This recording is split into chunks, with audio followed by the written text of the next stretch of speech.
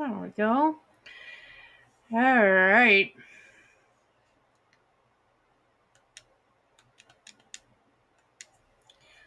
So, we're gonna play a game today. Started playing this last night, and it's kind of a fun game. Well, that's not what we wanted. I had the game pulled up, and I went share screen, and it said we're not gonna do that.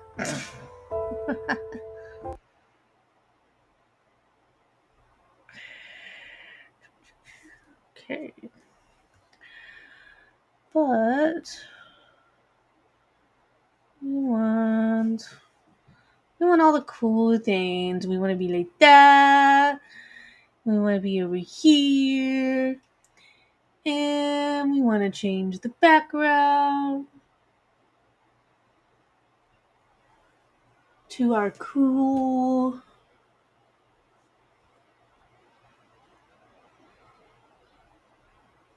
There we go.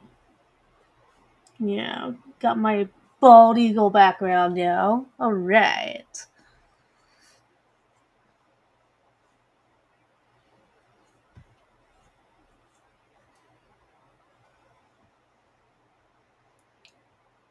Okay, got it on the off chance that we can see.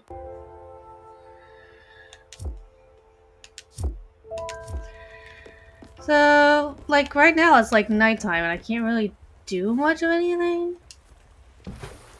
Well, wait a minute, where's it gonna let me go? I didn't expect it to let me go anywhere.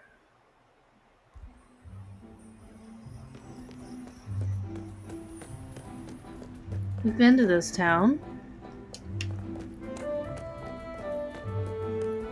Is there anything interesting or different about the town at night? I don't really think so. Let's go back.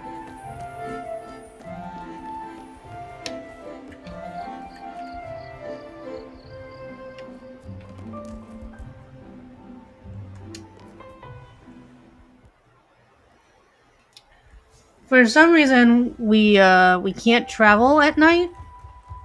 Yeah, who knows what that's really all about. So, I think I do want to stop, and I want to make sure one thing. I always like to make sure that everyone can actually hear me.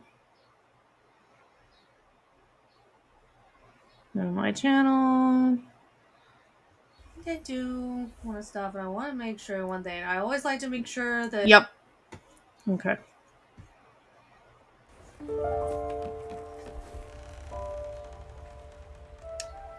Alright.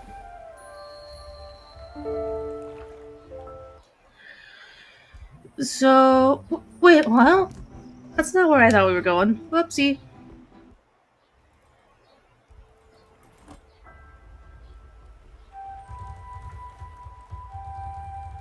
So it's telling me it's too dark to navigate. Let's see though, how's our garden doing?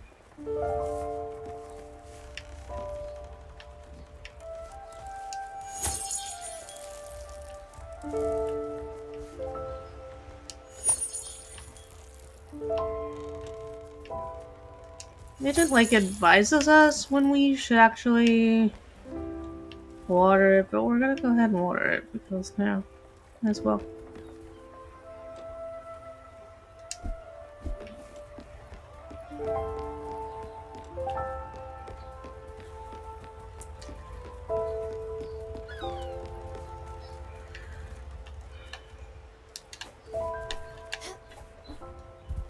I don't think I can build anything much yet.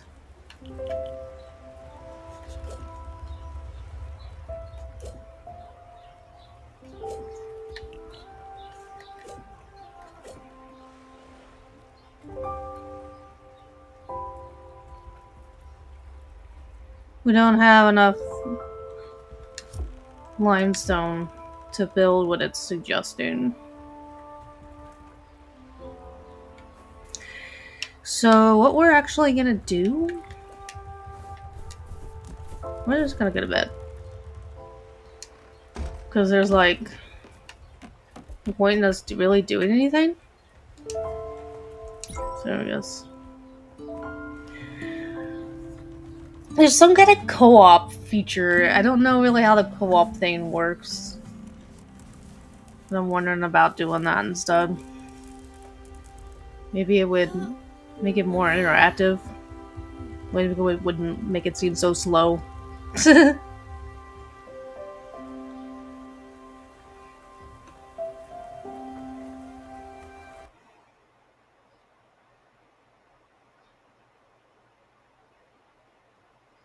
don't know. It does kind of like seem slow at times.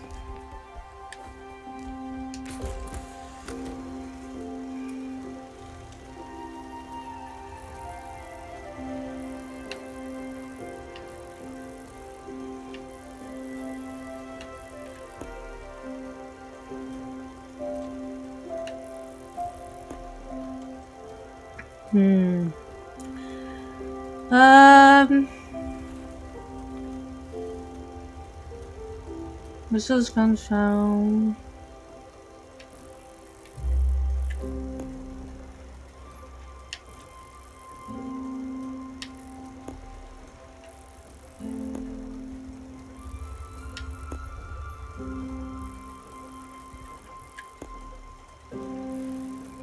The inventory, I don't really remember why it is that we would want to go there.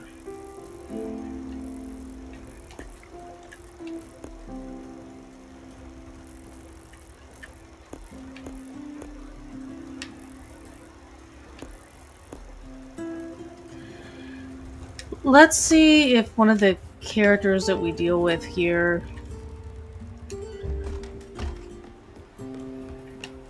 Let's wake everybody up.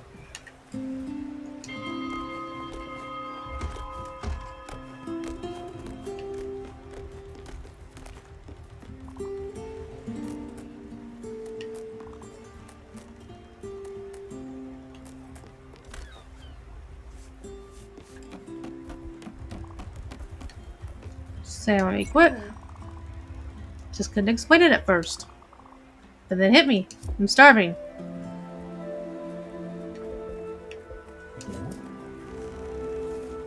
Well, if I remember right, you don't like that. You're, one of the picky people on my ship. So...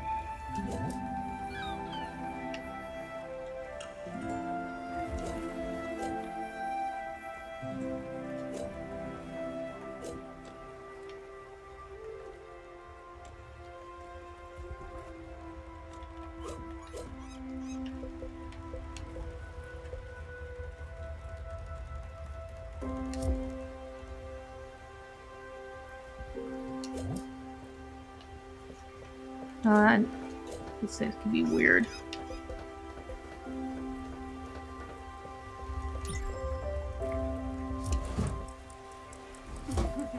Let's see if she will eat this. Because for some reason, she won't. I remember when I was trying to feed her previously, it's, won't eat the same thing twice. Well, maybe he's too fucking bad.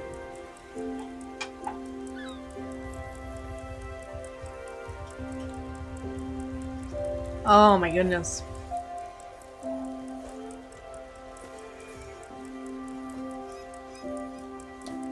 This game needs like a fast forward feature. Because no one wants to like wait forever for for stuff to cook. Oh, okay, here we go. It's almost done.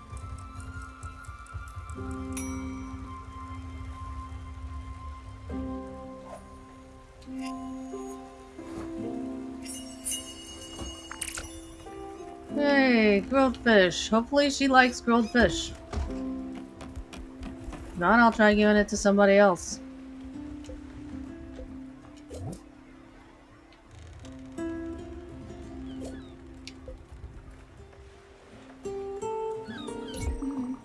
Thanks, I love it. Why did they make it look like she's eating cake?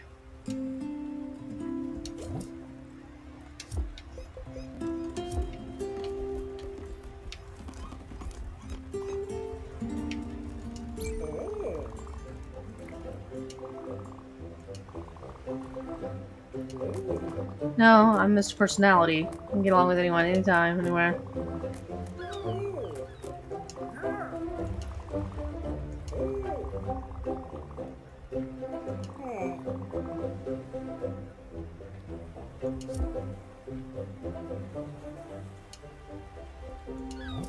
Well, let's give you some food.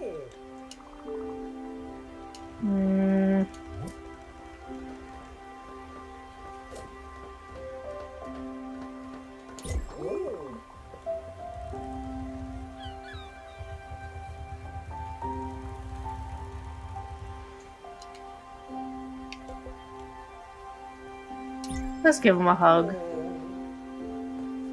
Yes.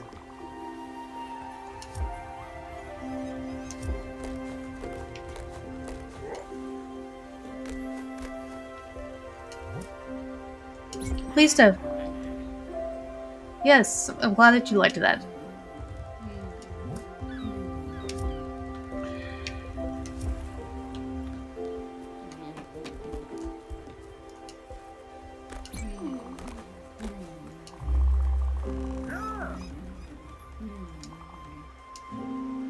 Yes.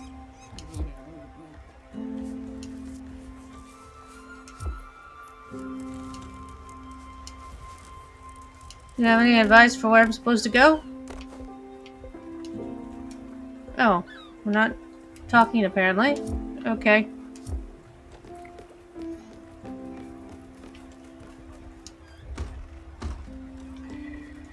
I think I may want to go and better re-outfit the ship.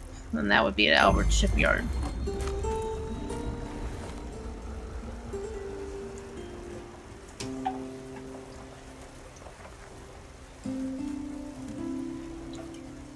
Like I said, this can be a very slow game.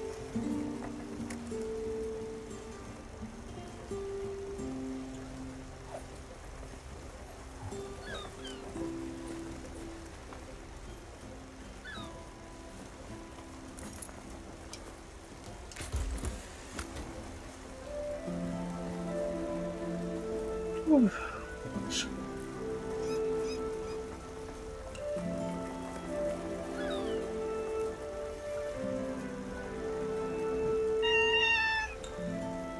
My cat is crying at me.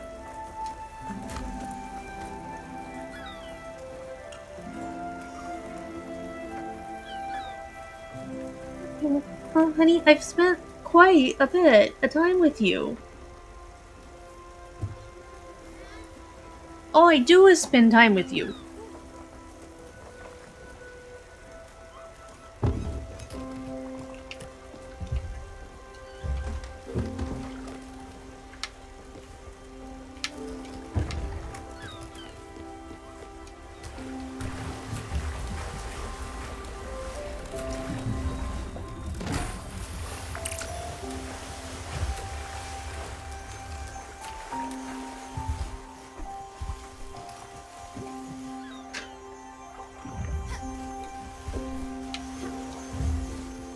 Forget how do I dive again?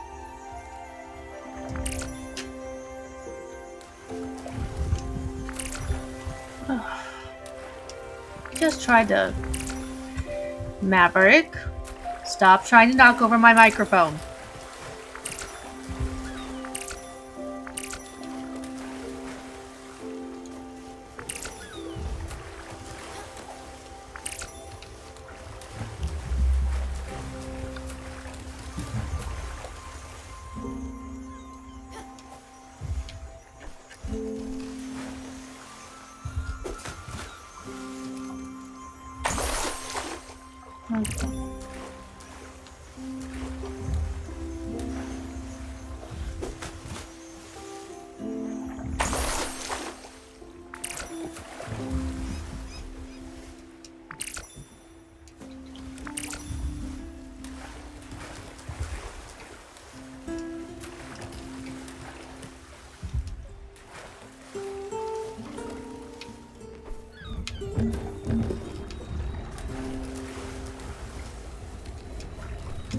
Well, I'm trying to get that.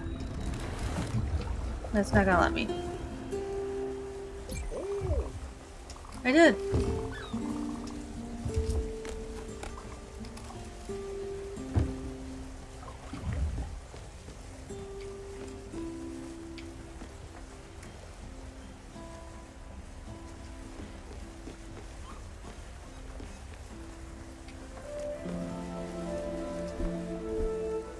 Underwater.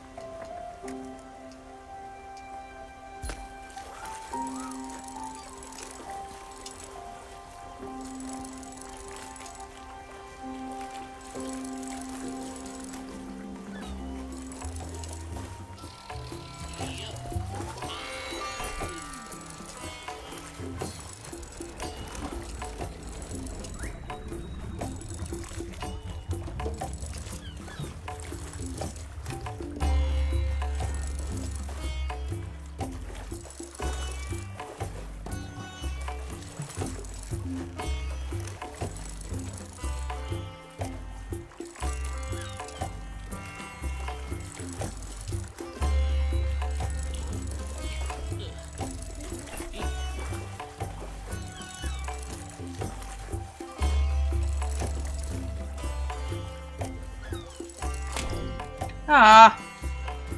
Okay. Well.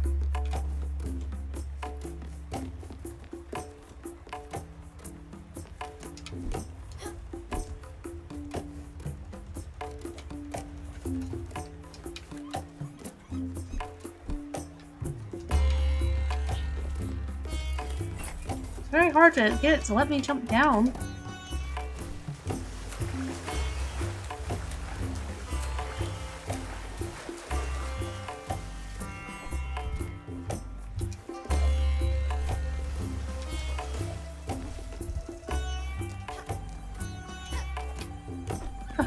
Come on.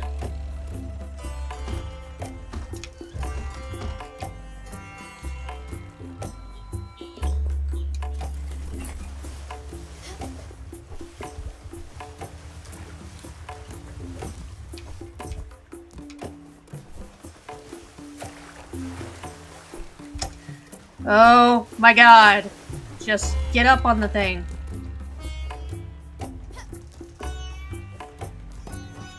Ah, fuck. Oh, really? Finally. Merry Christmas. Princess. I'm not fond of things. Oh, just curious, talk toxins. I just buy everything.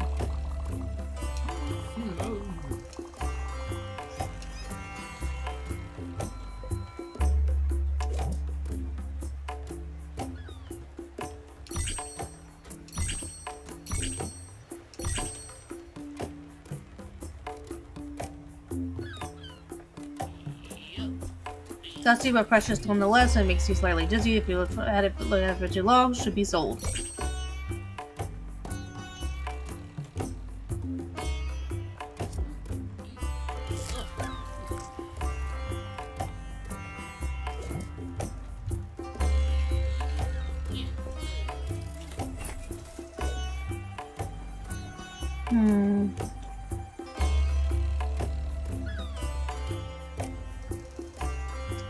I don't know.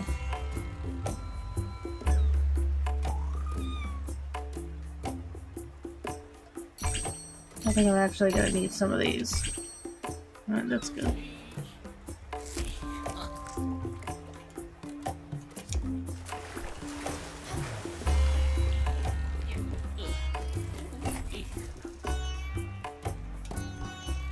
Actually, I wanted to go somewhere in particular. It didn't include talking to you. But thanks.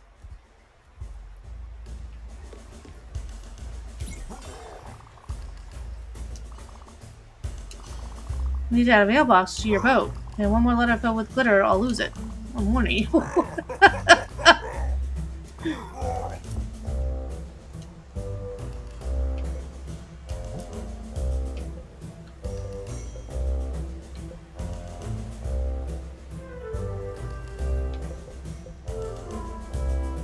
Do I have enough money for...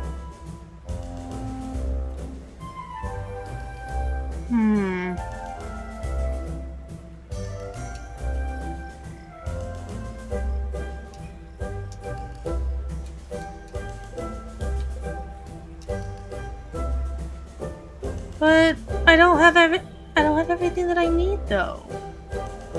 I need linen thread.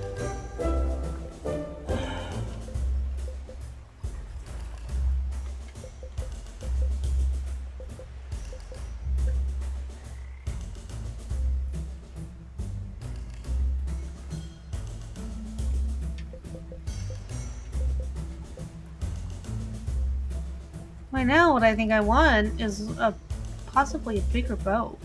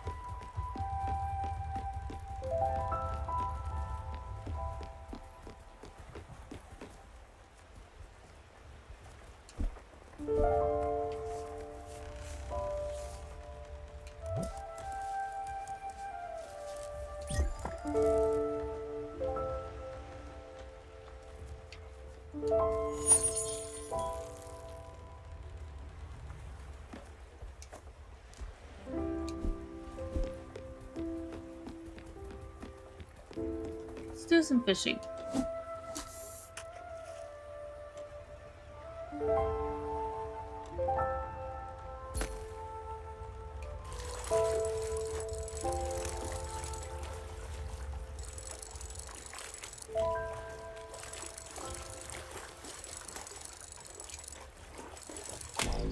Ah!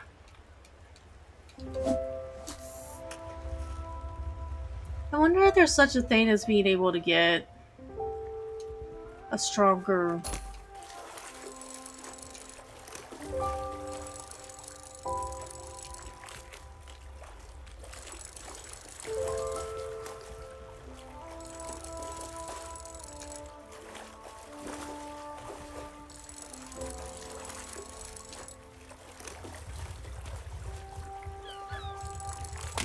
Ah! I am not very good at this fishing shit. Kind of mirrors what I'm good at in real life, I guess.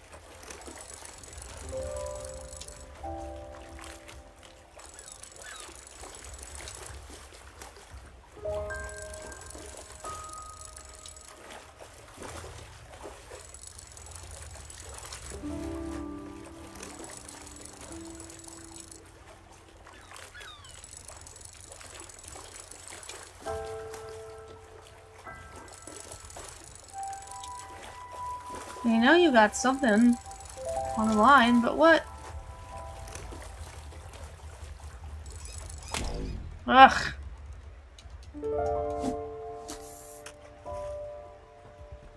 Come on.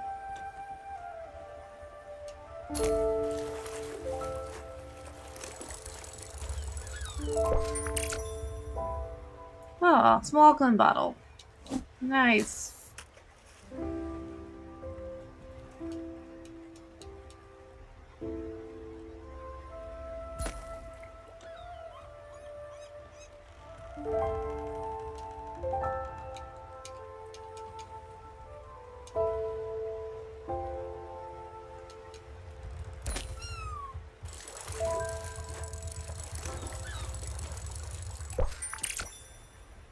Ooh, valuable necklace.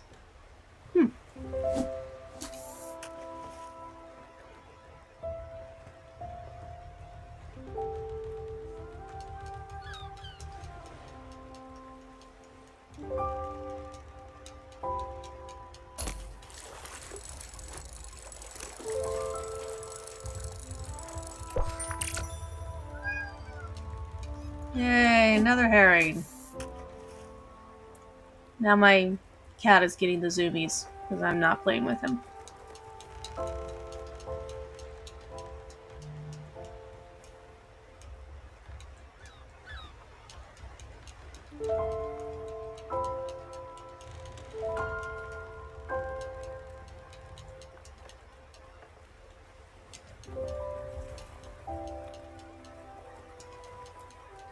Um,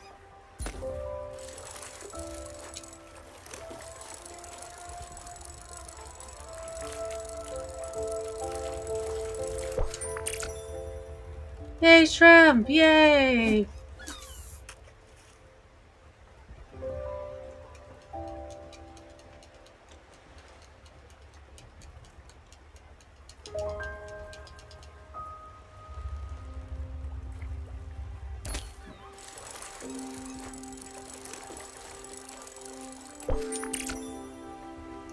Turn a bowl. Huh. Interesting.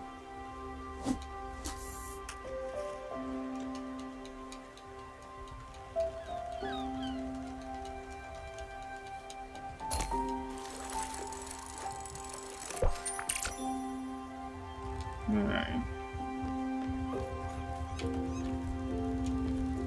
I want to look again at what it was that he was saying that I needed.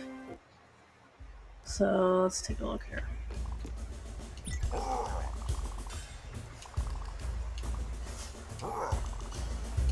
Oh god, so I'm sleeping on the cob.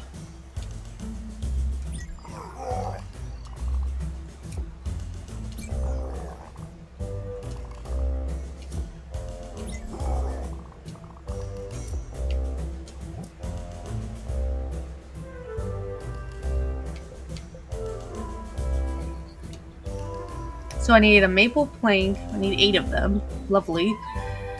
And a whole bunch of fork and thread. Okay.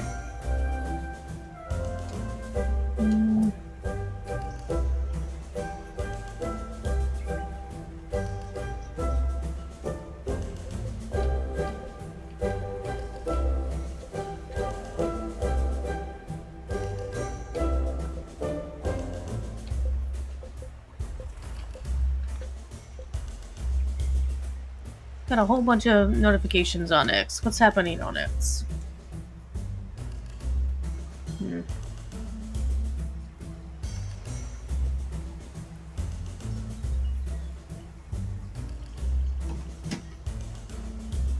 Nothing really important.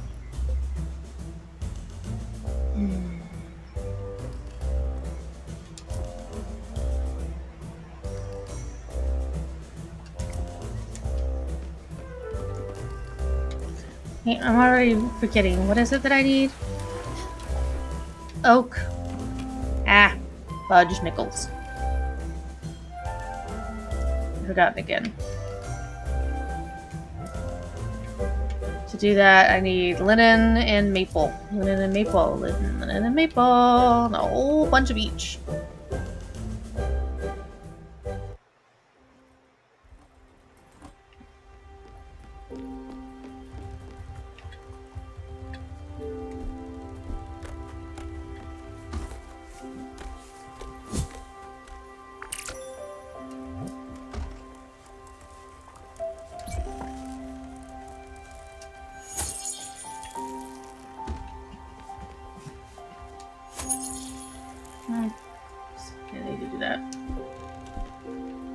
What's going on here?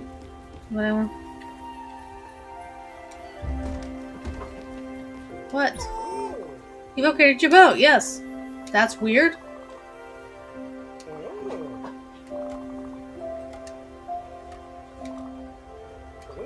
Added more than I thought. Let's see here. Oh, so it's got some advanced options now. First off, you can travel safely and not go through all the dangers the sea has to offer. Oh, sounds simple. Don't worry, it won't stay on forever. Next time you select a destination, it won't be on. I hope that helps. What else do we have here? Oh yeah, the engine's been boosted. Yay! Awesome!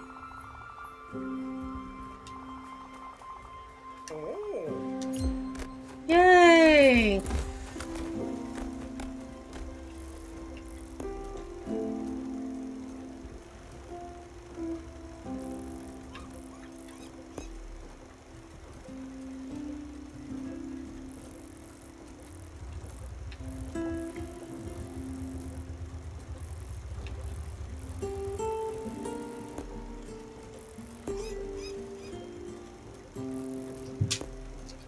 Seeds, treasures, wood. I'm gonna definitely need that.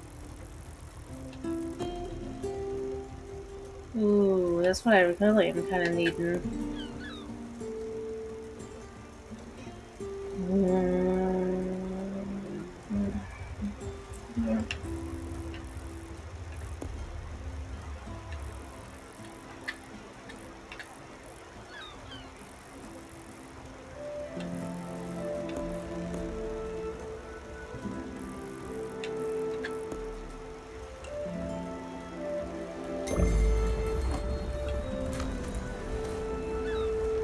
Wait, well, wait a minute. I wanted to.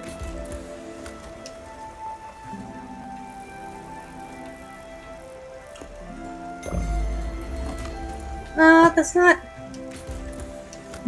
It's not letting me choose multiple locations. How do I choose? Okay, so set a waypoint. So why? Okay, there we go.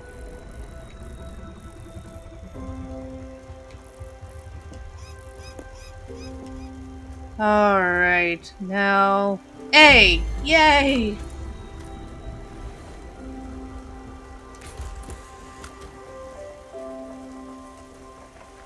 Oh, and I can do safe mode here, so. RB is how you do that.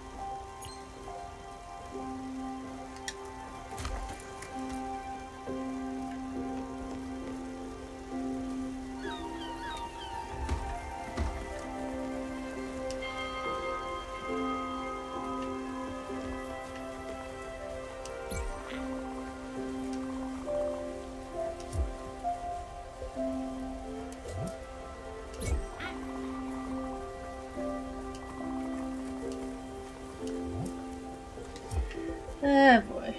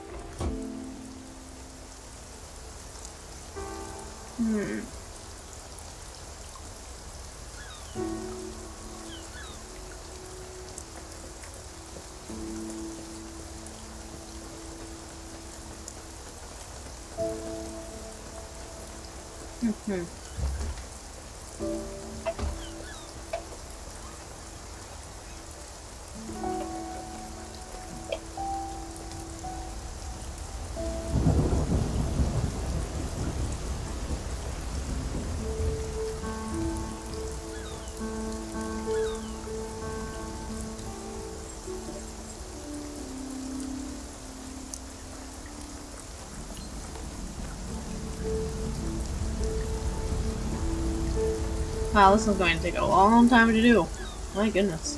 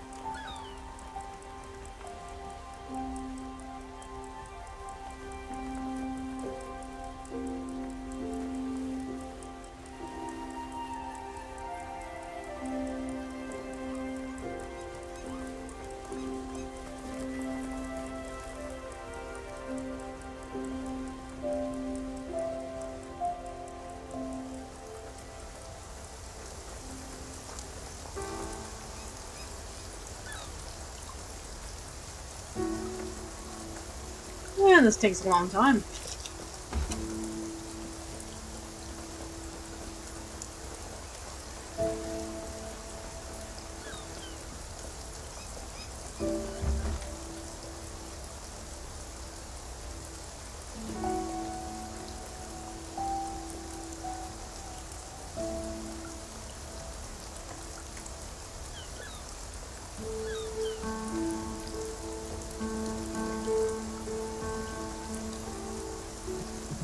Had to throw in my cat's toys.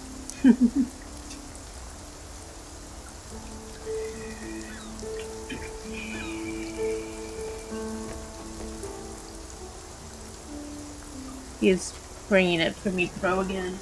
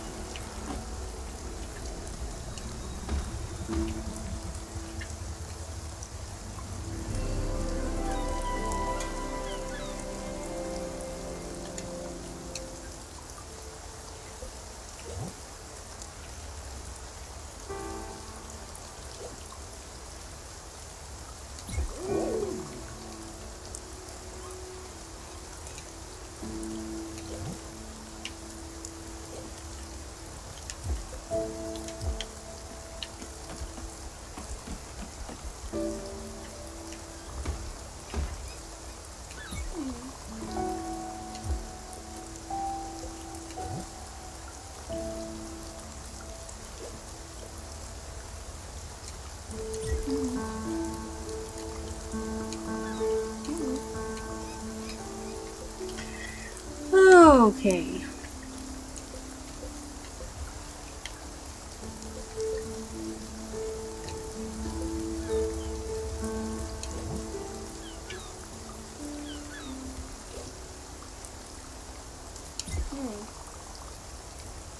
No, I don't, but I do now.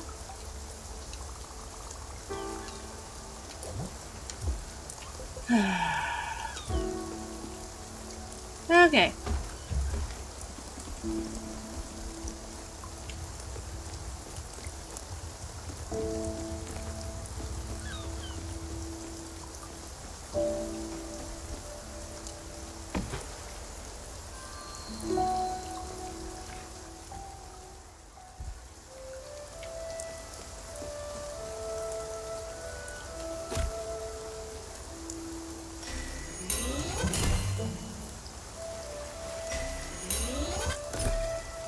Ah.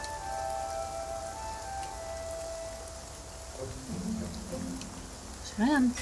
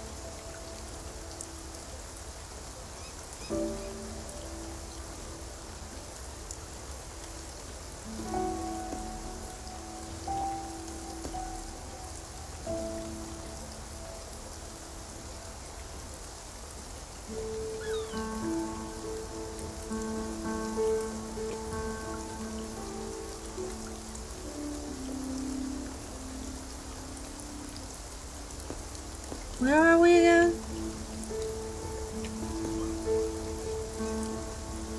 Where we're at.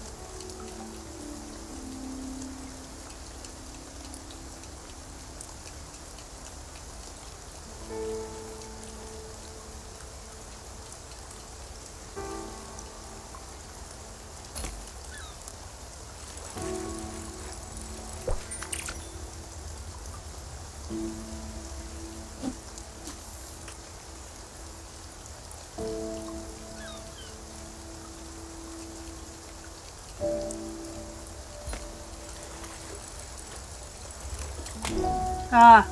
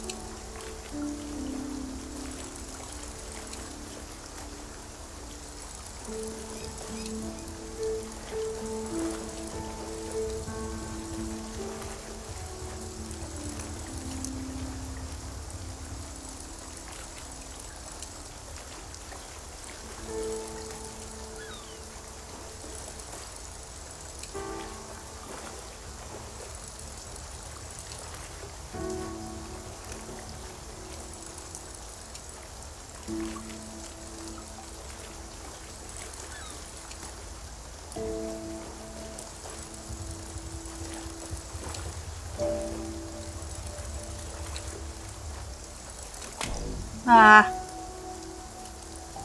Okay. Now let's take it out. That's awfully bright. Maybe it's just because it's close to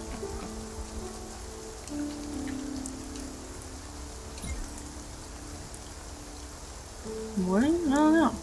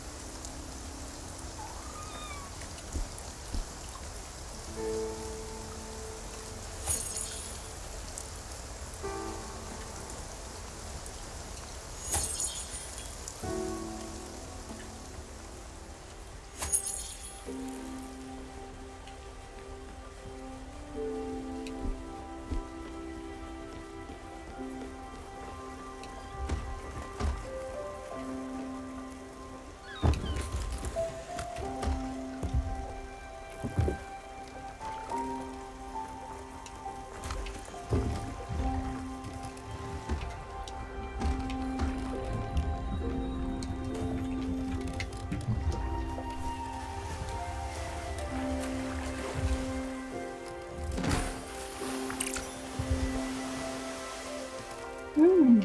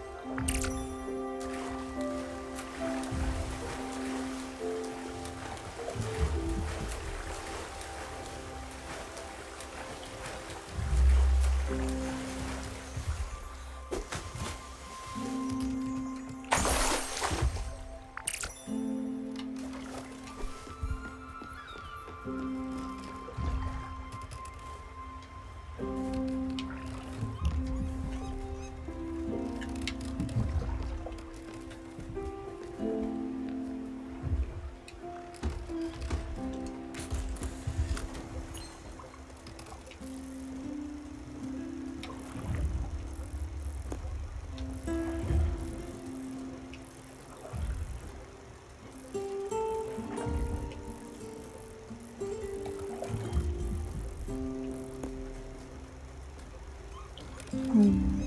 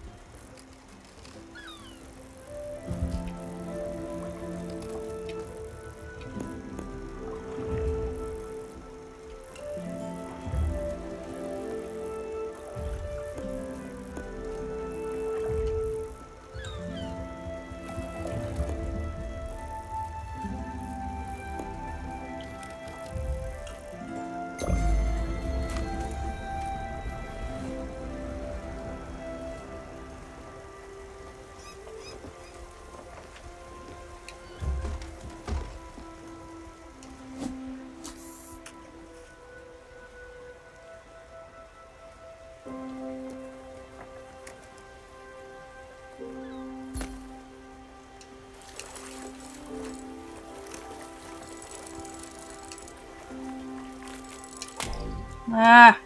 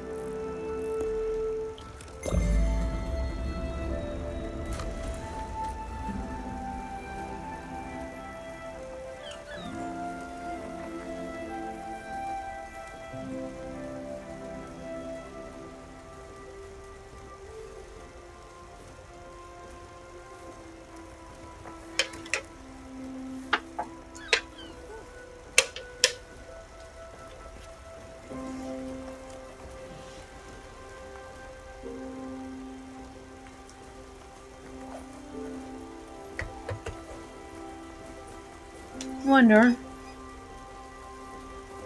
if potentially criminal is streaming anything.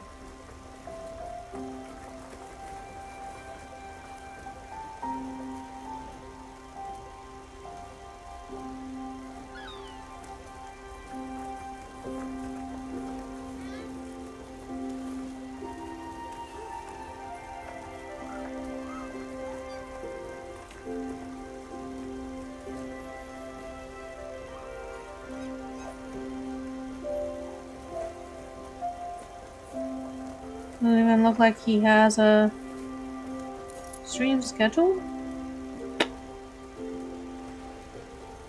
Well, much less to get oceans.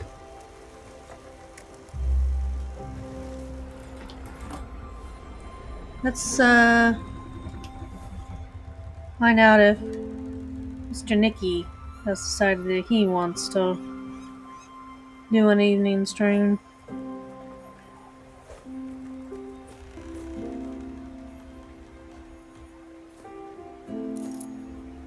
He's doing some premiere. That's interesting.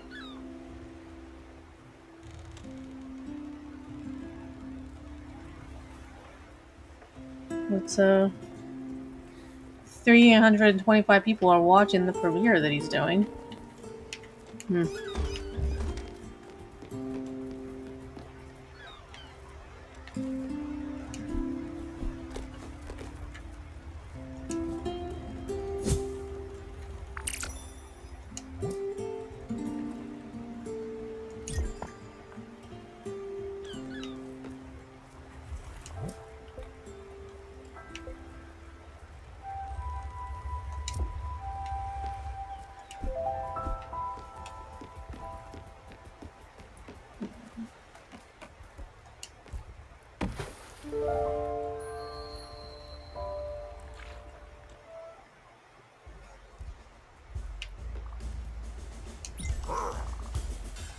But so, he had a new one made rubber. He was called Roberto. Oh gosh.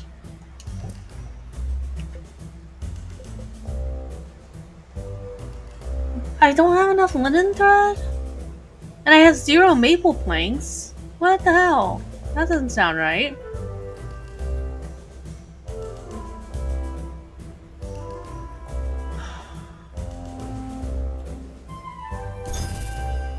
Well, I'm gonna do this. So I can do the other.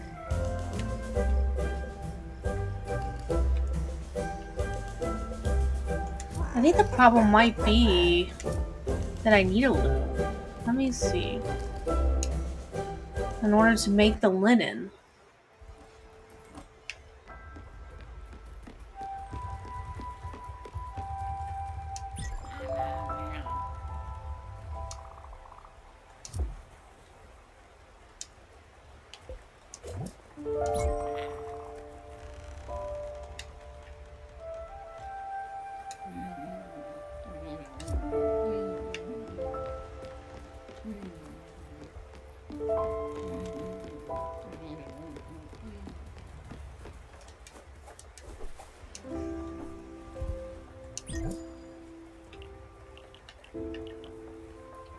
Build mode.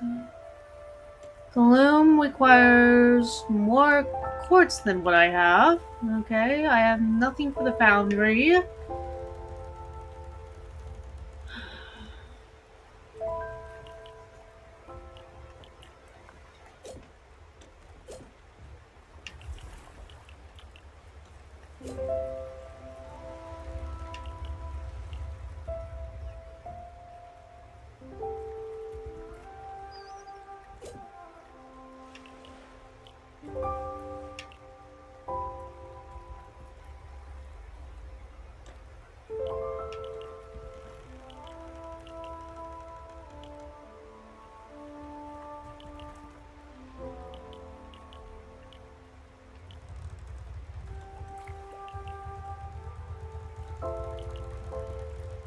Okay.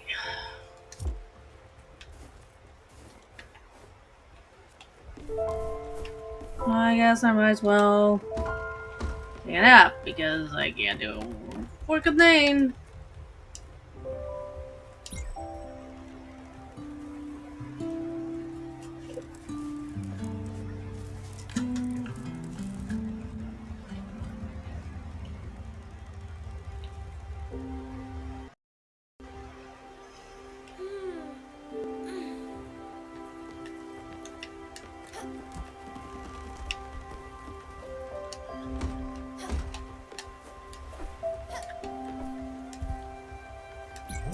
Alright, so let me get in here.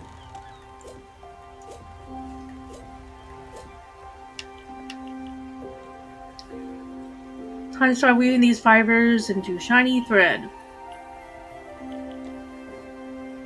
So I'm gonna need quartz. I've got plenty of maple logs, I just need quartz.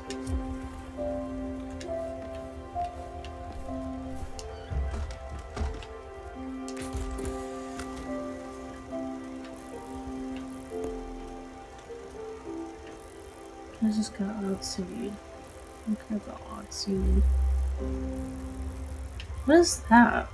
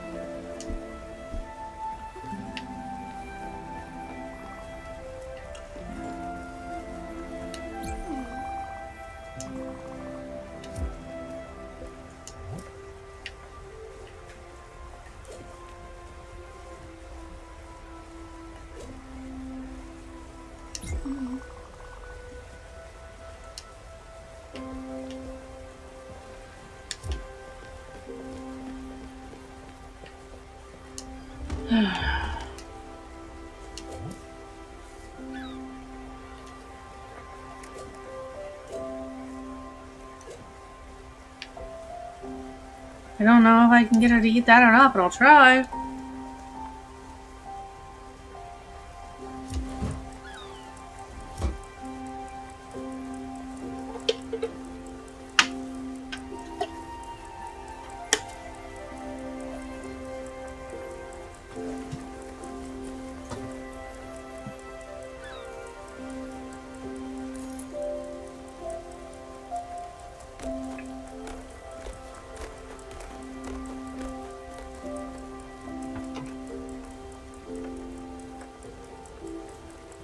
He can't drive his work truck under the influence of alcohol. His personal truck, if he had that, it would be just fine. It's interesting. He really hasn't bothered to do any of this stuff like premieres or any member streams, and he's done both today, and he may very well stream tonight. Let's see what Kiwi Farms is saying.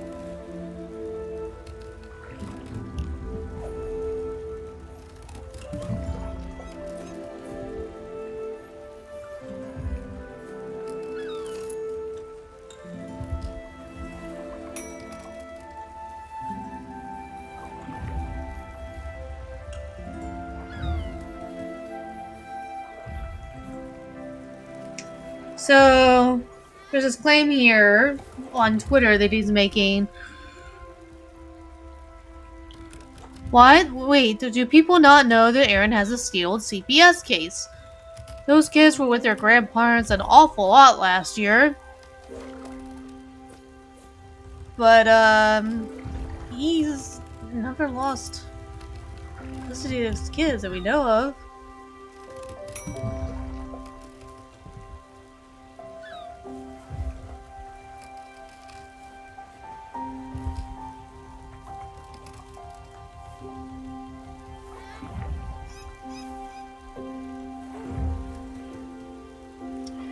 So there's the claim that he is going to try and stream tonight. But let's see here if I can get this woman to eat grilled veggies. She's, I don't know, she's not a woman, she's some weird looking creature.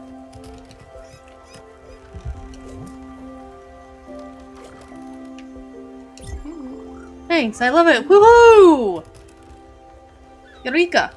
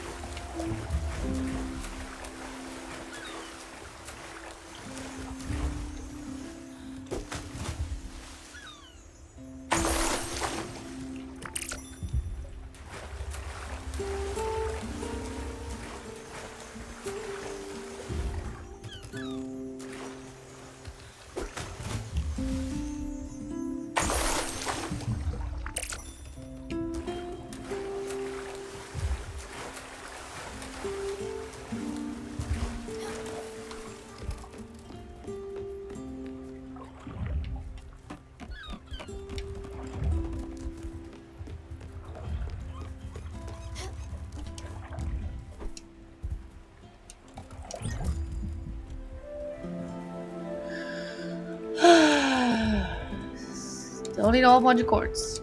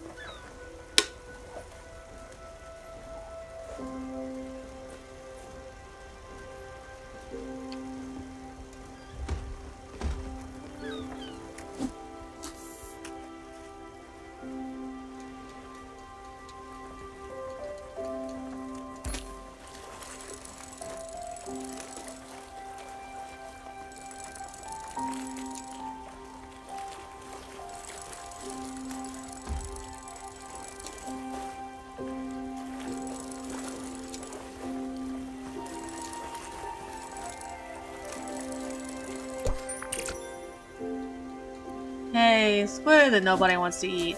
Lovely.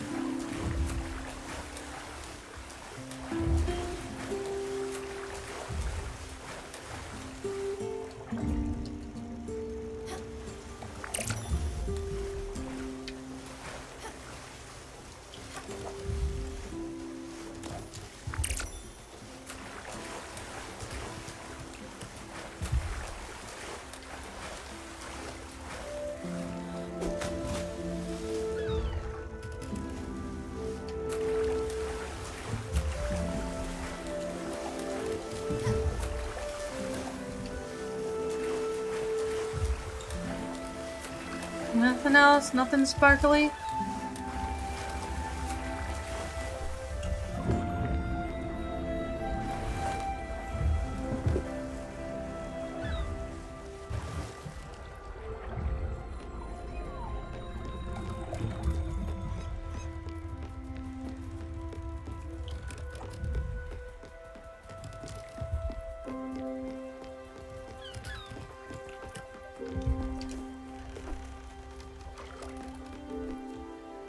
No, nothing sparkly.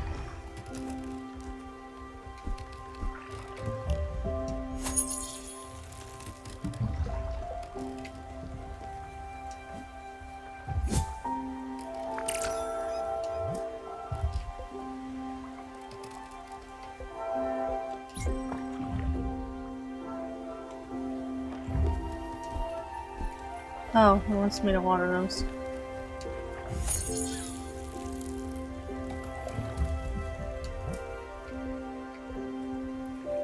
Let's plant some corn, I guess.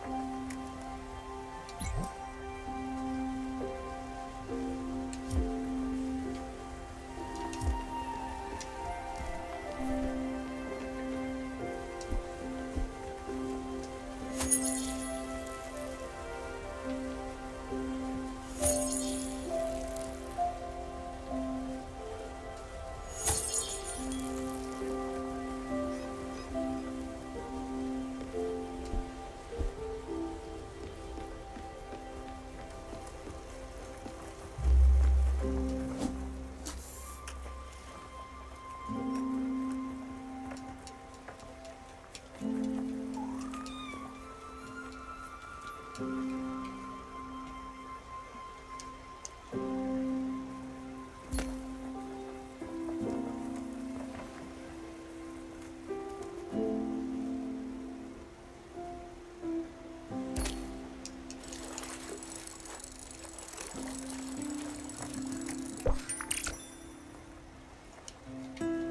ceramic bowl. Lovely.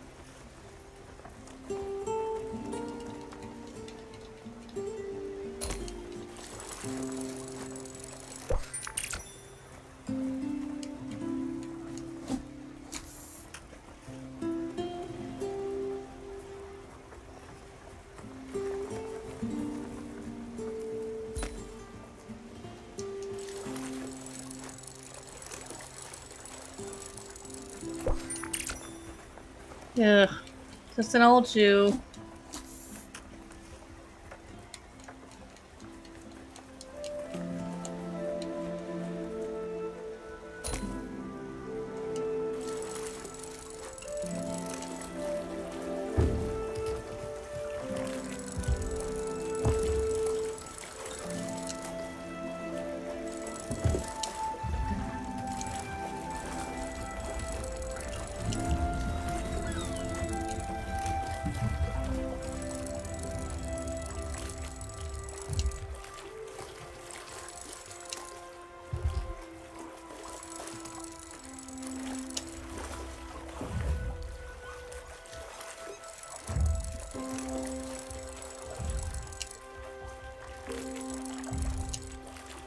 Come on, I really want whatever this thing is.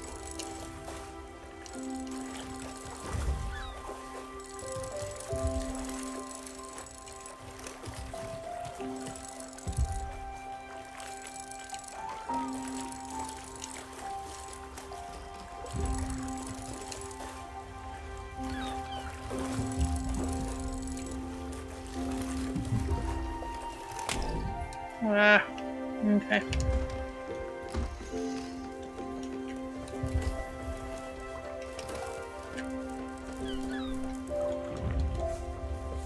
Come on.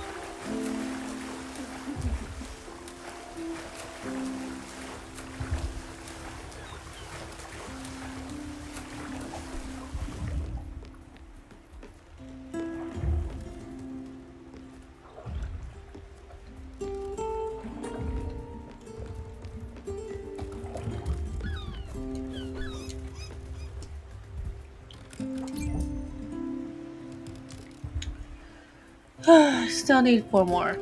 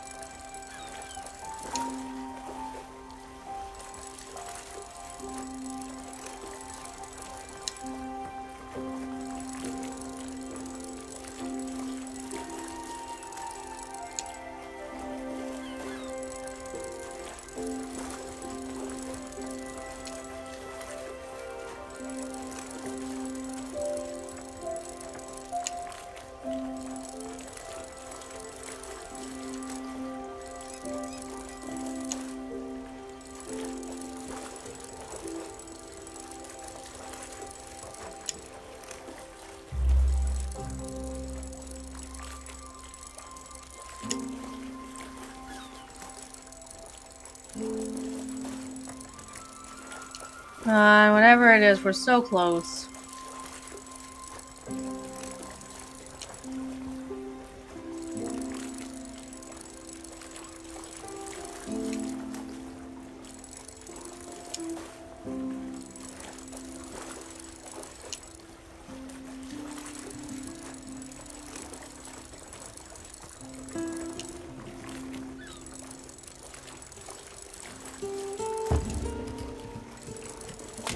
Ah.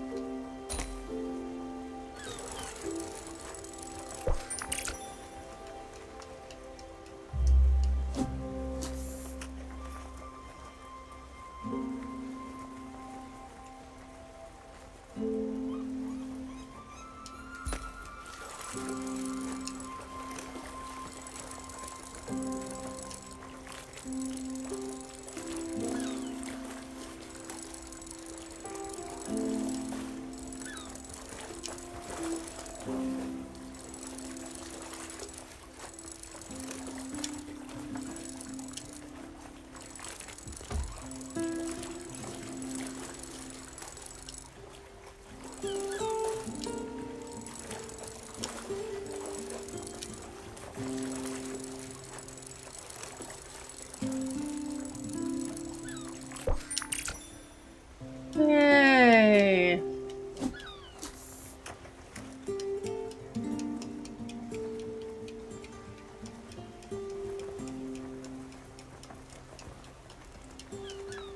Come on, fishy, fishy, fishy.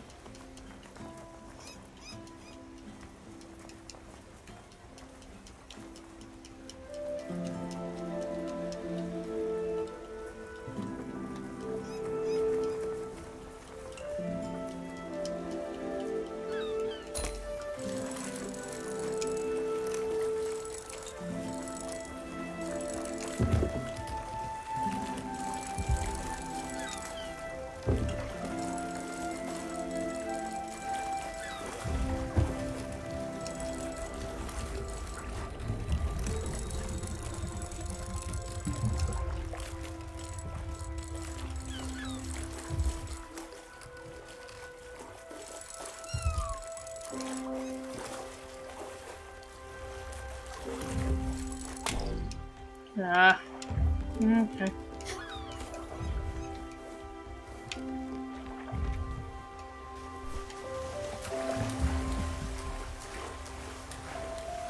Anything over here? Nope. Nothing's glimmering.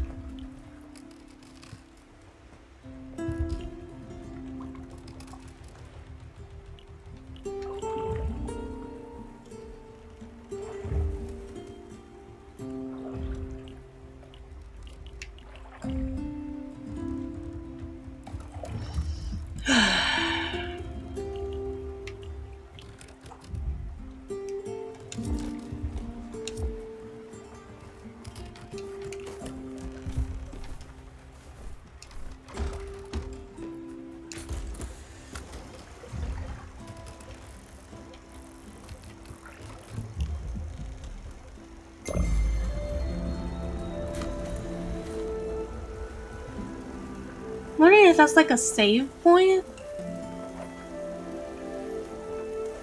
I have no idea what else it's supposed to be.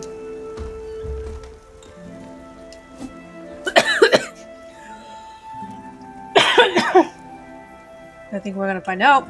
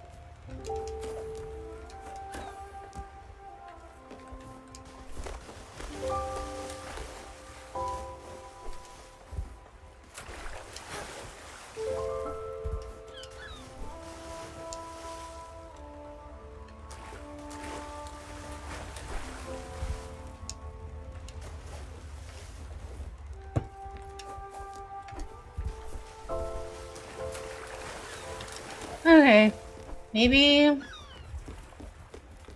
when I wake up in the morning, I'll be able to see what that's supposed to be.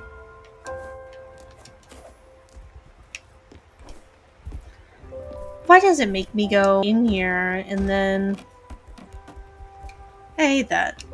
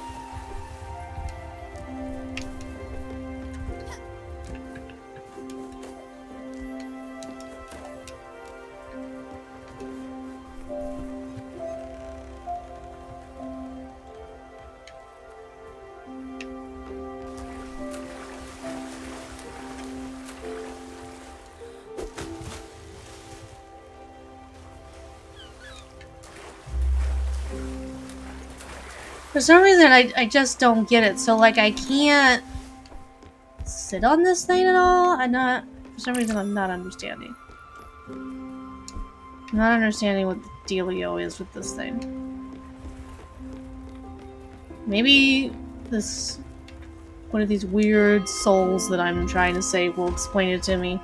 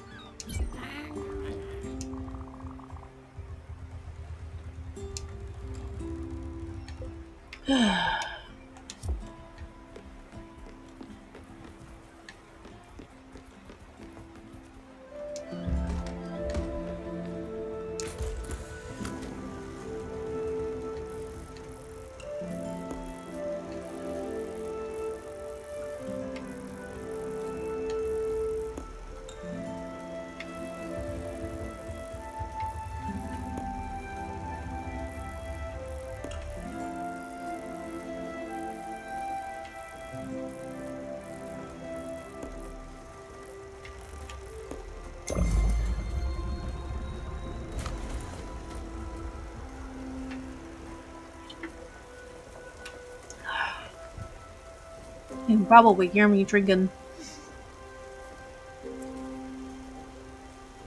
this monster.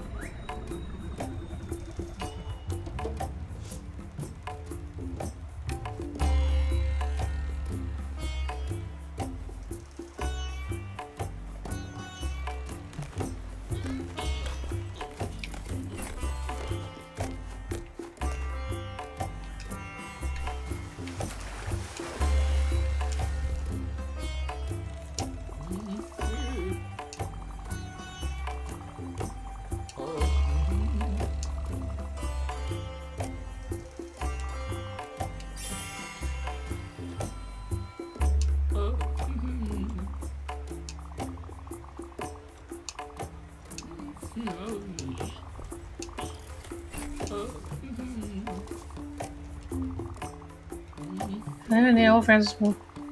Let me.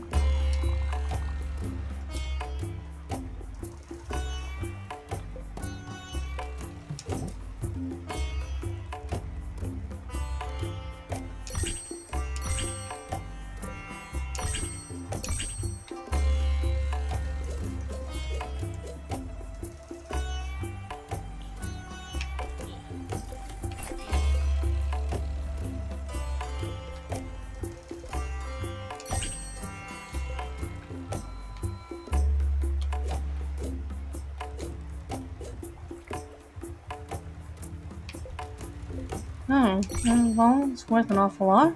Okay.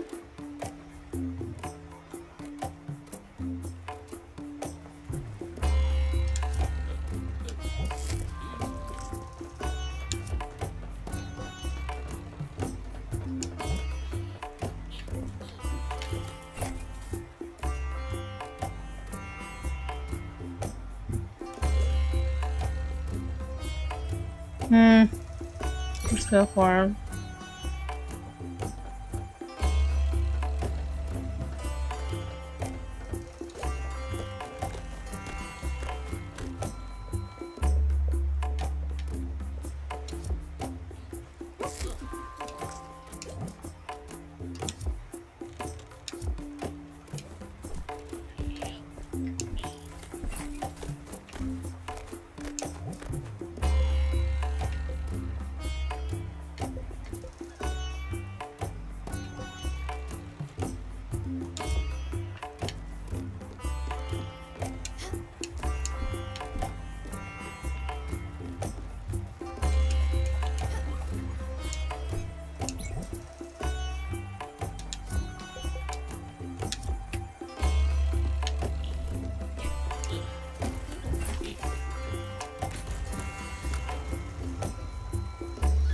Do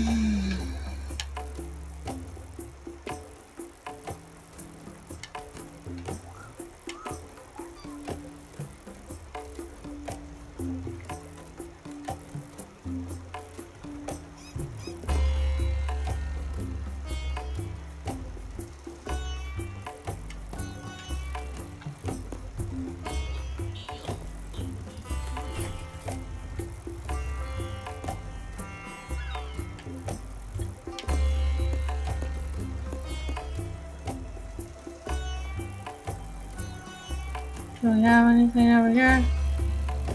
Ugh.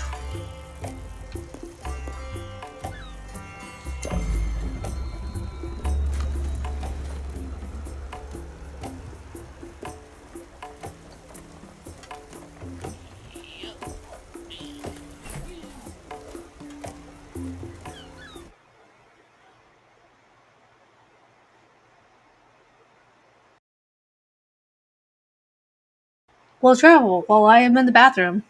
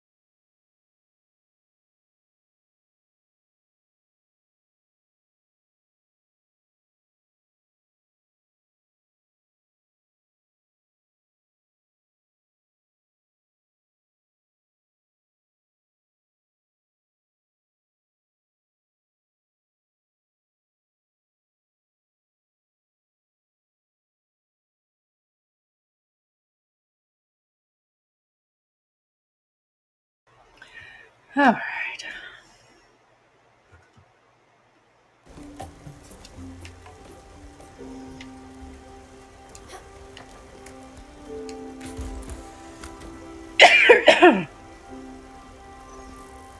Wow, we've got a long way to go.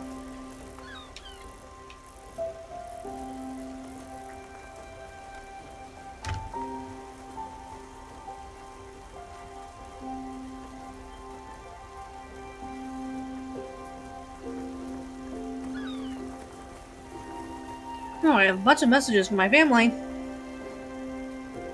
Oh, my brother is sending pictures from his trip.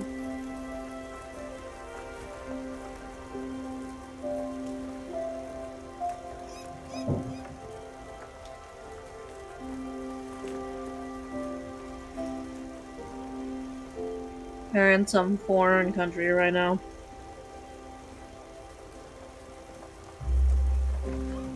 They're getting to try something called coconut coffee. They're showing us the list of drinks they can get at this place that they're at. Selected from the best Cara and Jism coffee and fresh coconut cream powder blended with non-dairy cream and sugar to get rich, tasteful taste of coconut and coffee.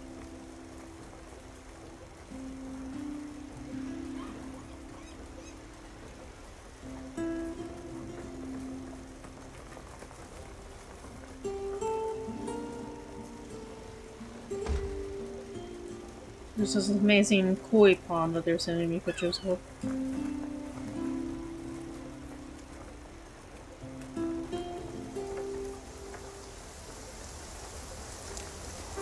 I don't remember where it's. It's kind of like, I don't know, Indonesia or Bali.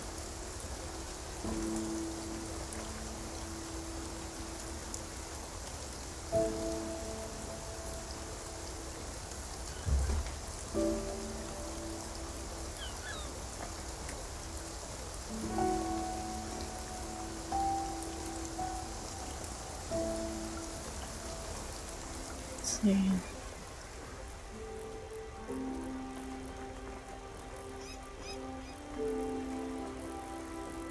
On the outskirts of it here.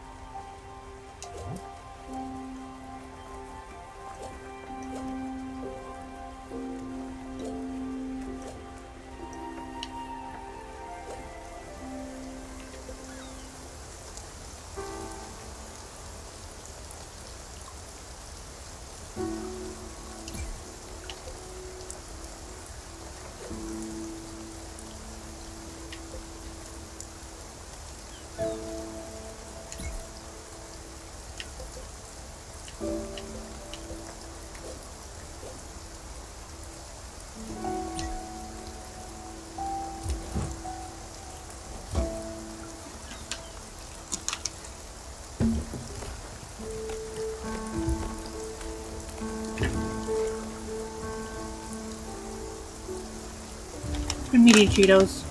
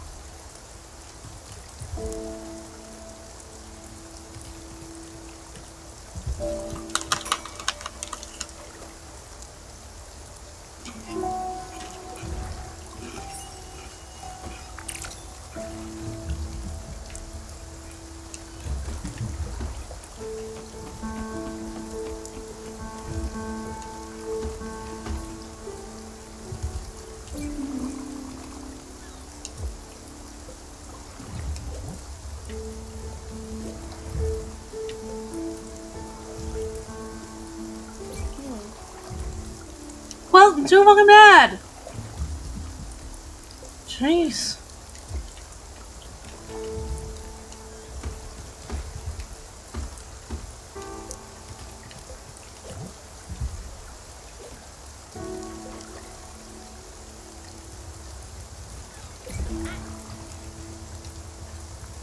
See? This is called being thankful.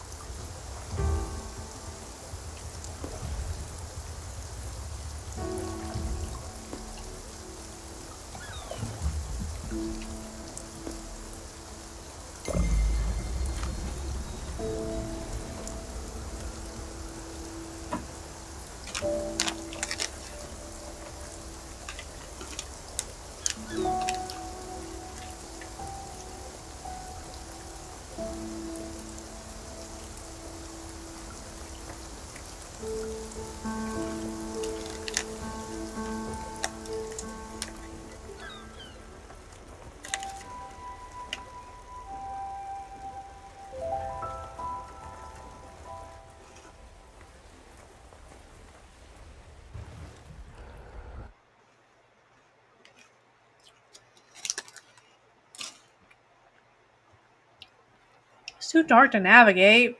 Come on. I'm supposed to be this being that has all this light. Light my way.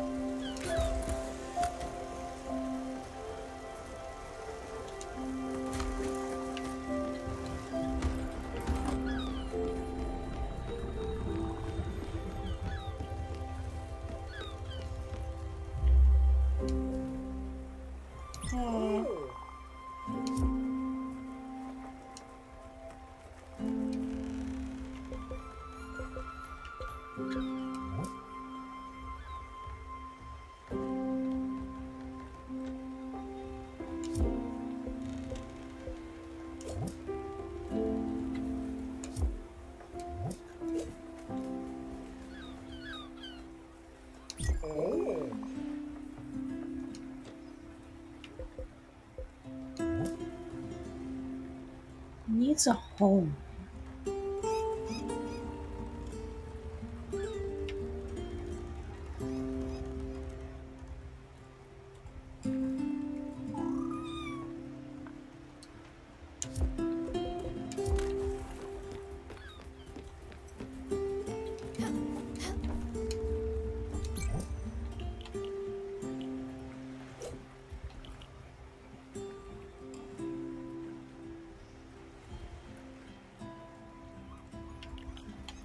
Hmm.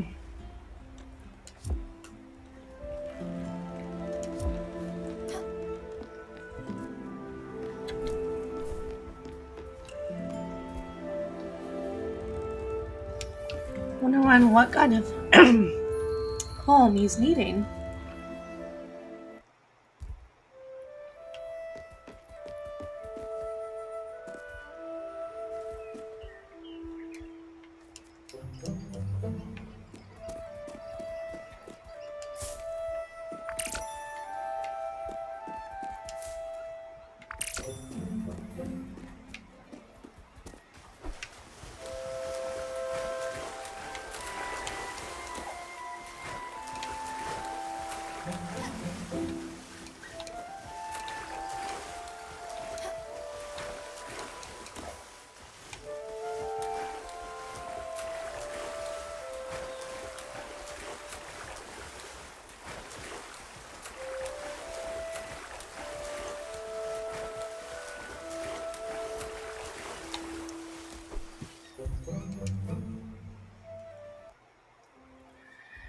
Oh, that was a bus. That didn't really give me.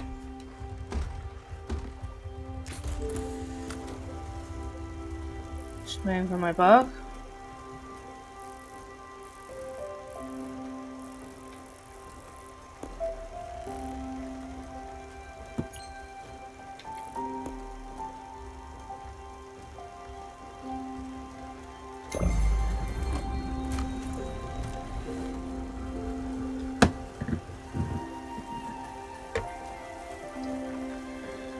Alright, so while we travel, has Nick streaming yet?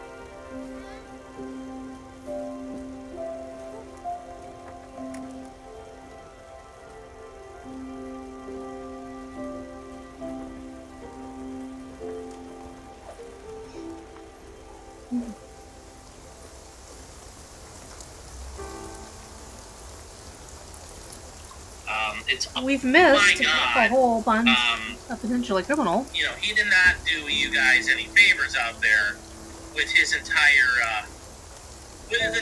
pedigree of information about him, including the fact he's been, you know, like I said, there's nothing wrong with going to school for 17 years, but I would hope that within 17 years, you would have completed a degree and gotten substantial education out of the way.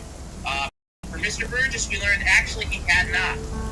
We learned that he had also provided a bullshit curriculum vitae, also known for many of you out there in the real world, as a resume. He provided a bullshit resume indicating that he was graduated college, when in fact he had not. So, Aperture, well, things got very, very interesting at that point for them, as far as things were concerned. This guy literally just lit everything on fire. And you can see in the case you can see that even Aperture realizes they screwed up. And from here, guys, we will take a look at this. This is Shannon Burgess's profile on Aperture. He's a digital forensic expert. Blah, blah, blah, blah, blah. You go down to his education. Now it just says an associate's in computer networking. And you notice they fixed that because they realized, wow, that really is misleading. Now, they probably were lying and they knew they were lying and they got caught. But, yes, he pledged. He pledged and uses graduates anonymously, just like Amber Heard. So that was probably the most interesting thing of the week. I know people were very surprised to see that because Hello. in the real world, special guest who wanted to join us as we go through our other announcements. We have Monaco this week, so it should be a lot of fun. If you guys want to join us 9 a.m., that is for everybody to come hang out and watch. It's always a fun time. I should do a Le Mans stream. You want your 24-hour stream? There you go. F1 died with Senna. Okay, I don't disagree. F1 died when they went away from V10. How about that? Monaco's the worst race in the calendar. Are you kidding me? It's a lot of fun. Hold on, chat.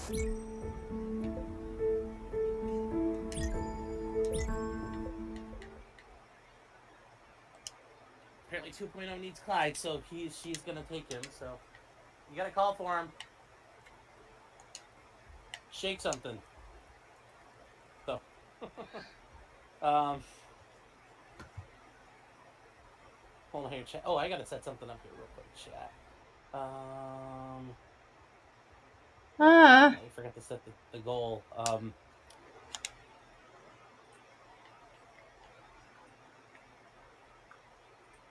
We do have a goal out there, chat, so just take a look. If you guys feel like we can meet the goal, let's see if we can meet the goal.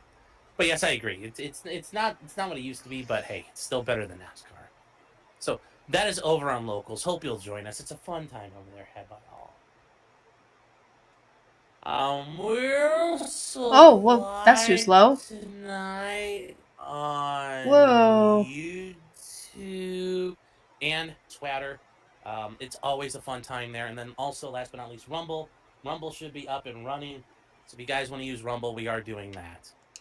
But anyways, I hope you guys have had a great week. It's been a interesting week. I mean, the Kieran Reed stuff aside, it's been a very interesting week for me. And I hope it's been interesting in a good way. Interesting in a good way.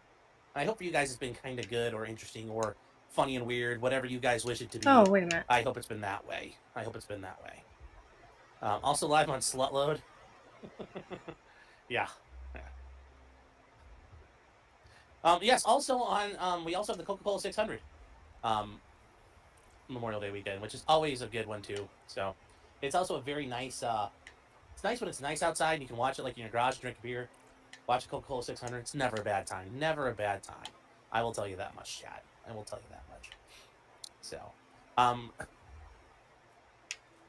the Indy 500 as well, yes, but I don't like the Indy 500 as much. The Indy 500 is kind of like meh. I mean, I love the tradition. I love the fact you get to drink a bottle of milk at the end, and you have all that, and the Brickyard's tradition. But I guess I don't know. The Indy 500 really seemed like it's not been the same for a long, long time now. So, NASCAR can be fixed easily like Camelot race. I'm sure that'd be good. All right, it's too hard to get the damn thing. One of your gifts from Alaska. Okay. All right, chat. So we have like not necessarily mail call, but we have gift call. So this is one of my gifts from Alaska on our trip. And we got Clyde. He's got a nice little. He's got a hat and he's got a little bandana. He's got a. I don't know what's on the hat, but it's a train. Oh, there's a train on the hat. Oh, there you go, chat. Yeah, choo choo. He has trains on his bow tie. There we go. So, He's a good boy. You're a good boy, Clyde, huh? Thank you. I'll take a look at these in a second. Thank you, babe. Hopefully they're not ham sandwiches. What? God, I hope not. All right, Clyde, do you want me to set you to Clyde's like, I'm embarrassed. I don't like trains. I'm not a foamer like the fat man. Put me down. Clyde's going to sue me for defamation if I don't put him down here. All right, Clyde, can I put you down, Bubba? Huh? Well, you go see 2.0. Let's see if she can get you out of that hat. Okay? There you go, Bubba. Ooh, the hat stays on very well. All right, so what did 2.0 get me? Got me something from Skagway, Alaska. Let's see what it is here. Okay. So there's a couple things in here. Sticker. There we go. Skagway was the gateway for miners going to the Yukon during the gold rushes. It was the gateway because you could get up to there, and then from there you would cut into Canada. Although the way it worked, to climb the pass, you had to bring in 1,000 pounds worth of supplies, and you had to like the pass you were on was a very mountainous, treacherous piece of terrain where you had to carry your shit up the hill by hand. There wasn't a lot of pack mules or anything, so people had to do that. It's very interesting, how they did stuff there. Okay, I don't know what this is. Oh. Is this a train whistle?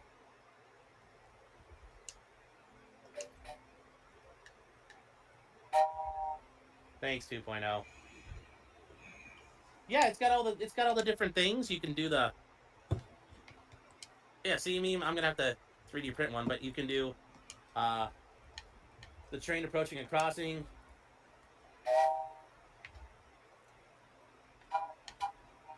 There we go. I don't know. Stop. Interesting.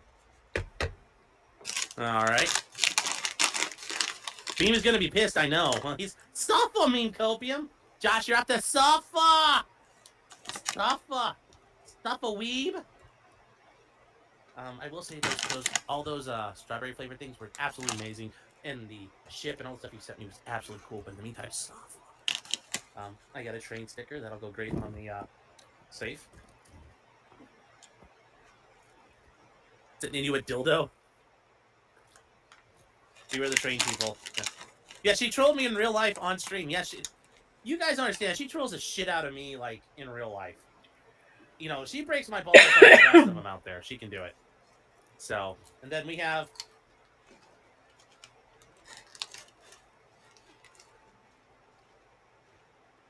Well, we have Kogo, which I guess we're like... The Legos we have at home. But we have a choo-choo train. Oh, God. I'll save this for the David. David! MLS, I got something for the Lego stream. Can I use knockoff Legos? Oh, buddy. Oh, buddy. Holy cow. Thank you so much, baby. No, that's it. I got the stickers. Oh. I didn't see this. It was stuck on everything. I love Clyde. Aw. And this is Juneau, Alaska. I think we all love Clyde. I think that's all of us. So, gonna do a Lego Rage Quit DSP stream. No, I about did that last night with the Dauntless when the stickers, the goddamn decals got all crumpled. Made me want to quit. So instead, for the half track, I worked on making tree branches that I'm going to take apart and cut off, and then we're going to glue to the half track and give it a very late war, afraid of all the roving Allied air patrols look. So that is coming up. That is coming up. In case I need a conductor hat. I do have a conductor hat. You'll send me a pointy white conductor hat. Yeah, that's the winter version. The decal failure was glorious. Yeah, except I got the big ones on there, though. The big decal. Well, thank you so much. Thank you so much. I appreciate it, sweetheart. Haschick, I know you're out there. I tried to get to the post office in time. They were not. I wasn't able to get in to get your thing. And apparently, whatever you sent me is so big, they didn't keep it in the post office box. So I couldn't even get a key to open up the temporary ones. So I don't know what it is, but apparently it's huge. So I will get it tomorrow when I get there, because I can get there first thing in the morning. In the meantime, somebody else sent me something from Amazon, so we're going to take a look at this.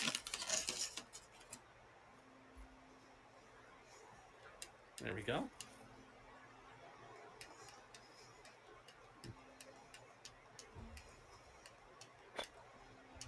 All right, well, this doesn't fit on my head, so it's not going to work. Sorry. All right, so what is this? Is it my Sweet 16? No. Case, I've taken 2 edibles, so I apologize. Well, get ready. All right, so here we go. What did she get me? Or what is this thing? I don't know who sent this. They're like bumper stickers, I guess? I think these were meant for a house in Spicer, Minnesota. I guess if you guys need me to send these on, I will. But,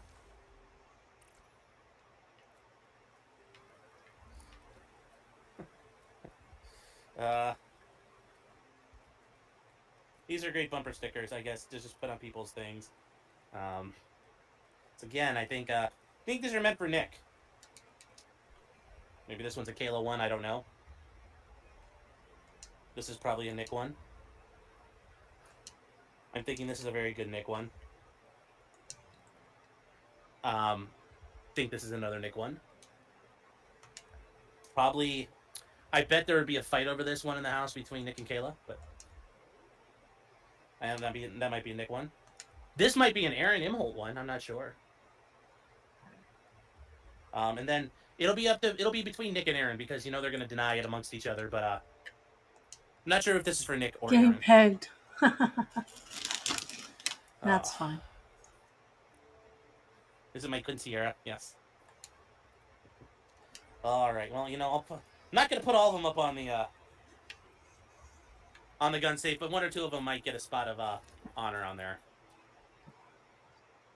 So Alyssa's clipping her buns off right now.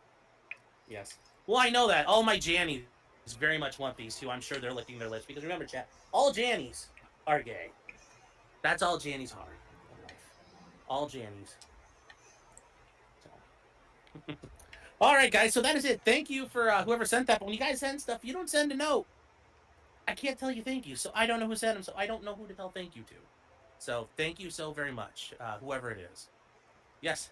Lime Green Joy's right. They do it for free. Those are actually temporary tattoos. Well, those would be perfect because I'm a big old fat guy. J-Rock says, why, Sean? Why? I don't know. You wanted this. So that's your problem, not me. That's something. Maybe you need to have that discussion with your therapist. And also, guys, can you tell me is Rumble working? Because I don't see anybody in the Rumble chat. Rumble should be up. And if it's not working, let me know. Looks like it's up on my end. And it's funny because I put Rumble up and then nobody ever uses it until I mention it. So that's always the funny part with Rumble. All right, guys. So let's get started. We are on to the Kieran Reed trial. We'll start off there, I guess, is probably the first place to start. Kieran Reed is off till Tuesday. Remember, it is Memorial Day, and tomorrow is Friday. So guess what? Nobody wants to go to work tomorrow. I have court hearings that were scheduled for tomorrow, and I've already got does anybody object to, and the court's like, we're going to do this one virtually. And I'm like, all right. What's not the love? So it's already happening. So we'll see there. We will see there. We'll see what happens there, but remember, nothing till Tuesday. Monday is Memorial Day, so there will be no court. I can guarantee you that. So tomorrow night, I mentioned this last night, we will be doing Russell Greer tomorrow night. We've got the court audio. I'm going to put that up on the farms later today. Tonight, I got a hold of that. We're all set with that. So that's some good news. We're going to talk about Russell Greer and his disaster and getting caught lying to the court about where he was and what he was doing. Should be a lot of fun. It should be a lot of fun. Sneer says, are we getting the body cam footage? Well, we're getting footage of Russell trying to get a city council to allow him to build a whorehouse. The body cam thing might be coming. Like I said, that might be coming. I know Matthew Harden and Josh Moon are working on that, but we'll find out soon. Yes, Suffa Rustard. So we will have that. We will have that for Russell Greer. It should be a very fun night. We're going to start probably about 7:30 is the goal. So we got a lot to go through. We're going to have a lot to go through. We got a lot of audio visual stuff. It's going to be a very interactive night tomorrow night. So stick around tomorrow night, 7:30. I will get the link up going and do it from there. But for Kieran Reed, guys, we went through this week, and I'm sure you guys remember this week, was the testimony of the Aperture expert, Shannon Burgess, the guy who sounded like Hillbilly Jim. And I'm not here to denigrate people from the South, but oh my God, he did not do you guys any favors out there with his entire pedigree of information about him, including the fact he's been, like I said, there's nothing wrong with going to school for 17 years, but I would hope that within 17 years, you would have completed a degree and got substantial education out of the way. For Mr. Burgess, we learned actually he had not. We learned that he had also provided a bullshit curriculum vitae, also known for many of you out there in the real world, as a resume. He provided a bullshit resume indicating that he was graduated college, when in fact he had not. So, Aperture, things got very, very interesting at that point for them, as far as things were concerned. This guy literally just lit everything on fire.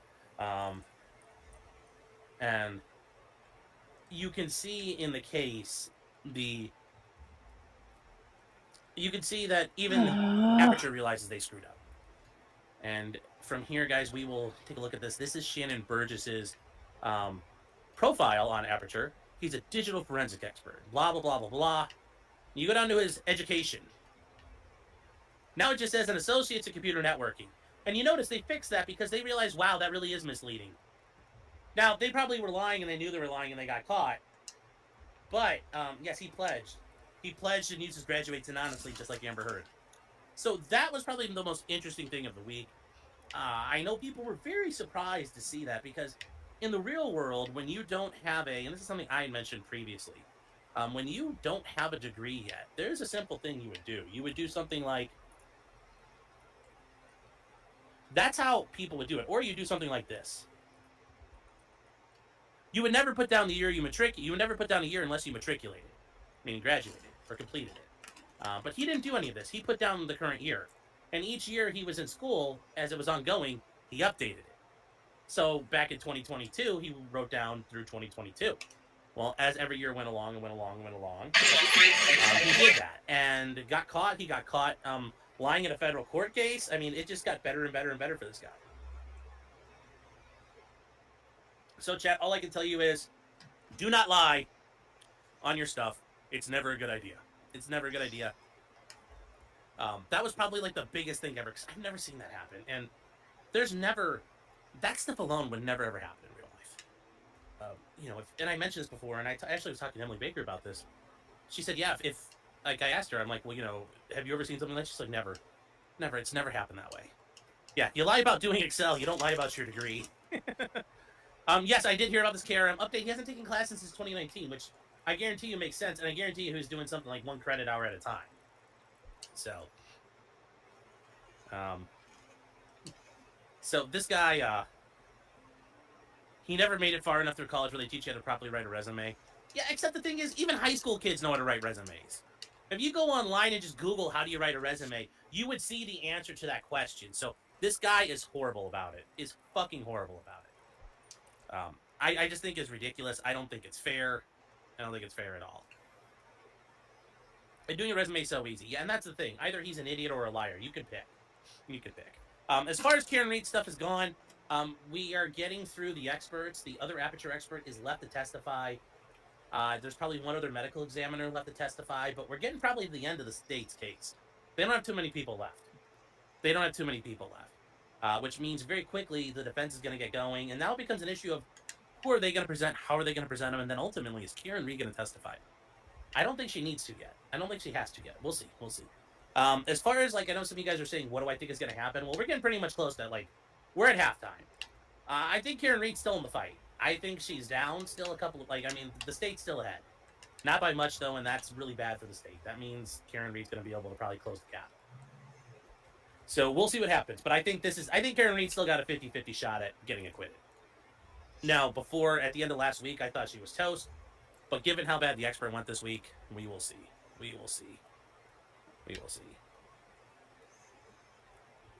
Nima's saying the state has banned way too many witnesses at day 20.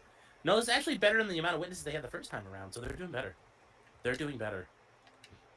High numbers is the jury thinks he's a hillbilly. I mean, maybe. Who knows? Who knows how retarded the jury is? They might be dumber than he is, and that would be really bad. So you never know. It all come down probably to the Aperture expert, the one that's left, Dr. Welcher, who is, I think he's like the guy who runs Aperture or something like that. Let me see if I can bring him up, because this is the guy who's going to be,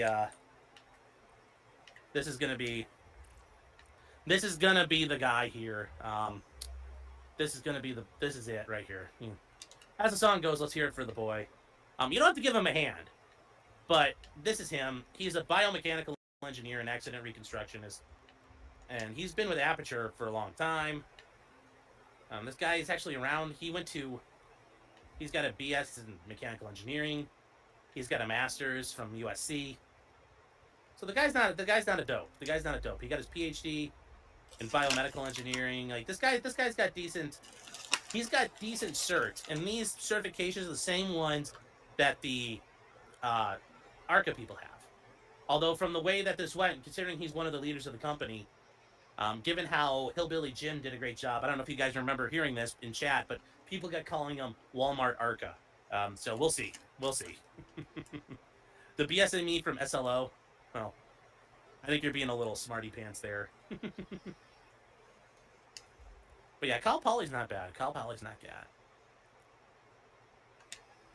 So Mapka says, "Are they real? We'll see. We'll see." He claims to have a degree. Yes, it's the dollar. It's Timu Arca. No, it's I think it's Walmarka is probably the better version. That's the better. That's the better making fun of thing. There is Walmarka. So I think that's how you guys need to do it. Um, yes, as this is very funny here. Yes, as somebody posted on locals. Yes, open to work. Yes, very open to work. So Mike says that's a legit school. Oh, so it actually is a legit school. There we go. Cal Poly wasn't bad when he graduated. All right, I'll take your guys' word for it. So he's got a decent degree. He's got a decent degree. So yeah, so we have the Arca at home. Throws a bottle in the yard.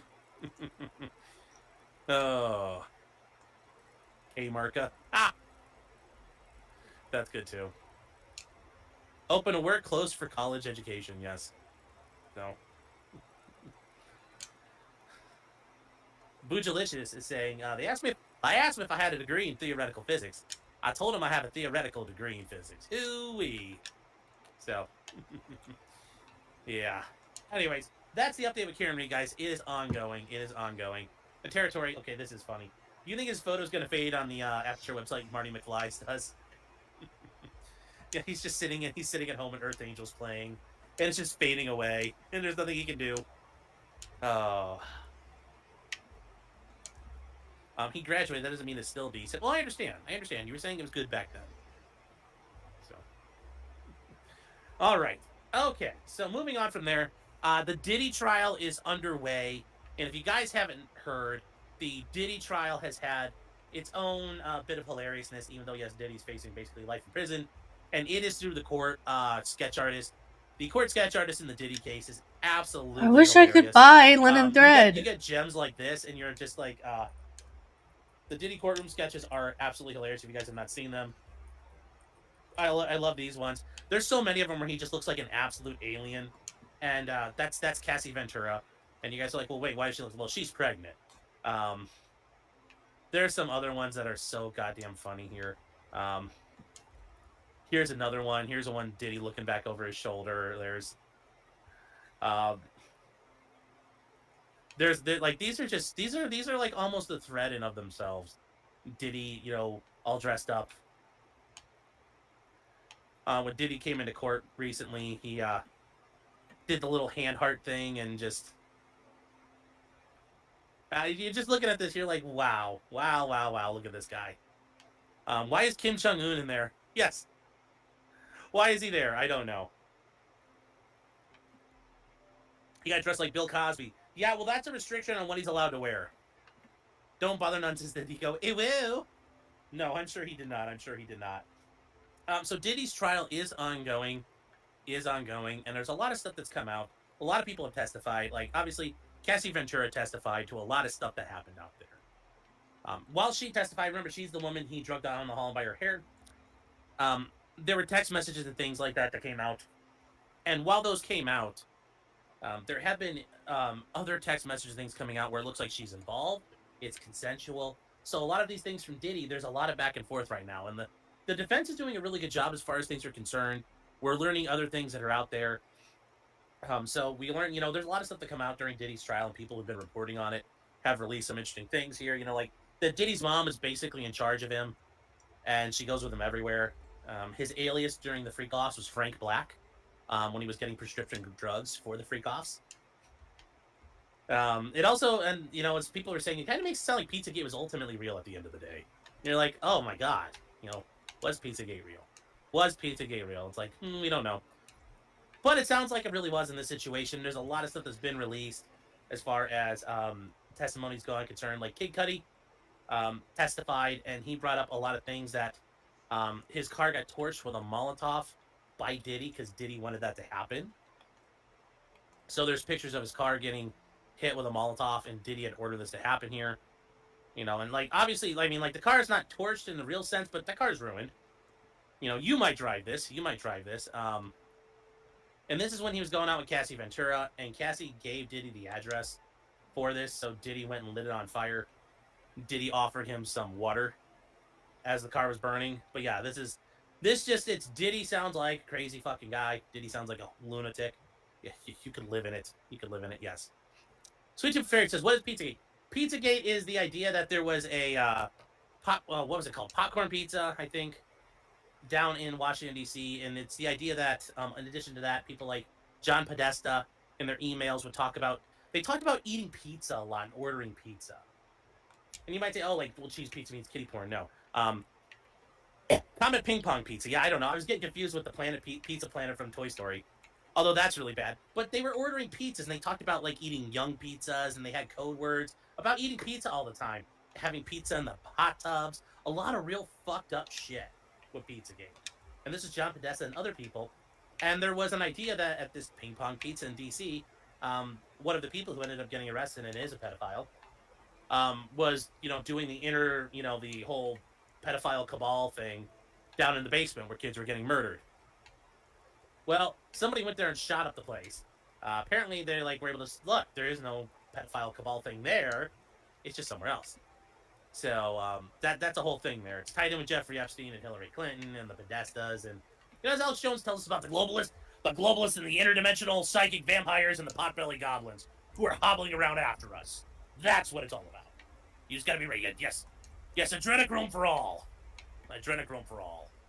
The $30,000. Yes, the tables at Wayfair that are $30,000 a piece. Yes, because that's how they ship the children, is inside those furnitures. Yes, but the Patriots are in control, chat. That's all you need to know. The globalists, we're coming for you, globalists. We're coming for you. So that is, yes. They're making the frogs gay! So, that is, but that said, though, there really is a ring of pedophiles that are out there who are probably murdering and eating children as they go. That really is a thing. So, yes, the Wayfair sheds are named for kids they're selling, yes. Yes, Angela, how are you doing, by the way? Yes, the way life is going, I can really believe it. Me too. Yes, and on a long enough timeline, Alex Jones is correct. Yes, he gets the long play.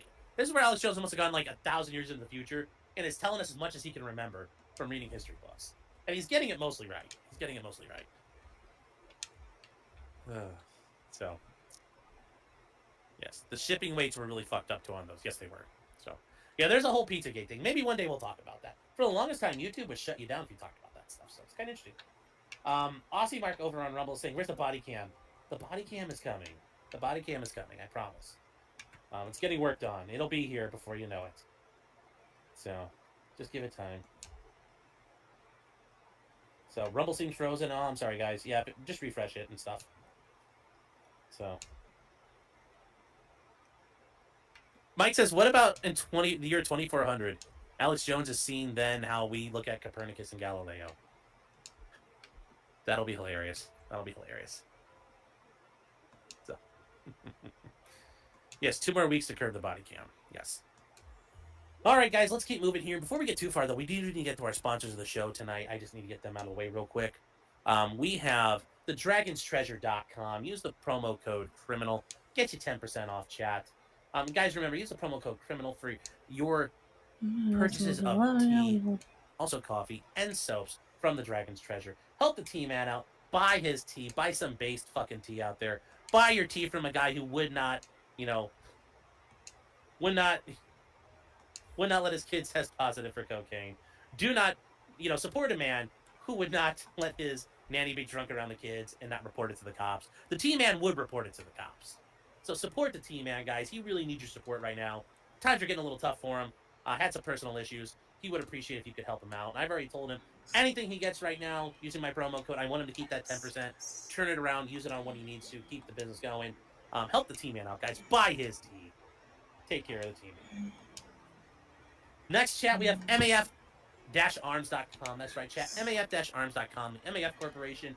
Matt LaRosier from Floodbusters. You know him. You love him. Guys, it's wind chime season. Get your chimes ready.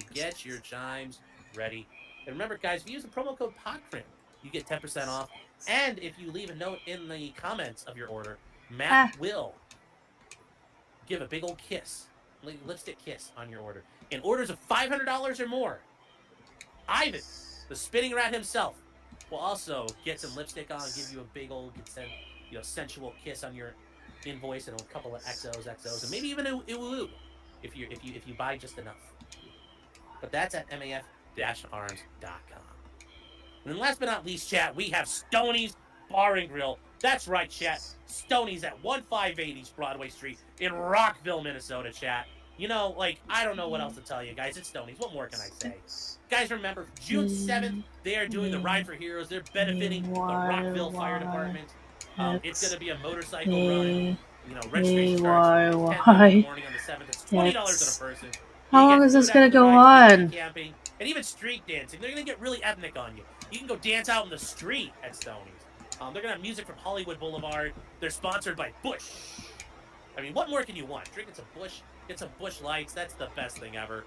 And chat, remember, it's Thursday, so what's that mean now? It's bike night. That's right, chat. You could go out to Stoney's in front of everybody and just crank your hog all night long. It's only 9:17 out there, chat. You got time to get out there and crank your hog today. It's great. They had Jimmy Z's food truck out there.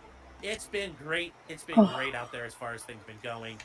And chat, remember, it's Thursday, so the $2.50 can. You know, I don't know what more. I don't know what more you want. I really don't know what more you want. All right, guys. On the Saturday, they have Paul Jensen in the garage, the world famous Stoney's garage from 2 to 5, and it's just gonna be great. It's gonna be great, guys. Go out to the garage, which you take out of the I would still call it pristine patio. And chat, I did want to say on a sad note, I let Aaron know, but I'll probably have to remind him. I am not going to be able to make it to the anniversary show for Steel Toe, which is going to be held at Stoney's. So they're going to have to do the fallen. They're going to have to do the salute to the fallen Naked Twister pad there in my honor. So just like the fallen Handyman, they're going to do the fallen Naked Twister. But you guys can still go. Steel Toe would appreciate it. The Steel Toe Morning Show would appreciate your support. And that's all at Stoney's, chat. Serving Minnesota for 30 years. That's right, chat. 30 years as the premier biker bar. Give them a look if you're in the area. So, no Naked Twister. Yeah, sorry, I'm not going to be there. Can I appear by hologram? Amon Rez was saying, if I could go, I think I would. I think it'd have been a lot of fun. I think it would have been a lot of fun. So. Sven Luchtenberger saying another L for the toe. Yeah, well, you know, he needs some L's once in a while. Keeps him humble. I have to stream naked in solidarity. Well, yeah, there we go. That sounds like a good guy. Angela says we have a Stoney's on P Street. Ooh, Cheeto, you better fire up the lawsuit machine, man. There's somebody stealing your valor out in Washington D.C. Vanessa says I think me and Copium have to go there together. That would be the best.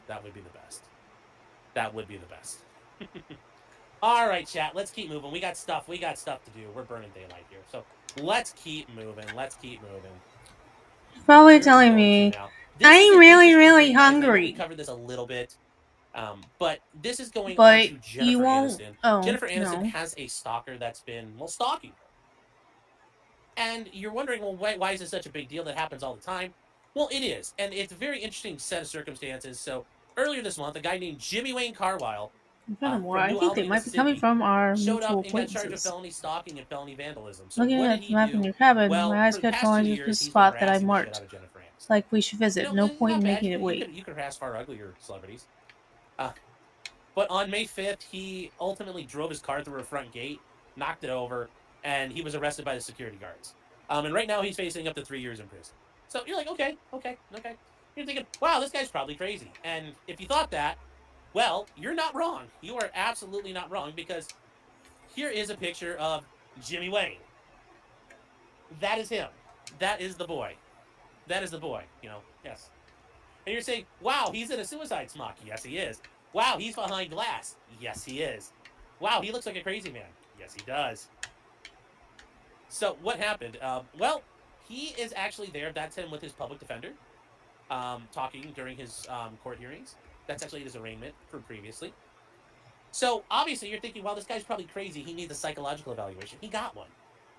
Well, and surprise, surprise, he was determined not competent to stand trial. Well, guess what the crazy guy said? In an interesting twist, he pulled out that reverso card and threw it on the table. He said, I'm not crazy. I want a second opinion. So this stalker wants a second opinion after a doctor says he's unfit for trial. You're like, wait, what? Now, you can do this. Now, normally, you would want that. You would want this. You would 100% want this. You would 100% want this if you were in court. You're like, oh my God, we got what we wanted. Well, not for this guy. Not for Jimmy Wayne. Jimmy Wayne is actually going forward and saying, no, I'm not. I am competent. I want to go forward. I want to go forward for trial. And the judge is like, all right, we'll do this. We'll do this. And the judge said, Mr. Public Defender, what do you want to do? And the public defender did the right thing. He said, Your Honor, my client doesn't think he's mentally incompetent. He thinks he's with it and he wants a second opinion. Now, notice, he probably is crazy. But he has a duty to his client. In that situation, you gotta do your thing. You gotta do your thing. So he is wanting to stand trial. So the judge is granting his request for setting a new hearing for May 29th, so next week. And in the meantime, he is still there on a $150,000 bail. And yeah, it's going to be very interesting. Now, how does this all work? Well, it's not uncommon. I've had this happen before. This is actually a thing that happens when you have a client who you're like, this guy's probably crazy. A lot of them get very mad when you bring up an insanity plea. A lot of them get very mad when you talk about, we're going to ask that you get assessed for competency. This is a delicate issue. Now, I don't know if this guy exploded and got mad, but every once in a while you get people who are like, I'm not crazy, and they get really, really freaking angry about it. That's not always the case. Sometimes they're just like, hey man, I'm not crazy. I don't want to do this. And they get really mad. They say, like, don't allow this to happen. Don't go forward with it. Well, what do? Well, you tell the court, and then the court can still make its own determination and say, you know what, crazy guy, you may not think you're crazy, and your attorney is doing the right thing here representing you, but I think you're crazy. I have concerns about your competency. So I'm going to have you reevaluated. I'm going to have you evaluated. And that way it kind of pulls the heat off you as an attorney, especially like in appointed cases. Because obviously you've got to represent your client. The other neat thing is the prosecution can also raise competency as an issue. So I've had that happen before where I look at the prosecutor, I'm like, you might want to have to do this because I can't do it. And they understand. Like, they're like, if you do this, your guy's going to, So you let the other parties raise the issue. It does happen. It does happen. So... So it's very interesting, and one of you guys mentioned already in the comments, it is interesting because normally the people who aren't crazy want second opinions to be found crazy. And the people who are crazy are very adamant that they're not crazy. That's not an uncommon thing at all. It happens actually quite a bit. It's kind of funny, it's kind of ironic, I guess, if you could say it that way. So it'll be interesting to see what happens with this guy. If he gets a second opinion and the guy says, you're crazy too. You're not competent to stand trial. Is he going to accept that, or is he still going to want to go to trial? Now, remember, at some point, the court will accept those findings and say, I actually agree with these people. You are incompetent to stand trial. Now it becomes an issue of restoration. Can we medicate you and treat you to bring you back to competency? Because remember, competency is just, can you help assist in your own defense? That doesn't relieve or prevent you from pleading not guilty by reason of insanity. That is also an action you can take. Because remember, you could be temporarily insane. You could be insane and then restored later. So it doesn't prevent him from doing an NGRI defense, although I'm betting somebody like him is going to say, no, I'm completely sane. So it'll be very interesting to see where this guy goes. Maybe we'll get to watch this trial. I mean, obviously we watched the ASAP Rocky trial. This will be a good one. So it will be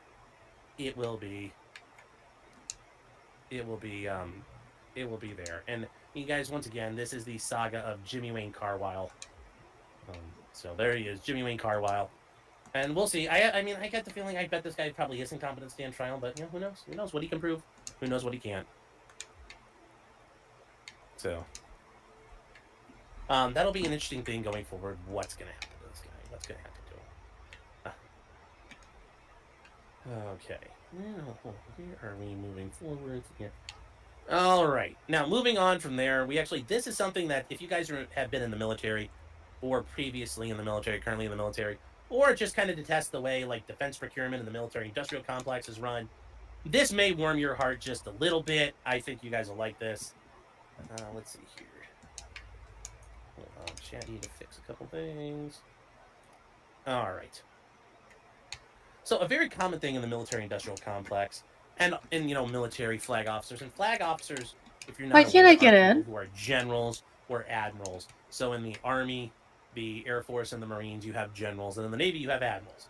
And if you guys don't know your rank system, the generals are at the tippy top, and there's 4 levels of general. 1 star, 2 star, 3 star, and 4 star. For many of those people, they end up retiring from the military and then end up in consultants' jobs and get cushy jobs at like Raytheon, which, remember, Secretary of Defense Lloyd Austin was running Raytheon before he became Secretary of Defense. And before he was running Raytheon, he was a 4-star general in the U.S. Army. You're like, isn't that interesting? Yes, people like Mark Milley, he's going to get consultant jobs everywhere he goes. It happens all over the place. For example, you'll see with the Army trying to develop a new rifle. The people in charge of that program, eventually when they retire, are going to find themselves in defense contractor jobs where they're making sweet, sweet payola. The same thing happened for the Army general who pushed for the digital camouflage pattern in the early 2000s. Well, he got some decent jobs afterwards. You're like, isn't that kind of like bribery? Probably is. Is it very uncouth? Very much so. And finally, from there, somebody has actually been charged with a crime. And if you weren't aware of this, a retired Navy admiral was convicted on bribery charges. So for those of you who are former service, or even current service, you're probably sitting there clapping like it's about damn time. Well, it did finally happen. It happened to Vice Admiral Robert P. Burke. And you guys are wondering what that means. Well, he is a 3-star admiral. This is Admiral Burke before he retired. And, I'm sorry, he was a 4-star at the time. Sorry, not a 3-star. He was convicted on Monday of using his position in the Navy to steer, millions of dollars in contracts to a company that had given him a lucrative job. So it's very interesting that this finally happened because this is a very common thing in the military. So not even just flag officers, but staff officers, typically like lieutenant colonels and colonels, this happens frequently as well. But it's generally the animus is for those people who are involved in, flag positions because they're the ones who generally make stuff happen. Okay. But this so let's here. get the fuck up there.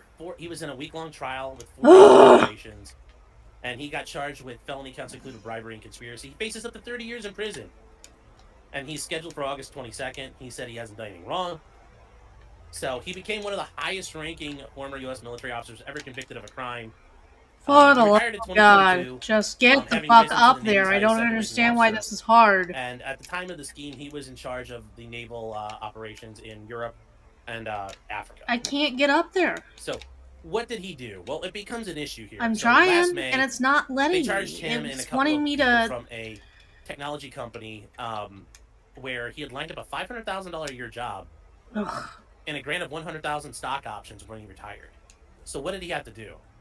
Well, he had to award a $350,000 contract to a company to train people in Italy and Spain.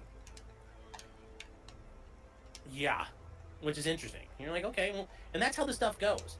And it's not just contracts like this, but it's like you're gonna select our handgun for the military's competitions. You're gonna select our rifle.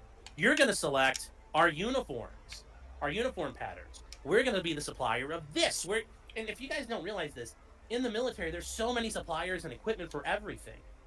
Who supplies the tools for the guys who work on the tanks? Snap-on is one of the big people there. But all these companies, who buys the pens for the Army? Who buys the Navy's, shoes? Who buys the mops for the Marine Corps? Who buys hash browns for the Air Force dining halls? All of this stuff is, stuff they get involved with there. There's all kinds of things that, who supplies, how are you procuring ammunition? How are you procuring weapons? How are you procuring damn near everything? Damn near everything. How are you getting the bids for all this stuff? It's very, very interesting. And for the military, there are people who are it's called procurement in the military. There are people who are just in charge of that. They have procurement commands and procurement departments, which are part of their material, like the Air Force Material Command, Army Material Command. Like entire organizations solely meant just to get stuff there. Somebody thinks it's funny the Marines get mops. Well, somebody has to buy the crayons for the Marines out there.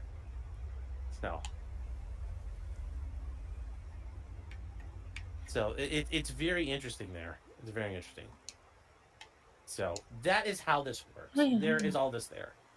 So they also wanted him to use his a former vice chief of naval operations, and the head of the chief of naval operations is the senior naval officer below the joint chiefs, who don't actually have like obviously the CNO is the person in charge of the Navy, to use this and award other training contracts to the company.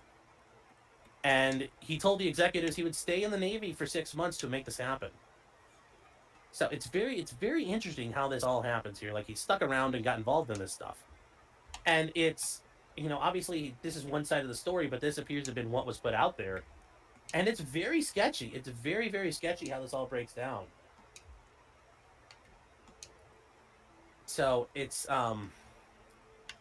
in the indictment itself, the company wasn't initially named, but the Navy terminated their contracts, and they told them not to contact Admiral Byrd because the Navy was not happy with what they did. So despite that, they kept meeting with him and proposed that he steer the contracts to them. And he used his position and influence over other officers to get more stuff awarded. And yeah, it's just like, wow, that's fucking bribery. That's fucking bribery. That's really bad. We shouldn't be tolerating it.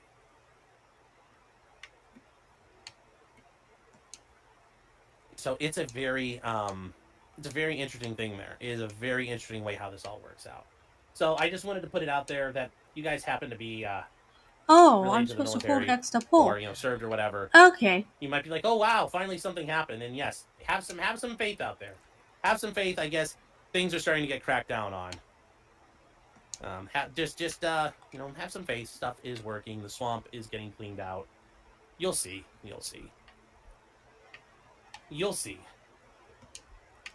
No, swamps is not you guys going have to a bunch get of cleaned comments out, on this dude. one here. Johan Naxos for $20. And guys, I forgot there are a bunch of super chats up above. I need to get to those. I'll get to those in a second here. Johan says for $20. Thank you for the super chat, sir. The reason why Dell was the main desktop and laptop suppliers is because Dell was buddies with the high-ranking colonel, and he wrote the J&A for some obscure BIOS function. Wait, we got one of words. Now we just need a little bit more Dell became maple, and we can make the loom. Government laptops. And then we'll be really cooking. So, Just in Time says, yes, General Milley. Did I not? Well, there's General Milley. There's also General Austin. Yes, General Milley, I'm sure, is going to be getting some luxurious things here. I'm sure he'll be working at Lockheed Martin before you know it. Keopathic says, the only fair part I give is many military often sell their clearance, so they're easy to bring on. Everything else is crap. Yes, and that's true. But, okay, great. They can consult on the project and say, here's the type of requirements we need in the military. That's fine. But the people in charge of granting and hiring the program should not be the ones who can get jobs. Spetz says sam.gov, and you can see everything contract-wise. Yes. And there's just gajillions of contracts. And Shredder S07 says, just because it's sketchy doesn't mean it's legit. Yes. Keopathic says, companies make okay money doing their job. They make all the money with a government contract. Yes. If Uncle Sugar is paying, oh, buddy, you are doing good. Cosmo says, we'll leave a military tribunal. Can he have a court-martial? Yes. As an officer, he is subject to recall and military punishment. I don't know if that's going to happen, especially if he's just facing a ton of shit like this. The military may wash their hands of it. I don't know. It's up to them. They don't have to. But it could happen because as an officer, you are subject to recall, especially as a retired officer like that. And real quick here, going back to the Jimmy Wayne story, the Jennifer Aniston stalker. Visit Hedonism 2. No thank you. Says, free Jimmy Wayne. Summonable Trap says, he looks like a dignified cult leader. When he looks like a nicer cult leader, his grooming's better.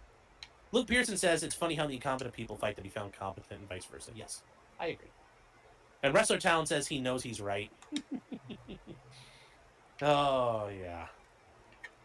And then Durna, 1804 for $2. Thank you. Is saying, Your Honor, my plot really is the Red Dragon. Well, he does give off those vibes. Holy cow, he does. Nerve and Raw is saying, what happened to Hedonism 1? I think there was some, like, there was a place called Hedonism, but I think it kind of went under and they just called it Hedonism 2. But there really hasn't been a technical Hedonism one from what I understand.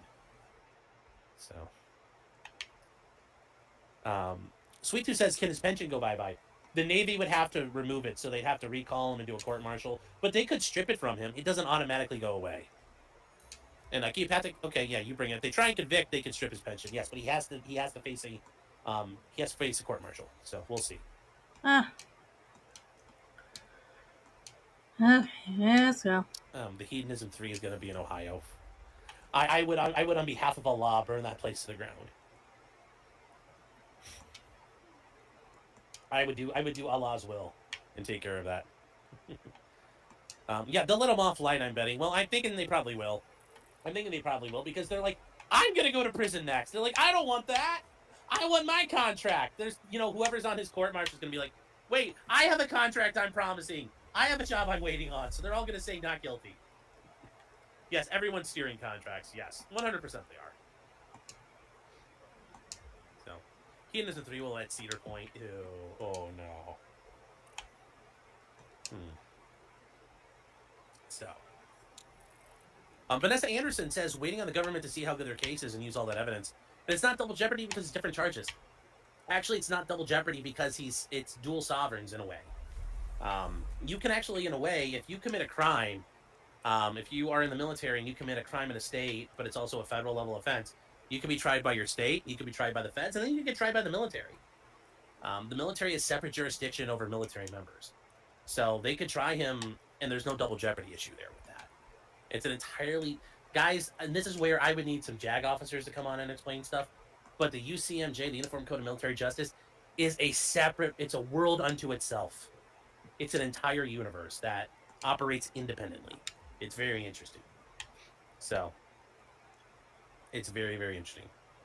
Been there, done that, says the UCMJ is worse. At times it's worse, but as I've mentioned this before, the UCMJ has better constitutional protections for people than we do. And they've had them forever. When you've had Fourth and Fifth and Sixth Amendment issues, the Supreme Court, in many of those cases you'll come across, cites the UCMJ and how military courts handle things. So, for example, you had a right to remain silent. And you had rights. You had Miranda rights in the military before there were Miranda rights.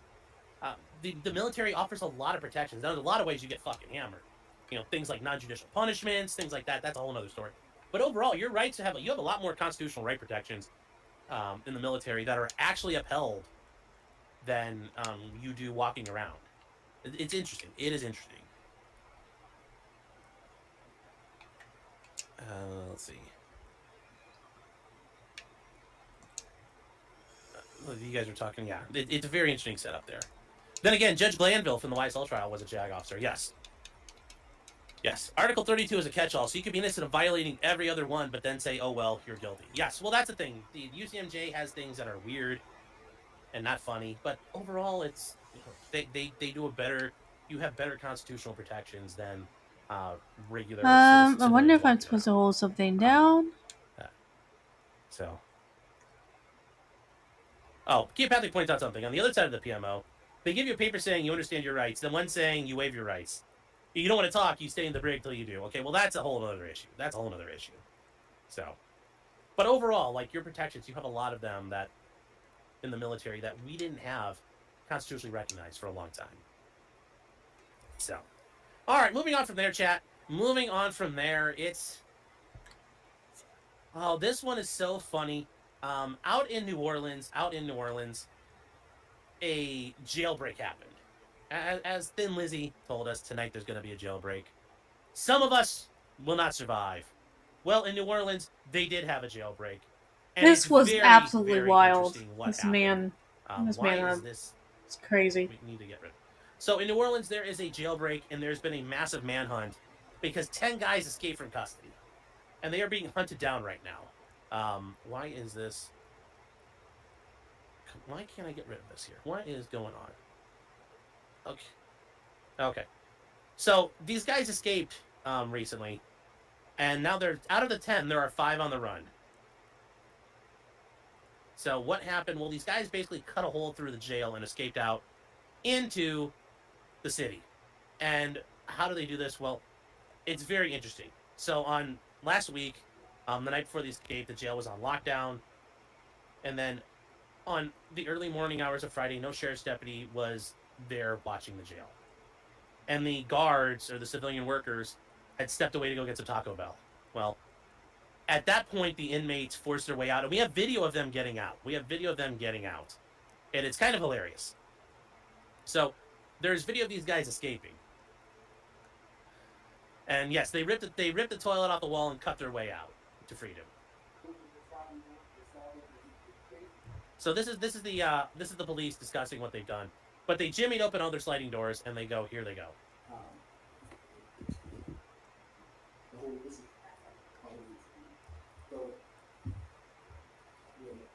How is this not an inside job that they managed to get away with it like this? Subsequently, they go inside their cell, and this is where you see them exiting the loading dock door. As you know, if you notice, they are carrying blankets with them. This road that they're going out of is behind this building, as I explained. They subsequently go to another door, and here, at some point, you will see them come through here, and they scale the fence through this door that's near the construction site. They scale that fence, and then they go on their escape crossing all lanes I-10. So, and that's right. So the jail, then they broke out right onto the highway. And this is like the biggest game of Frogger ever. Frogger for your freedom.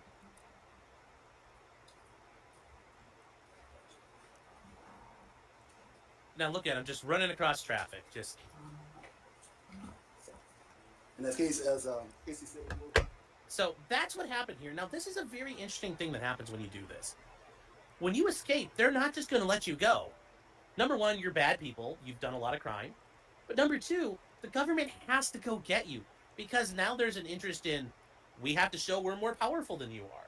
Because if you're more powerful than the government, from a philosophical standpoint, the government has then lost its grasp on the monopoly of violence.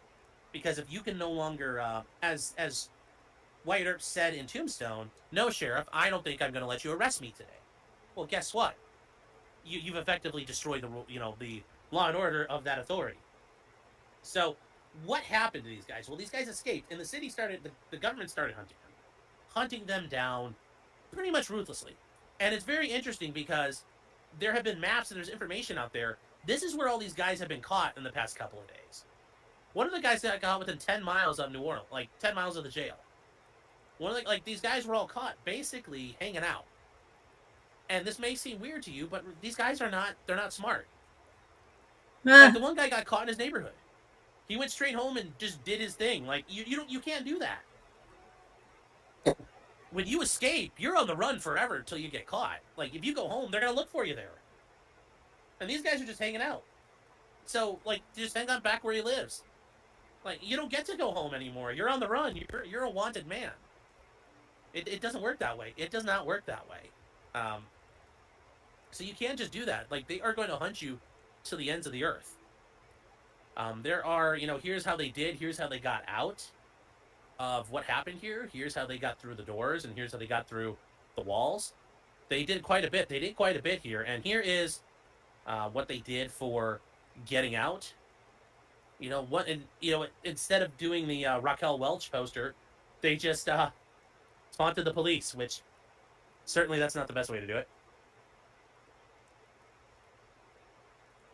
But there they go. There they go.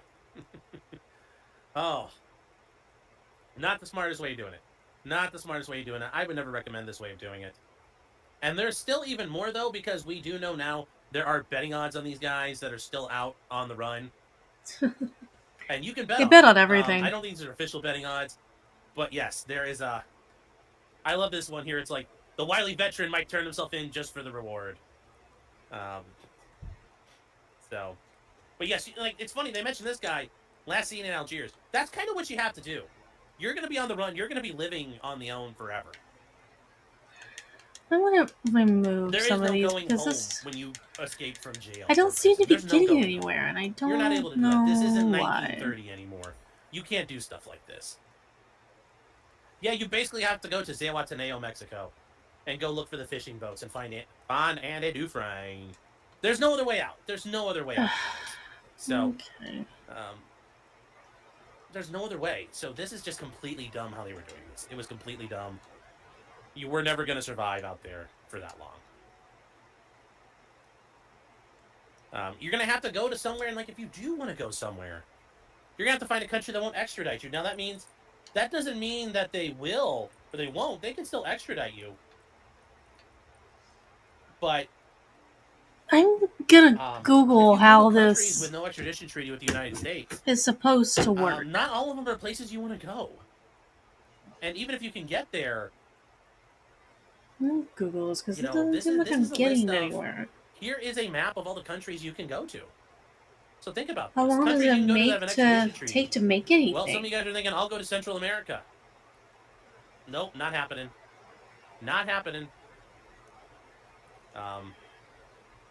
That's not going to work. There's all kinds of stuff you can try. Central America's out. South America's out. The Caribbean's out. You're going to have to go to places like, you might be able to get into the Gulf states, but you're going to get flagged. Probably very quickly if you try to get in. They won't take you. And they have pretty good relationships with the United States where they might turn you over because you're just some shitty criminal. But you have to go to Yemen or Laos. Yeah, have fun in Laos. Like a state in the communist civil war. Yeah, that's going to be a lot of fun. You're going to have to go to Mali. You're going to have to go to Burkina Faso. You're going to have to go to Niger. You're going to have to go to Chad. Like, do you really want to go to these places? Do you want to go to Mauritius? Do you want to go to Equatorial? Do you want to go to Cameroon, Equatorial Guinea? Do you want to go to the Democratic Republic of Congo? Hell no! Do you want to go to Ethiopia? Do you want to go to Somalia or Eritrea? Do you want to go to Madagascar? Do you want to go to Mozambique? No, you don't want to go to these places. Are you going to want to go there? No. No, you won't. You want to go to Afghanistan? I don't. Are you going to want to go to Uzbekistan and Tajikistan? All these countries are really hard to get into if you can get into them anyway. So anywhere you can get to is going to be really, really fucking awful. It's not somewhere you want to live. Even if you can get there, you're going to deal with a nasty and corrupt and violent government that'll do whatever the hell they want to you. And it's not like you can go to the U.S. Embassy and go, oh my God, please help me. Remember, you're on the run from the law. So it doesn't work that way. It doesn't work that way. It doesn't, are you going to be, there's no pulling a renegade and, go screaming to the ambassador, I'm in fear of my life from the long arm of the law in whatever shithole country you're in. Because guess what? The long arm of the law in America is coming after you too. And hold on, chat, 1 second. I need to fix one of my lights I just removed. Hold on. Let me fix that real quick. I think that fixes the problem. There we go. I think that's a little better light control. There we go. All right. Does that look a little better, guys? I think I kind of turned it down a little bit there. By being swatted, not yet. So, you just got to be careful. Wherever you're going to want to go is not going to be fun, and it's going to be really, really fucking fun. So, I think the best idea there's something that I'm missing here, and I've got to figure out what it is. That's a very easy one. So, Spitfire. I need whatever light meme has, yeah. Kung Fu Fish is compared to prison. Spiritfarer. I'm betting living in the Congo is probably worse than prison. I'm betting living in the Congo is probably worse than prison. I'm betting living on the run in Equatorial Guinea is probably worse than prison. I mean, these are countries that have military dictatorships. No. No, I would not want to be in these places. I would not want to go to them. I mean, where would you want to go? Because some of these places are going to be awful. Even the places that you think you might have a chance in, like Sierra Leone or Liberia, they have extradition treaties. You can go to the Ivory Coast. That's going to be awful.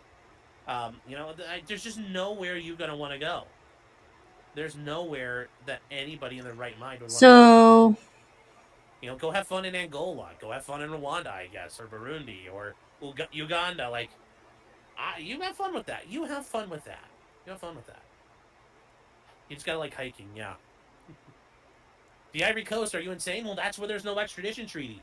But you've got a problem. That's a French protectorate. So you might be hanging out there and the Foreign Legion has to come through and crack skulls. Yeah, I don't want to be anywhere. You can have fun with Djibouti. Yes, You could go hang I'm out with looking at Joe the Donio and guide. Tactical Wisdom and have fun in Djibouti. Loom Although is actually, here's the introduced to you question: by they did Gwen try to during the cooperate the United cut States from the because the same U.S. cloth and with China West. In order had to major operate it, bases you there. just had to put And fiber so or the French, threads and they said, "Hey, bring that and guy follow the over. Guess motion what of they're the going to do? loom They're to going the to bring your ass middle over." point, then let So, go. Continue as much as you think you might have a motion of chance, the loom to they'll the. still cooperate. So They'll wait a still minute. cooperate. There's no obligation to. You prefer to hide in plain sight. Well, that's not how it's going to work. That's not how it's going to work. So don't try it that way. You're not going See, to win. You're not going to win. Please don't try that. Please don't try that. Okay. All right, guys, we need to get moving here. We got more stuff. Oh, we got a bunch of shit to get through. Okay.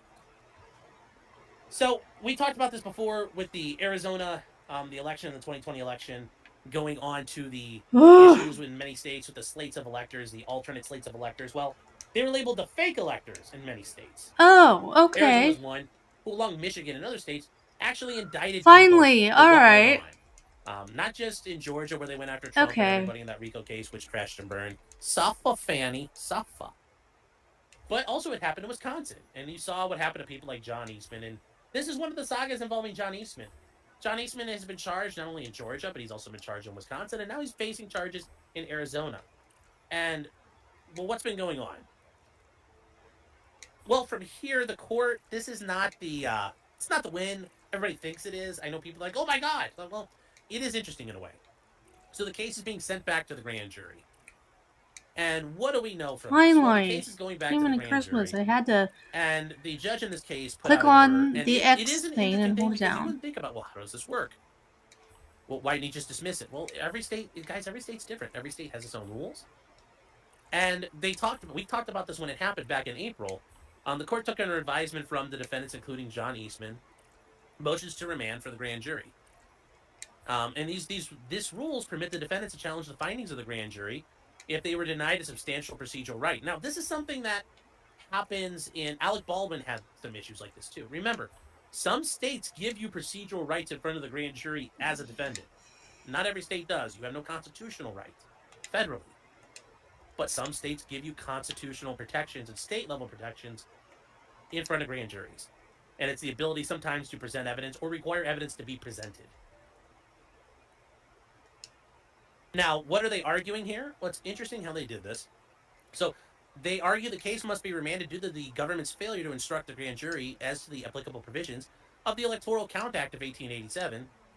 And that's the act that the ECA, that federally, the state does not dispute the ECA was not provided to the grand jury, but argues that portions were Oh, all provided these people are via proportion wanting me of, to. and Kenneth Chesbrough, you guys remember him? He is one of the people who pled out in Georgia, and he pled out to diversion. Make His them memorandum special interviewed in a things. letter from other parties. So they say a review of the grand jury determines that the central to the defendant's claims they were acting This boat is lawfully not and without yet an big intent to enough. defraud. And the state confirmed that at the time of the grand jury proceedings, it was aware that some of the defendants claimed their actions were authorized by the Electoral College Act. And the Electoral College Act was discussed during the presentation to the grand jury. And this is the interesting part. The grand jury asked the state's witness about the requirements of the ECA. However, the text and the actual provisions were never provided. Now, this is where they get to the part: the prosecutor has a duty to instruct the grand jury on all of the law applicable to the facts of the case. So this duty includes providing instructions on justification defenses that, based on the evidence presented to the grand jury, are relevant to the jurors determining whether probable cause exists. Now, this is not something in every state. That's not something in every state that exists. Notice, guys, this is from the Arizona Supreme Court. That is not a thing in every state. You will not get that kind of protection in every state. So it is interesting. Like I said, guys, every state does some interesting stuff here. Every state does some interesting stuff here. So what's going to happen here? Well, so the court says that, and they say due process compels a prosecutor to make a fair and impartial presentation to the grand jury. And it requires the prosecutor to instruct on all the applicable law, even if the grand jury does not make any request for additional legal instructions. And they say because the state failed to provide the Electoral College Act to the grand jury, the court finds that the defendants were denied a substantial procedural right as guaranteed by Arizona law. And they say although there are additional grounds for remand, the court's not going to address those because the ECA argument takes care of it, and it's going to get remanded all the way, so the prosecutor has to redo it. So what does this mean ultimately? So they're going back to the grand jury. Now, does this mean that it's over? No, the grand jury can re-indict. And the grand jury will be like, yeah, whatever, we explained it, we're good. Don't worry, here's your indictment. So they're not done. They're not done. But it is an interesting thing that happens here. As I said, I found it very interesting reading through this and doing some reading on it earlier today. So I thought it was interesting how they do it. But remember, guys, not every state gives you these protections.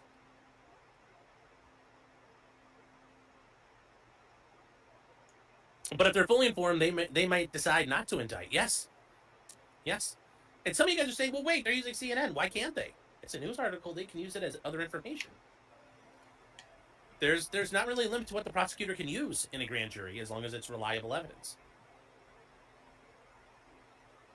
Now, I know you're going to say, well, CNN's not reliable. Well, for a court, they will consider it that way. So they will consider it that way. Could this delay save them under statute of limitations? No. It won't rewind. Like the cases, they got indicted within the statute of limitations. This doesn't count as like an uncharging. They just have to go back and take care of this. It's procedural. So no, this won't kill them like that. It won't kill the charges. And even let's say it'd be Ohio for the minimum time for a felony is 6 years. I'm sure Arizona's got a similar type of statute. I'm sure that they're okay. Now they should win. And they should be able to walk out of the grand jury with a no bill. But I don't know if that's going to happen. We'll see. Why is the grand jury needed instead of just the prosecutor's decision? The grand jury is needed because if you're securing an indictment, you can't just file charges in every state. So there are some states where the prosecutor, like Fannie Willis, she can file charges if she wants to. She can, like Kyle Rittenhouse. Kyle Rittenhouse was charged on an information, meaning the prosecutor filed charges against him and proceeded to, try to lock him up in a box for the rest of his life. Not every state allows that. Many states actually, like including Ohio, for example, we have a very robust protection against criminal charges against people. So, for example, the grand jury is the only way you can be charged with a felony offense. You cannot be charged with a felony offense through information unless you consent to it in writing. There are times where that might be proper and it might make sense, but generally speaking, if a grand jury cannot indict you, you can't be charged with a felony in Ohio. So the idea is the grand jury was already sought, so they have to go back to the grand jury. They have to go back and fix these issues because the grand jury is the one who decided to charge them. Let's see here. People are pinging me right now, and it's getting a little ridiculous. So that is, I hope that makes sense, Funky Monkey. So they have to convince a whole ass jury every time they want to charge someone with a felony. Well, the way a grand jury works is a grand jury is not a normal trial jury.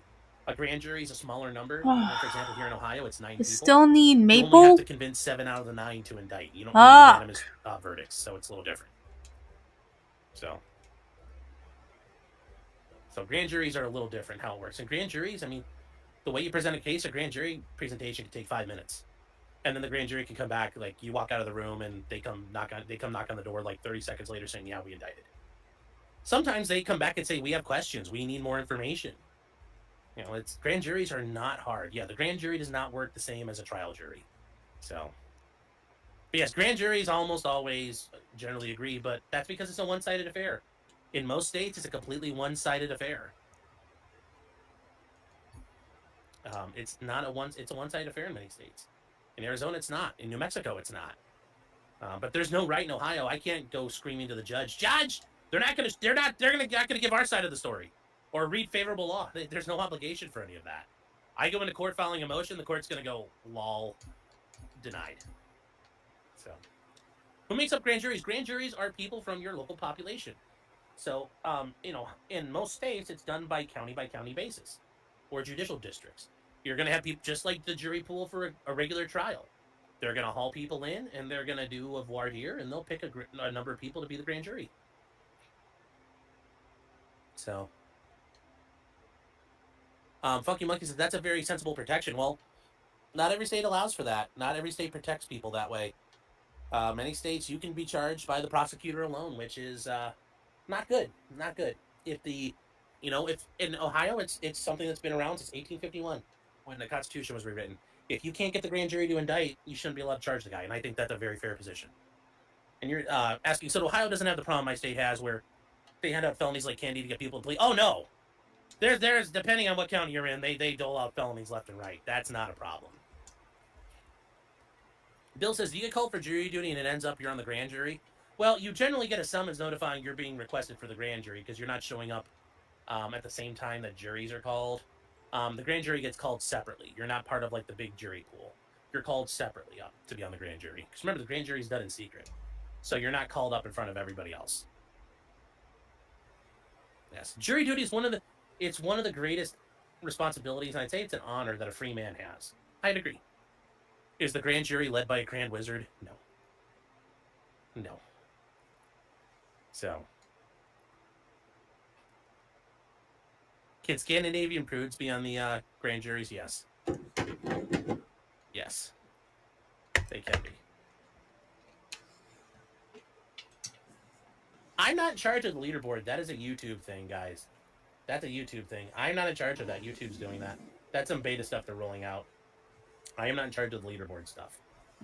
So, the only neat thing I can do is put comments up on screen. That's the only thing I can do, chat. When you guys start commenting, I'm the only one who can do this. This is the only thing I could change. So, I could turn it off. I don't know how to turn it off. If there's a way to turn it off, I will turn it off. It's beta, all right. I can turn it off. All right, I will turn it off. This I know I can turn off. But I know I can turn off the community stuff. And I will. So. Yes, Ag is crying because he's in 8th place. I'm sure he is. Suffer, Ag. Crybaby. Okay, here. Now, moving on, chat. We're finished up. We're getting to the home stretch here, but we got some good stuff. We got some important stuff here. We are now getting to another court case that was actually interesting. It happened. It was very quiet, and not a lot of people heard about it. And it involves a state representative from Maine. And it involves Laurel Libby. And Laurel Libby, back in February, posted this up on Facebook. As the boomer, to her boomer constituency, she pointed out that there was a transgender person, a man who pretended to be a woman, competed in the boys' pole vault when he was a boy, when he was a real boy, and he placed 5th. Well, within a year, 2 years ago, he tied for 5th place. And this year, took 1st place in the main state class championship for pole vault. Surprise! Shocker, I know. Once again, ladies, we are better at being women than you are at being women. So, because of this, and this is what she posted. Now, Laurel Libby is a real woman. She's not a real boy. She's a real woman. She was censured by the Maine legislator. And the Maine legislator said, you have to apologize for what you did. And until she apologized, she was denied the right to participate on the floor of the Maine House. Well, Trump won. He didn't lose his nuts. He just claimed he's a woman now. He didn't have to get, in high school, they don't make you sniff. So he got to keep his nuts. Now, his dignity, who knows? Now, from here,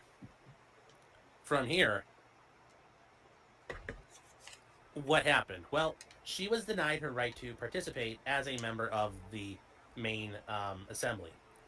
So she appealed up all the way to the Supreme Court of the United States. And it's very interesting what happened here. So she won, and the Supreme Court granted emergency relief. She was barred from speaking, and I forgot to mention, and or voting until she apologized. And she eventually appealed all the way up to the Supreme Court. And what happened? Well, this is off the shadow docket. And just like a lot of the things we've been seeing lately, all the immigration cases, these are when you seek emergency petitions. These are being done where the court makes rulings on things without having oral arguments and briefings get held. And then how that works. So this is what's called the shadow docket. Ooh! Well, and remember, because each Supreme Court justice has a circuit in which they ride circuit and they supervise and they get their circuit assignments, Justice Ketanji Brown Jackson is the one in charge of the First Circuit, which is Maine, Massachusetts, New Hampshire, Puerto Rico, in Rhode Island. So this emergency appeal came to her, and this was presented to her, and she presented it, and it was referred to the court, and she referred it to the court saying, hey guys, why don't you take a look at it? Because she could grant it and then let the court take a look at it, or she could have said no. But it was, and by her referred to the court, and is granted pending disposition of the appeal to the United States Court of Appeals for the First Circuit. So what happened? Well, Justice Sotomayor would deny the application. Justice Jackson dissented from the granting of the injunction. She said, I would deny the application. So what does that mean? Well, ultimately, it was 7-2. That means Justice Kagan went along with Barrett, Roberts, Alito, Gorsuch, Kavanaugh, and your boy, Clarence Thomas. So, Agnes said, you just need 4 justices to grant it, right? No. You're thinking of certiorari. Certiorari is a different thing. You're thinking of certiorari. We're not talking about certiorari. This is the emergency injunction. The emergency stay, all those things that we've been dealing with the immigration and Article 2 cases. Those things that have been ongoing. So this is where Justice Jackson now speaks, and she dissents, and she says, they're seeking an appeal from the All Writs Act, and they're seeking a writ. And they say the only source, the court's authority to issue such an injunction. And she says, and under our well-established rules, relief of this sort is not a matter of right, but the discretion sparingly exercised. And said, we have long recognized this injunction is only appropriate when critical and exigent circumstances exist necessitating the intervention in aid of our jurisdiction, and the applicant's relief is indisputably clear. Well, I think there's some cases we could argue it's not 100% clear recently, but hey, that's just me. Now, she says the applicants have failed to show there are no critical and exigent circumstances. I don't know, not being allowed to vote and represent your people is pretty big freaking deal. Pretty big deal. And she says, and what I have elsewhere called a line jumping justification, I can think of some cases in the past couple of months that are probably line jumping too, that you were okay with. Isn't it interesting how this works? She says the First Circuit is moving quickly. Oral arguments are scheduled within a few weeks. Oh, can we try this with all the immigration cases? Huh? Can we try it with all the Article 2 cases and the government cutting down staffing? Can we get all that to work that way too? Well, I'm sure Justice Jackson's like, well, that's different. I'm sure it's different. Justice Jackson. Meanwhile, the applicants have not asserted there are any significant legislative votes scheduled in the upcoming weeks. Well, what's a significant legislative vote? I don't know. I think all the votes are important. If I voted for somebody, I want them to vote on every goddamn thing. I don't want them fucking off. That's just me. Which her vote is particularly impact the outcome, or will they otherwise suffer any concrete and imminent significant harm while the lower court considers the matter. She's not allowed to participate. Her constituents have been effectively disbarred from having their ability to seek political recourse. That's not a problem. Screaming about due process left, right, and center, and it's like, your right to representation. The democratic underpinnings of our constitutional republic here, well, that's different. That doesn't count. Listen to the gall of this woman. They haven't satisfied the other certiorari factors like needing to resolve a circuit split. Instead, they request highly fact-specific error correction concerning a question of first impression that is unlikely to reoccur. Really? I can see this happening more and more and more as we go. Wait till it starts happening in red states where they start censuring people. I'm sure she's just going to sit there and just be quiet when that happens. And she says, we have long recognized that to avoid end runs around the ordinary process, emergency relief should not be granted. The court would not been unlikely to grant review of the matter in any event. Well, yeah, except that's not how this has happening.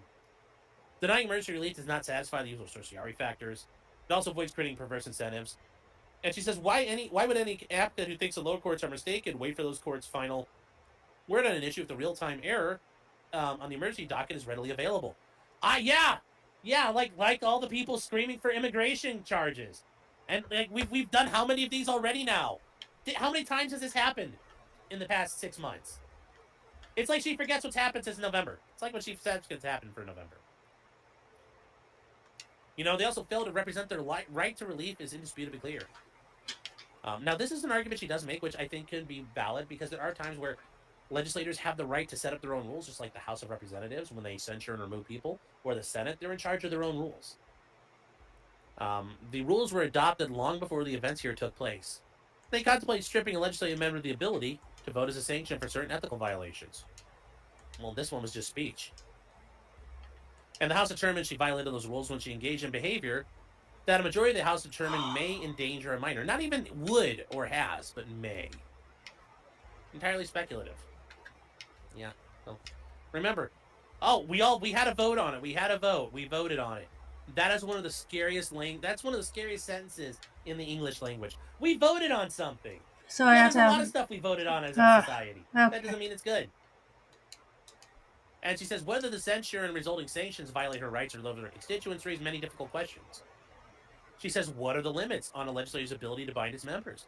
Do federal courts have the authority to determine those rules are improper? Does a violator representative's First Amendment rights be subject to sanctions under such rules? What rights does the federal Constitution give? Does a federal court have the power to enjoin state representatives? Well, really, we're worried about federal courts having the power to enjoin people. That's interesting. Like, that's so funny now you bring that up. That's so funny and weird. May the court enjoin legislative employees? I don't know. She says, this court has neither addressed nor answered most of these questions. And she says, others implicate tensions in our precedent that lack an obvious resolution. It said it's possible the applicants have the better of the arguments and the merits. But in the absence of binding precedent on these issues, their right to relief is not clear, let alone indisputably so. Once again, that hasn't stopped you in the past 6 months, sweetheart. It has not stopped you. So, it's very interesting how she does that. And she says, not long ago, this court treaded carefully with respect to exercising its power at the request of a party claiming an emergency. It said the opinions are legion in which individual justices reviewing and requesting in chambers decline to intervene, reiterating that such power should be sparingly and only in the most critical and exigent circumstances. Yeah. So those days are no more. Yes! Irony does have a name. It's like you realized it. It's like you realized that, sweetheart. Yes. We aren't following the rules anymore. No shit, bitch. No shit. I can point to within the past 6 months where we haven't been following the damn rules. I mean, wow. Wow. Wow. Today's court barely pauses to acknowledge these important threshold limitations on the exercise of its own authority. Really? Once again, the nuts on this woman. It opts instead to dole out error correction as it sees fit, regardless of the lack of any exigency, and even when the applicant's claims raise significant legal issues that warrant thorough evaluation by the lower courts that are dutifully considering them. Ah! Funny how that goes.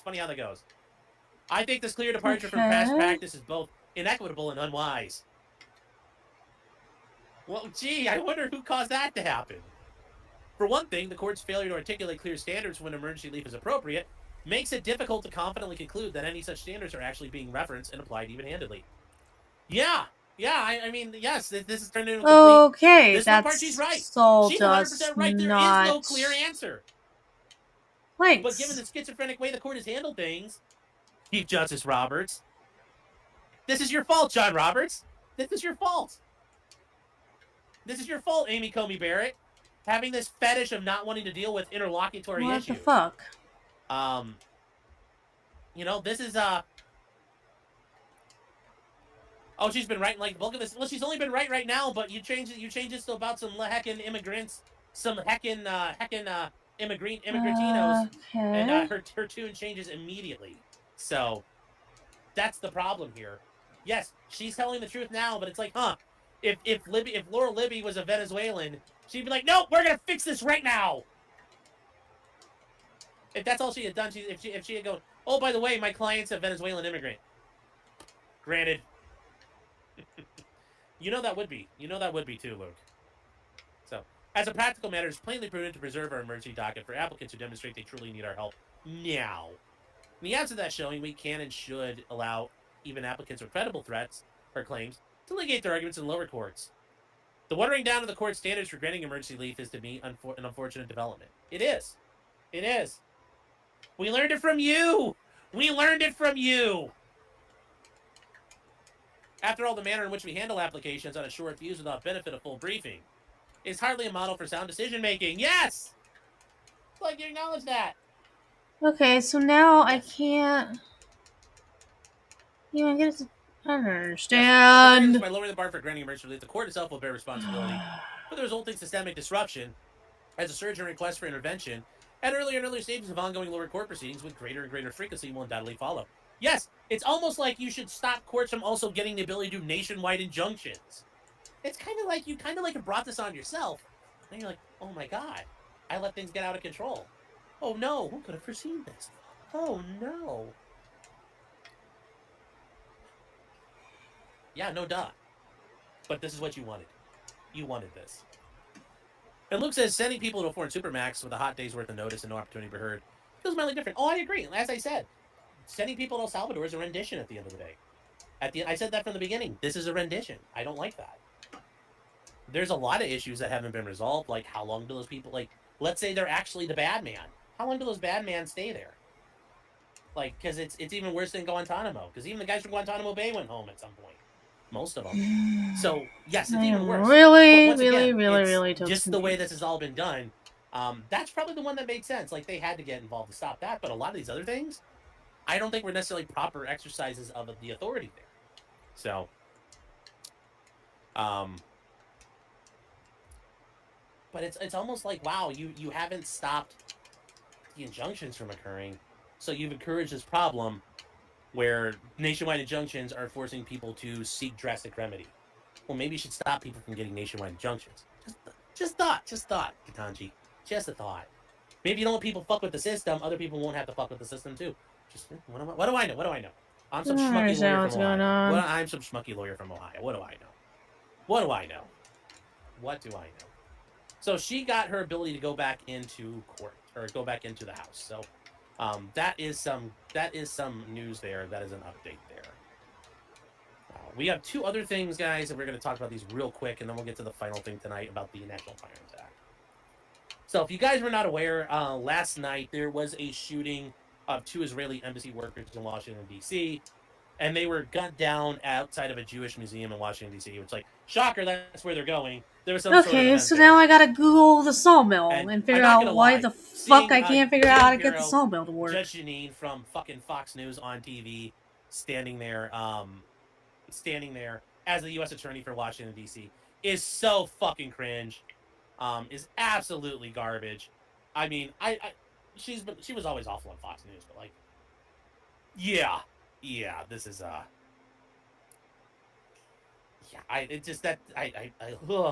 Anyway, he shot the 2 Israeli embassy workers.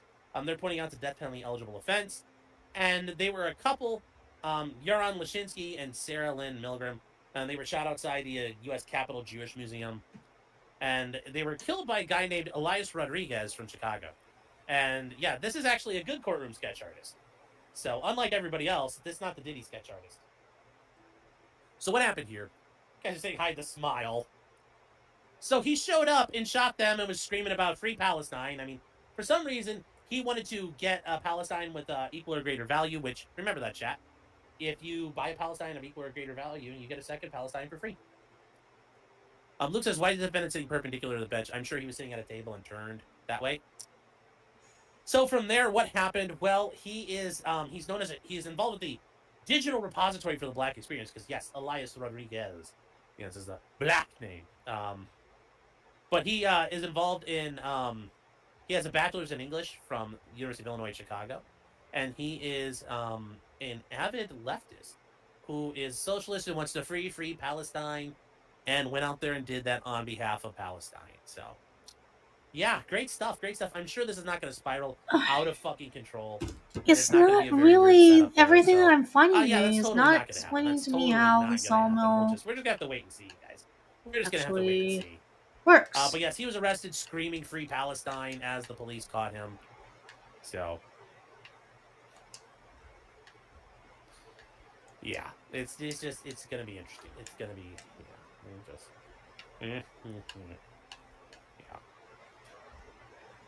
there is also an update on the Wisconsin judge. Okay. The Wisconsin judge case where she obstructed the federal officials. So there have been, there's footage now that's been released of her. Let me give you a hint. When you cut logs, you need to make sure your measurements are accurate. Then you cut. Measure twice and cut. Just need to keep yourself weighted steady and you're probably going to end up losing a pinky or an arm. And they're or something walking worse. through the courthouse, and you can see what happens from here. He meets his attorney in the hallway and walks towards Circuit Court Judge Hannah Dugan's courtroom. And those guys 100% look like fucking feds. Like, I'm not gonna lie, I'm a little disappointed in this attorney. You didn't look at these dudes right here in the corner and think they're feds. They're feds. Like you can see feds from a mile away. Like feds are pretty easy to get a hold of. Fuck. Feds are pretty easy to get a hold of. Like you could find feds. It's not hard.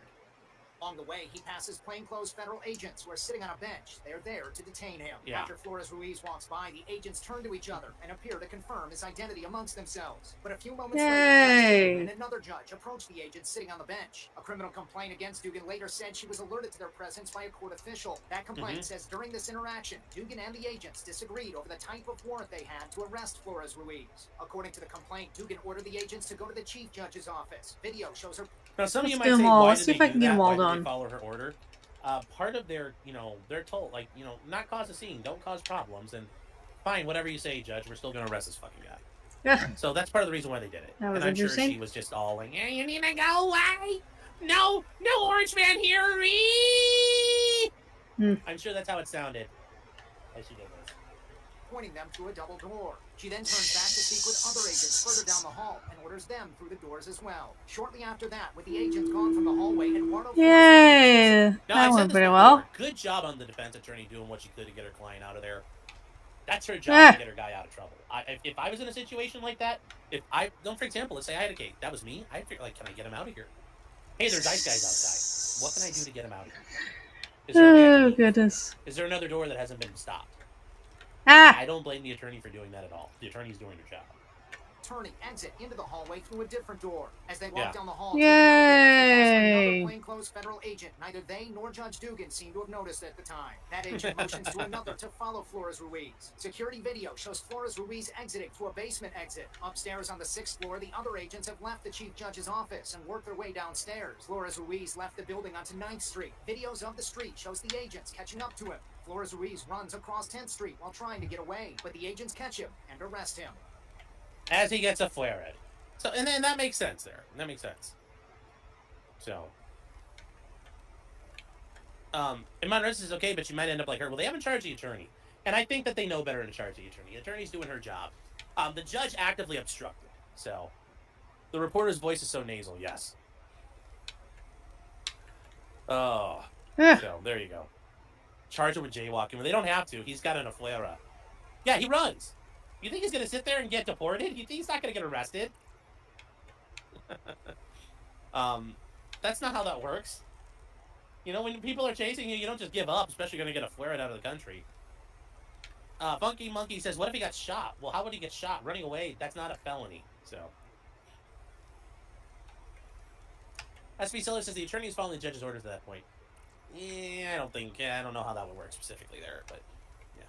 How would that judge feel if Paiza ran and got shot by the cops? Well, just running, I'm sure she would just say that the evil Trump made this happen and it's his responsibility. So, I thought if you ran, you're a liability. No, just running away doesn't mean you get shot.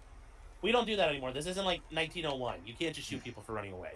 So, yeah, you're not allowed to just do that. You're not allowed just to shoot people for running away. The courts frown upon that. It's not legal. You have to be a presently violent situation for that to happen.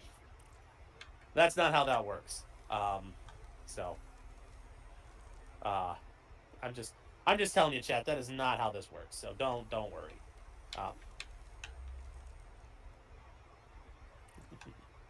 All right, here. Hold on. Why is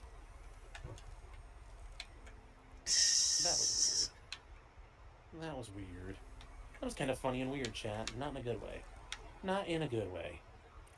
Hold on here. I gotta fix something. All right. Okay, so with that said, guys, we are on to the final story tonight. The National Firearms Act. The National Firearms Act, the NFA. You know it, and you absolutely hate it. Which governs the regulation of machine guns, silencers, any other weapons, short-barreled rifles, short-barreled shotguns, and destructive devices. Well, we're going to get to this. As it says, silencers soon. Maybe tax-free, bitch! That's right. They may be tax-free. Soon. So, let's see here what actually happened. Let's see what actually happened. Well, we need to go to this first. This is the big, beautiful reconciliation bill, as it's called. It is part of the One Big Beautiful Bill Act.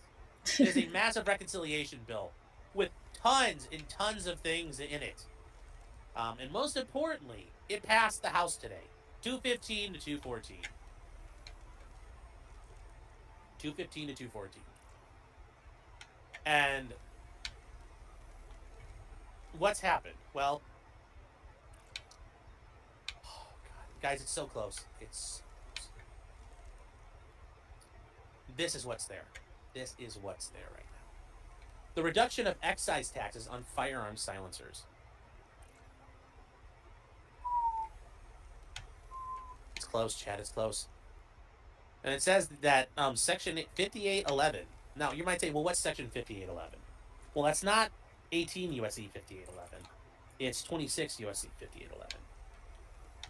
And remember, chat, this goes back to the tax code. Because remember, the NFA is a tax at its heart. It's under Title 26 of the United States Code. And it talks about the transfer taxes. Because remember, you are paying a tax. And when you get your little stamp from the NFA, the stamp is proof you have paid the tax. And it says, there shall be levy collected and paid on firearms transferred at tax at the rate of $200 for each firearm transferred, except the tax on any firearm classified as any other weapon shall be the rate of $5 for each transfer. So yes, for any other weapon, it's $5. That's why there's many people out there who collect and buy any other weapons. It's a cheap transfer. There's also some different rates on short-barreled shotguns. But for machine guns, silencers, short-barrel rifles, and destructive devices, it's $200. Okay. Well, remember, what's a firearm? Well, a firearm means all of these things, including any silencer. Remember, silencers are considered firearms under federal law. Okay. Well, there you go. So what do we do from here? Well, the rate shall be levied, collected, and paid on a firearms transfer to the tax rate of $5 for each firearm transfer in the case of a weapon classified as any other weapon under 5845E. Remember, that's 26 U.S.C. 5845. Well, let's see if I can finally get this. So freaking... you're like, all right, well, that's not bad. And, well, you can handle that. Okay, all right. But number two, chat. Yay! $0 for each firearm transferred in case of a silencer, as defined in 5845A7. Meaning silencers will be $0. We're almost there, chat. We are almost there. Now, here's some problems. Is this an abolishment of the NFA? No. Does this mean firearm silencers might get deregulated? Yeah.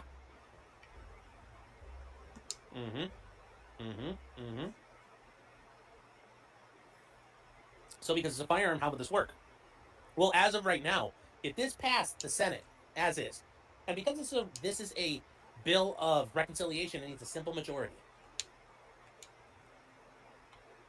How does that work?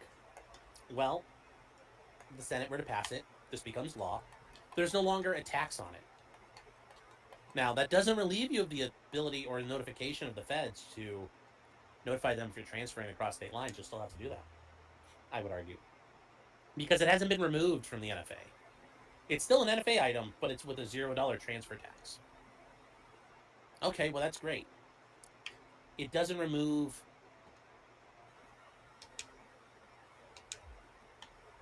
I thought the version that just got put back in today is the one that actually removes it from the NFA.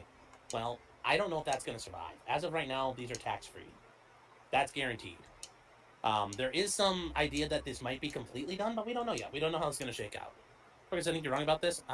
If it got added in there, I was reading through GOA and I didn't see if that changed. I'll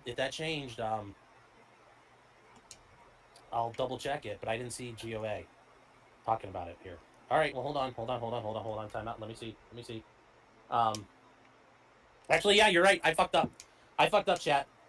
I fucked up. I fucked it up. I fucked it up. There we go. I fucked it up. Yeah, they're out. Suppressors are out.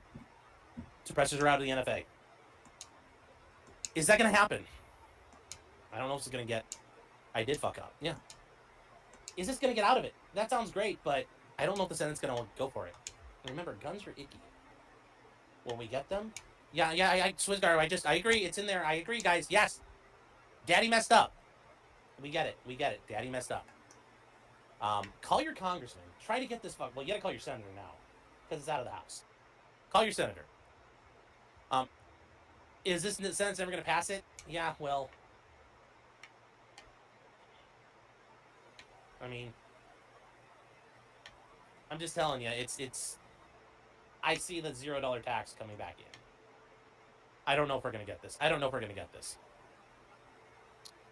I don't know if we're gonna get this now. I'd like to see it.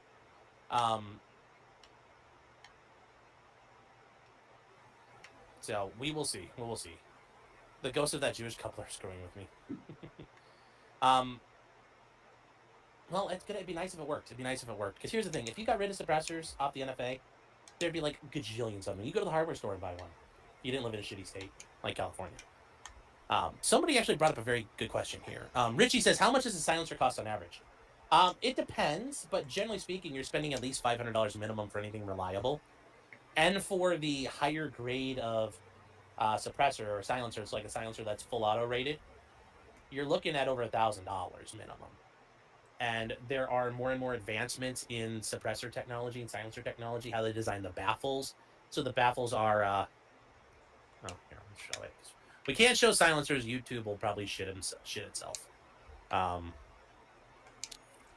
The way that the way the baffles work on a suppressor, that is all kinds of technology that we are you need to take a look at. And so the way a silencer works, and they are silencers, chat.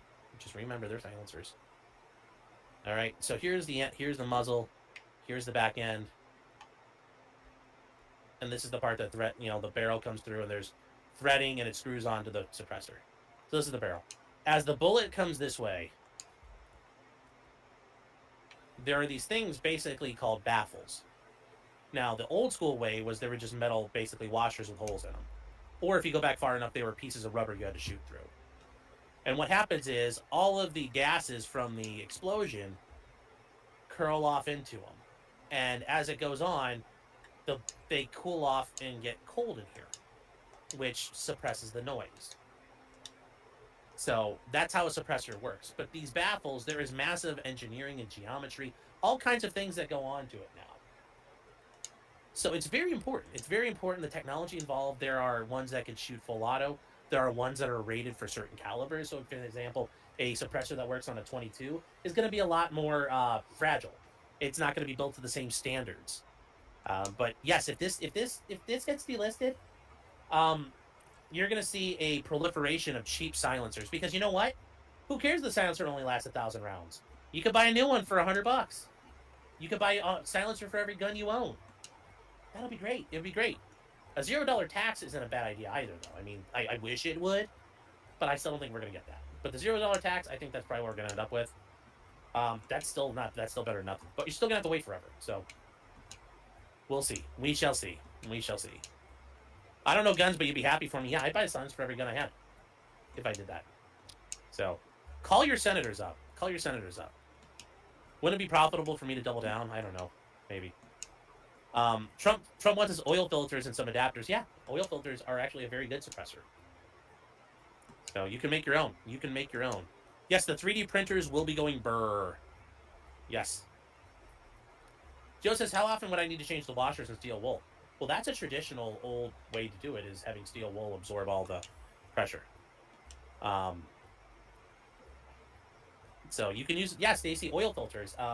They have the threading on it's a common threading that they make adapters that you can thread onto a gun.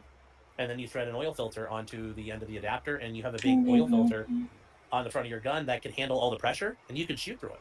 Because an oil filter is just the filter goop, the filter inside of it, and then a thin metal shell.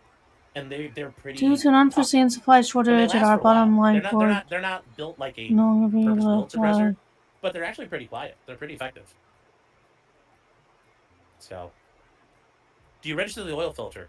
Well, that's how it depends on how people are doing it. But yeah, you're gonna have to register something. It becomes an issue. Draw flow through baffle geometry. Well, we're not doing that. Robert Glass says 22s are not that loud to start off, though. Yeah, but you're allowed, make it quieter. Hearing protection. You could shoot without earmuffs on. That'd be a lot of fun. Blade says, I used to tell my friends the suppressors were filled with water. That is actually an old way you do one. It's called running them wet. You could run them with oil or grease inside of them, and that can absorb some of the energy. That's a very old school way of doing it. That's not a common thing anymore.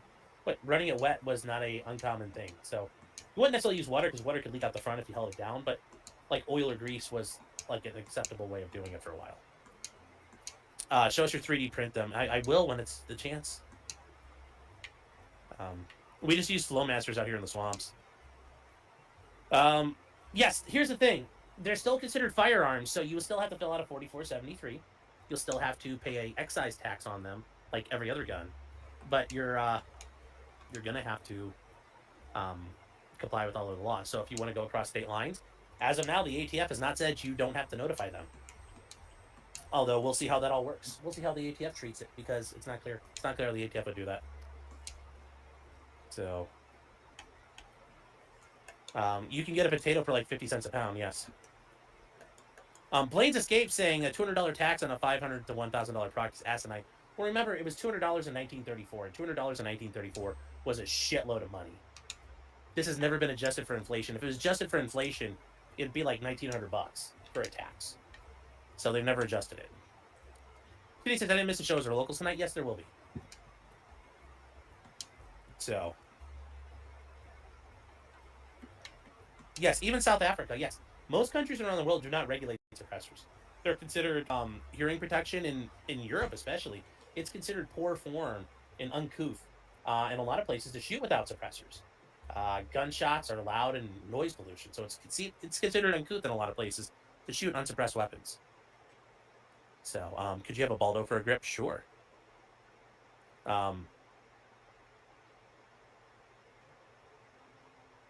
The adapter, I've never messed with one, so I didn't know that. Is that it goes on the adapter? Okay, well, the adapter gets registered. All right. Never actually used one, so. Yes, you can use petroleum jelly to run wet. Yes, that's another option. Keypad said, check my DMs. What? What do you got? Well, there's only so much oil filter stuff I can do right now. YouTube will kill me on it. Bob says, what if we only have electric vehicles and oil filters never exist? Okay, that's a problem. I have doubts because of the Luigi thing. Yeah, that's going to be a problem. Like I said, we'll see. We'll see. We'll see what happens. We'll see what they do. It hasn't been about the $200 in at least a decade. People like the regulation. Yes, but it's still $200 is a problem. And if you want to set up a trust, because some people do that after a while, they want to put all their guns in a trust. Well, now you have to have a $200 transfer for all your NFA items. And like if you own 25, 30 NFA items, it's like $6,000.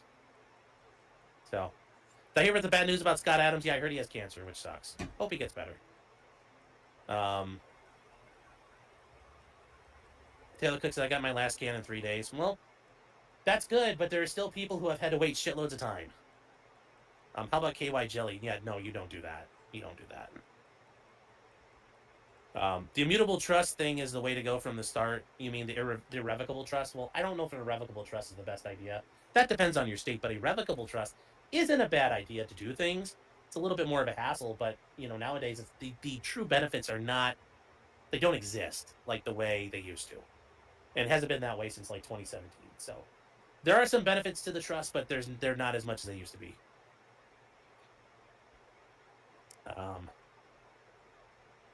Benjamin's saying, so a threaded barrel isn't legal. The threaded barrel is 100% legal. That's got a threaded barrel on it right now with a thread protector on it. It's 100% legal. Yeah, it isn't illegal because there are illegal adapters. Well, even if I don't have a pistol silencer, I can have a threaded barrel. Now, if I had a threaded barrel and an adapter and an oil filter all sitting around and I didn't have a $200 tax stamp paid, that would be a problem. But just having that alone right here, that's not a problem. So, the DC shooter apparently loves Hassan and Luigi. I'm sure he does. Matt says, wait, you pay that tax if you inherit firearms? No, you do not. What you do if you have NFA items is you fill out what's called a Form 5. That is a tax-free transfer.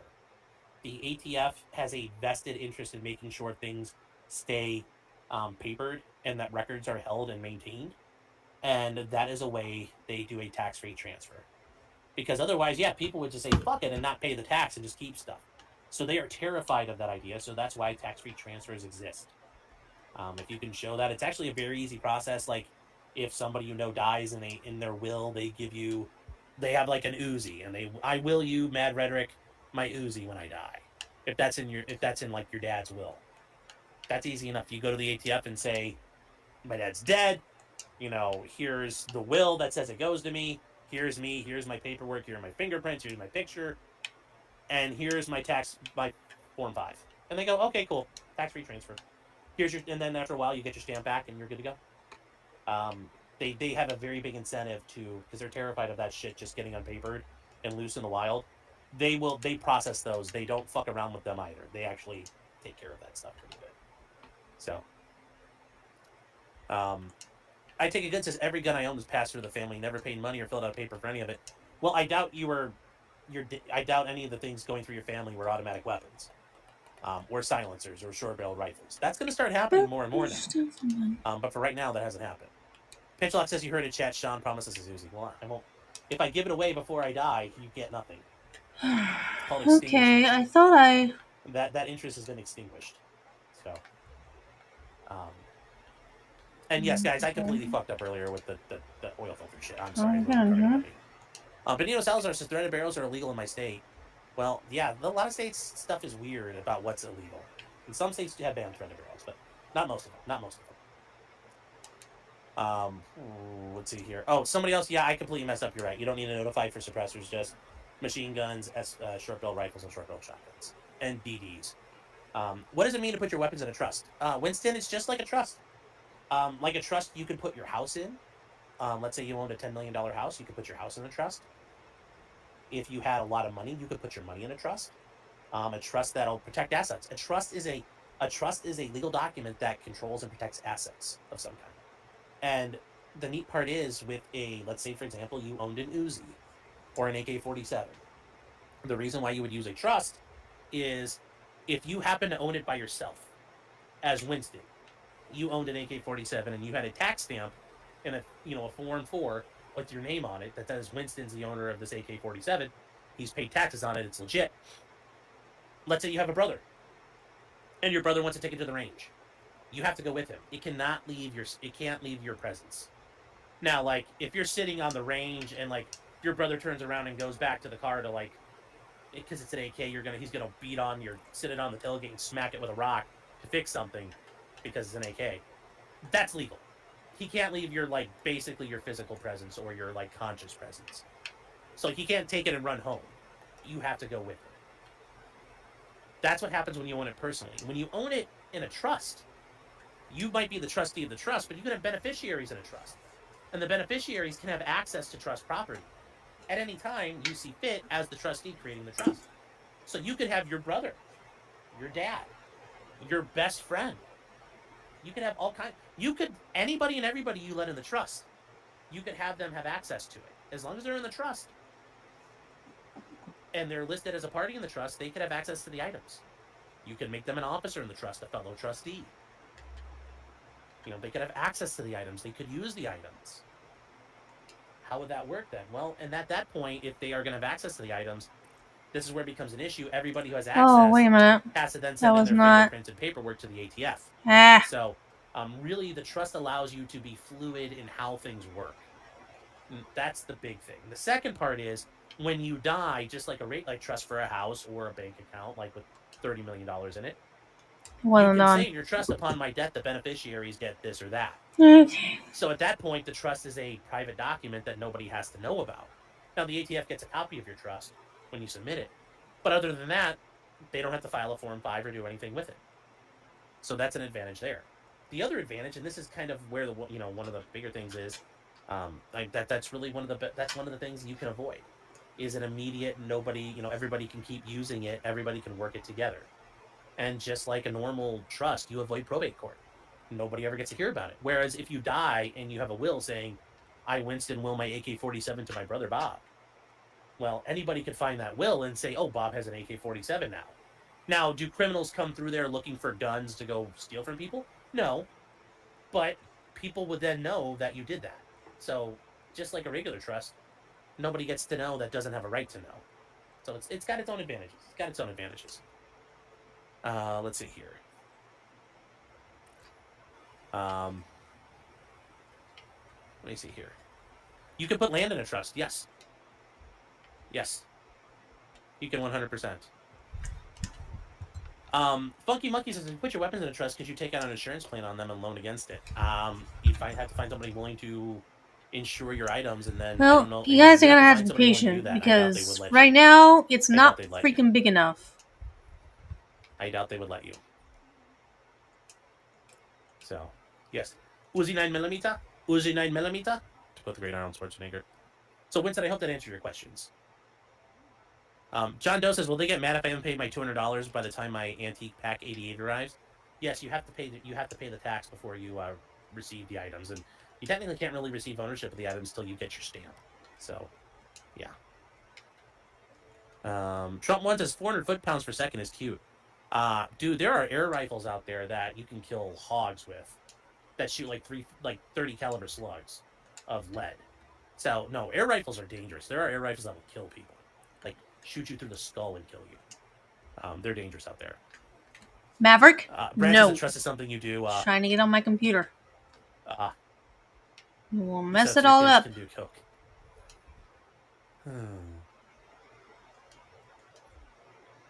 So Blaine saying a trust is nice for family up until the rule where they required separate fingerprints for all beneficiaries.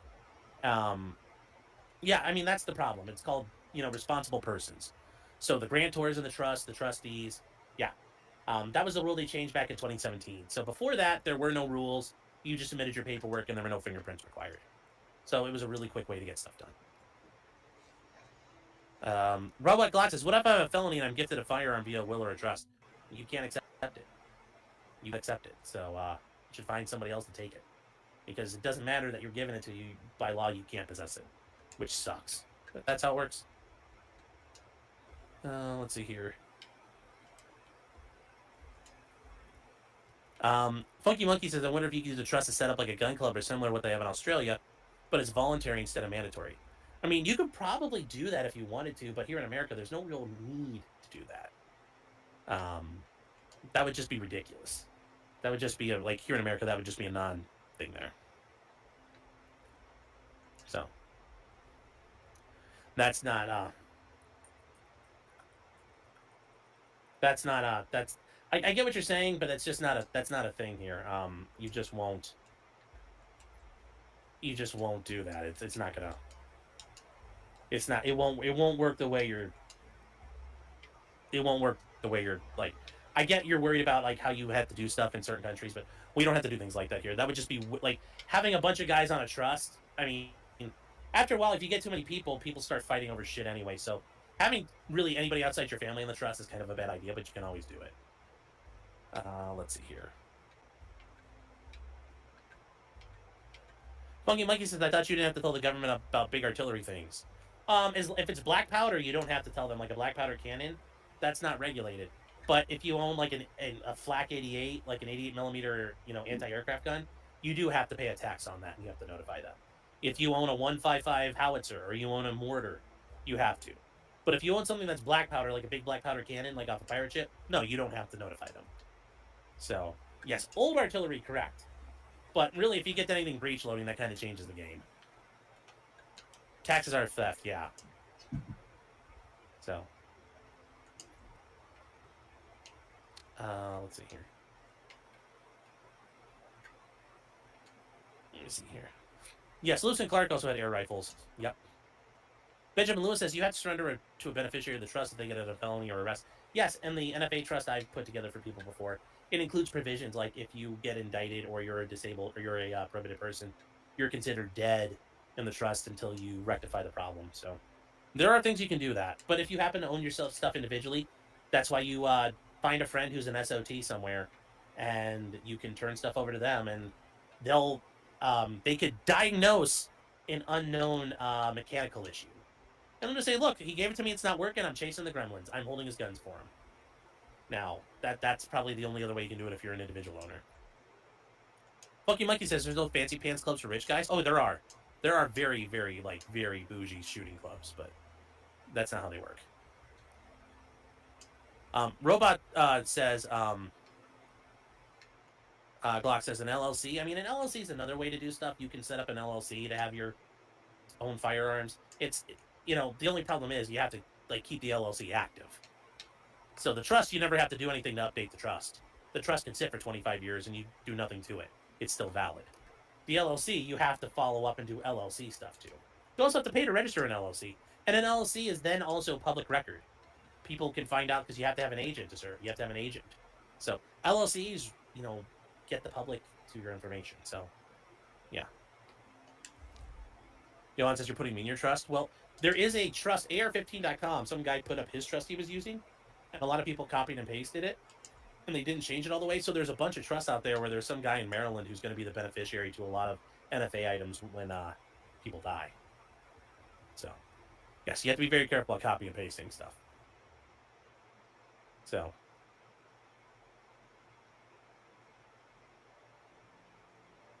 has chick, yes, you're on a plane. I couldn't get to the post office in time, so I will get your stuff tomorrow and go through it. Yes, Blaine, everything over a half inch is a destructive device, but black powder cannons are considered antiques, so they are not governed that way. So, for example, like a traditional cannon that you muzzle load with black powder is not considered a destructive device. So, can we take a cannon across state lines? If it's black powder and it's like a traditional cannon, there's no regulations on it. You might have state laws, but there's no federal regulations on it. Like I said, if you happen to have an 88 millimeter anti-tank gun, yes, you would need federal permission to truck that around. So, John Doe says, yes, you can be like the 114th owner of a $4.5 million range. Yep.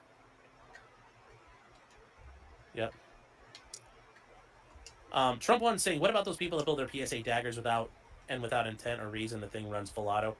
Well, if you're suffering mechanical failure, that's a different problem. That's not something people try to do, and if there's mechanical issues, you're not you have to knowingly possess a machine gun. Now, there are some cases out there where people have had guns that have malfunctioned, and they keep fucking around with it, and oh, look, my AR-15 malfunctions. Brrr. Oh, wow, it's broken. Brrr. And they keep shooting it and shooting it and shooting it. And then after a while, they never fixed it. And then, that turns into now you knowingly have a machine gun. But if you're sitting at the range and all of a sudden you're like, boop, if I took this guy, if I took him to the range tomorrow, and I'm shooting him trying to figure out why everything's all fucked up inside of it, and all of a sudden it goes, brrr, I don't knowingly have a machine gun. No, wait. I would Fuck. at that point be Not what I want to to do. To take it apart and figure out what's broken and fix that problem. If I just kept it, I'm knowingly now possessing a machine gun. So that's what I would say there. Let's see. Funky Monkey says, even a fire lance? Are you talking about some welding tools or fire lance? What is a fire Let's lance? go to bottom white coil. Let's see what happens. Mr. Squiggle says, why is it the black powder? Because she needs more maple smokeless powder. If you're dealing with smokeless powder, you're dealing with breech loading and shell-based artillery, which the government doesn't want you to have. Black powder is, only so dangerous. And, think about it. You have to fire, and then you have to swab the barrel, and you have to pull all the garbage out, and then you have to reload it with new powder, and you shove a cannonball in, and then you have to go around and prime it, and then you have to set it, and then you fire it, and then boom. I mean, there's a whole process to a cannon. Versus in our modern artillery system where you take a shell, run it in, close the breech, bang! Ejects, run it in, close the breech, bang! There's a big difference in those to the government. So there we go. Jordan Pierce says, swap your barrel. Yes, that's very true. So we got some comments here. We got to get to here. Lone Alaskan says, I'm not excited for this. Well, we'll see what happens. Snoop STP says, I'm totally owned by the Zionists. I'm on Soros' short list. Well, how did you know? You're noticing too much. You notice too much, sir. You notice too much. Unforced Ego for $20. Thank you. He's saying, don't the Thursday night streams usually start at 8? No, they normally start at 9:30. I feel like the dog waiting for Futurama. Oh, poor Seymour. You left milk and you left for milk and didn't come back. Well, that's not a. Yeah. Yeah. No, we always start at 8 unless you're making a joke. But thank you for the super chat. Amateur Iconoclast for 17 months. Thank you for the support, man. Says, I see you picked up Nick's habit of tardiness. Well, tardiness not being a tard. Are you going to move on to the alcoholic and cokehead phase or skip that and go straight to the whippets? I don't think we're going to do any of that. EDW Raptor says, is it your birthday yet? No. Linda Richards says, short show tonight, like an itty bitty ditty Tootsie Roll. Kind of. Thanks, Linda. Dolly Talk says, happy birthday. It's not my birthday, guys. Not the lots. I appreciate that, though. Bifrons, who's been a member for 17 months. Thank you for your support. Says, can we reach the goal? I don't know, chat. Will we reach the goal? Jefferson Post gifted 1 sub. Thank you for the support. Thank you. EDW Raptor says, God bless the goal. Yes. Porgo the White says, call your senators and bitch at them to rehab the short act in the Senate and help reach the goal, chat. Yes. Call them. Tell them to get it through. Be nice if we could. Unforced Ego for $10 says, Nick Ricada told me I could defame the nanny. Well, I guess to get what you get. Somebody says I'll do whippets, but it's canned cheese. I mean, there's nothing wrong with cheese whiz. Marlene for $10 says, Nick relapsed yet? I mean, he's doing whippets. I don't know if he's relapsed yet, but we'll see. Who knows? Erica Thorpe says, happy birthday, Sean. Thank you. It's not my birthday. You guys are really going to confuse people who don't watch all the time. You got to stop. KR Evans has been a member for 15 months. Thanks for the support, man. I appreciate it. It says, 2.0, did she get me a 338 Win Mag and Spring Bear tags? No, she did not. I'd take like a 416 and like against the Bear. 338 Mag would help, but like get like a Rigby 416, 416 Rigby or something like that. That's what I think probably be a better Bear rifle, because then you're like, depending how close they get. So, because it's not like I'm running away from one. David from Making Law Simple says, "This is my Sweet 16." No, it's my Kinsey era. Been there, done that. Says, "Can I get a choo-choo?" Yes, hold on. There you go. Aquila says, "I don't know about Rumble, but there's at least one person on Twitter." Well, thank you. High Number says, "Do you think the head injury doctor has any impact on the prosecution for the Karen Reed case?" Almost. I don't probably think at the end of the day, yes. I mean, certainly, like, we know he cracked his head open, so I don't know. I don't think so. I'm not as big as people are thinking. And that's a big problem, guys, on both sides of the Karen Reed thing, pro or anti-Karen Reed. There are too many people on the pro side who think, like, Karen, the defense team, scored. If they were out playing golf, Hank and Alan Jackson went to play golf, they'd tell you. Online court discovered. Yay. There's just as many people on the anti-Karen Reed side who'd say Hank Brennan has scored 14 holes in one so far. Like, it's going back and forth. It's a very close case still. Visit Hedonism 2 for $5 Australian dollary doodles says, Sean, come for Movie Thursday. We're playing the body cam footage followed by new Twister by the pool. I mean, when you put it like that. Charlie says, Brother Sean, Charlie is the same Charlie we've been, haven't seen you in a while, man. Hope to see you on locals, unless you're a different Charlie. Brother Sean, thoughts on the nanny conspiring to take Nick down. Also thoughts on general jousting. I look forward to a quality game to give to the family. Well, general jousting, I played it for about 10 minutes. It's interesting. It's very interesting. The controls are a little weird, but yes, it's pretty funny. As far as conspiring to take nanny conspiring to take Nick down, like, when you're, when a man's drowning at sea, he'll grab for anything he can. Or Brass the Deplorable says, I can't believe Minnesota has only one bar. Well, it's the premier bar. Stonies. Benjamin Lewis, who's been a member for 16 months, says, Robert Gouveia would be a great guest to discuss politics. I'd love to have Robert Gouveia on. I've talked to him a couple times. Trample on thorns and iniquity. Let's burn the tingling ropes of low-wage employment. Love listening to him. Stare down the golden walls of the upper class. Although now I think, from what I understand, he kind of does this full-time, which pretty cool that he can do that. And thank you for the 16 months, by the way. And did we catch up? I think we... Oh, here we go. EDW Raptor. Talking about the jailbreaks. Damn, Styx Hexenhammer, whose real name is Carl, and his chaos magic is causing prisoners escape. It puts Ag Biochemist and I in danger. Yes. EDW Raptor also says, New Orleans suffers from FFCD. Forever federal consent decree. This jailbreak is par for the course for the Orleans Parish Sheriff and the New Orleans Police. Yes. There's rampant corruption in Louisiana. WMMAC now says, rest in peace, Simon Mann. Yes. Yes. Yes. Former soldier of fortune. And yes, the epitome of it. A guy that Count Dankula did a Mad Lads on and was, and I think he is, I mentioned Equatorial Guinea. That is where, yeah.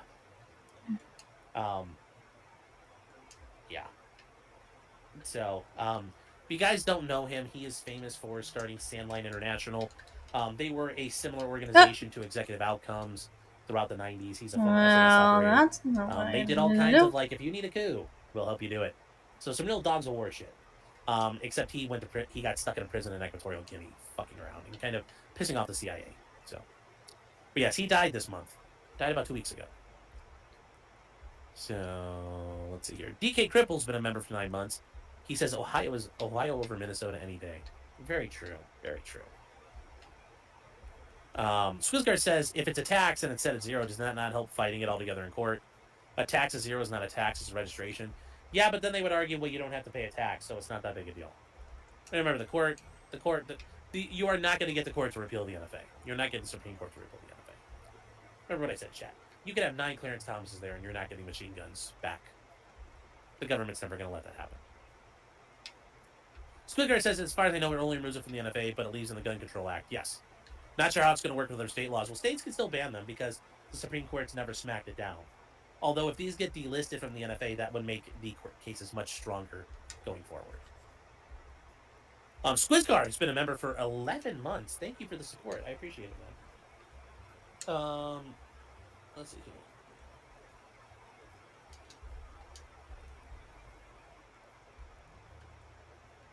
Let's see. You guys are asking, was Kurt stream with Vinnie Politan from Court TV really good? Yes, I didn't get to watch all of it, but I watched about half of it. Very good. It was very nice. Kurt does a really good job interviewing people. But Vinnie Politan was on, the guy from Court TV. It was awesome. Kurt had an awesome interview. He had a good get. I think he did a good job with that. So, my hat's off to Kurt for running an awesome interview like that and getting a great guest. Winston says, why are SIG 320s legal if they malfunction and accidentally discharge? Because it's not illegal to make a defective product. Remington 700s were doing this for a while when you put the safety on. They are unpredictably bad. It's broken. It's bad. It's gay. That's because it's not illegal to make a gun that doesn't work right. So, but yes, don't buy SIG 320s. They're fucking dangerous. SIG is not recommending you carry it without a round in the chamber. That tells you all you need to know. Natasha, with 5 subs, closing us out for the night. There we go, chat. Wow, we spent the last 30-35 minutes just BSing, so we did have a nice, good, short show. Granola says Kurt did a great job at the interview. There you go. So, let's see here. Torgo says, if they remove machine guns from the NFA, the Hughes Amendment would be moot. Yeah. And I didn't see you, Jim, if you mentioned something here. Let me go back and see it. I didn't see it. Oh, the guy from Cheers died the other day, yes. Yes, he did. Rest in peace, Norm.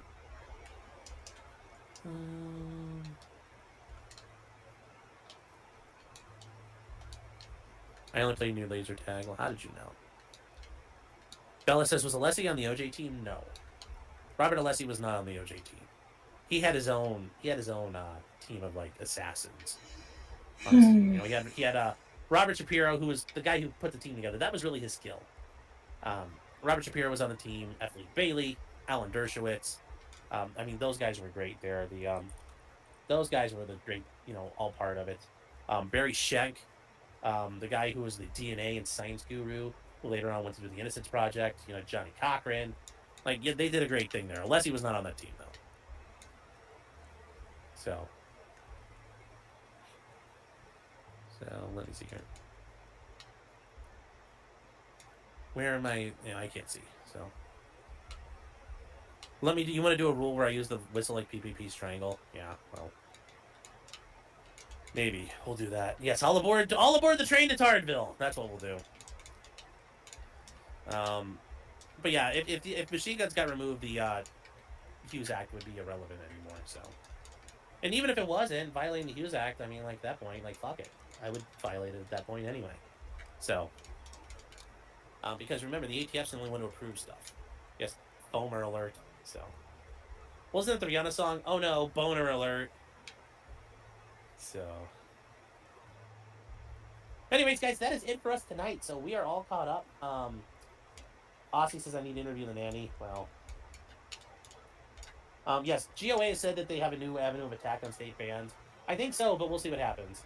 And yes, the Iron 8 Milfolk is saying that the 320 in California is labeled as a safe handgun. Yes. Yes. Very true. So, but no, I'm not going to interview the nanny. There's like, what's she going to, you guys, it's best to let that thing cook on its own and just laugh as it boils over. Because that's how you let it happen. You don't need to bring in people to tell you that the cows are out in the pasture grazing. Let the wild cows graze. Eventually, they'll cause things, and then you can laugh at them. So there you go. So with that said, chat, we're all done for tonight. Let's hope that suppressors get unlisted. We can 3D print stuff. It'll be fun. I'm just not sure it's going to happen. We'll see. We'll see though. But chat, Karen Reed starts back up Tuesday. Tomorrow night's Russell Greer. Saturday, we are going to do the SCOTUS oral arguments that they just had recently. It's 3 hours long, so we're going to have to really get into it. But it should be pretty good. We will get involved there. And remember, yes, everyone's crashing out. Nick, Hassan, iDubbbz, Ethan Klein. Well, Ethan Klein's picking up some dubs along the way, but he is crashing out too. They're all crashing out. So we will be at it this weekend. There's so much to do. It's Memorial Day, guys. Obviously remember those who gave the sacrifice, and if you guys are out there and personally, people you served with, hope you get through this. I hope it's not too rough for you. I know for some people Memorial Day is kind of a rough day, so don't be afraid to talk to people. You need to lean on people. With that said, chat, you guys have a great night. I will see you over on Locals, and remember, until next time, just because you did it does not mean you're guilty. That includes Karen Reed. So good night, chat, and I'll see you guys over on Locals. Take care. Remember, Russell Greer tomorrow night, 7:30 Eastern. It will be fun.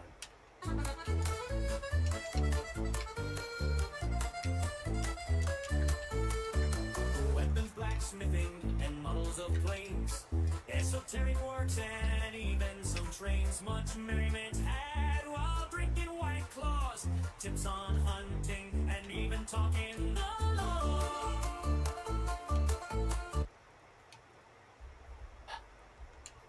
EDW Raptor for wine sob. Let's go, chat. Let's go. Whatever you do, just don't talk to cops.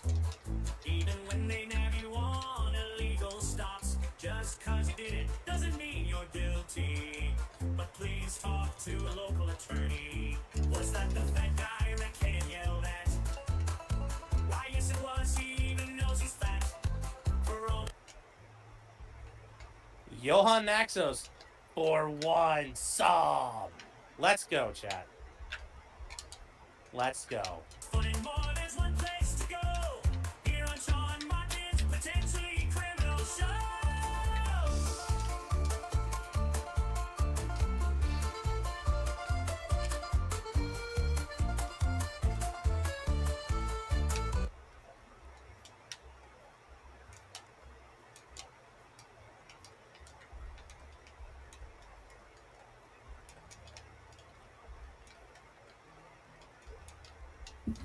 Oh, the voice.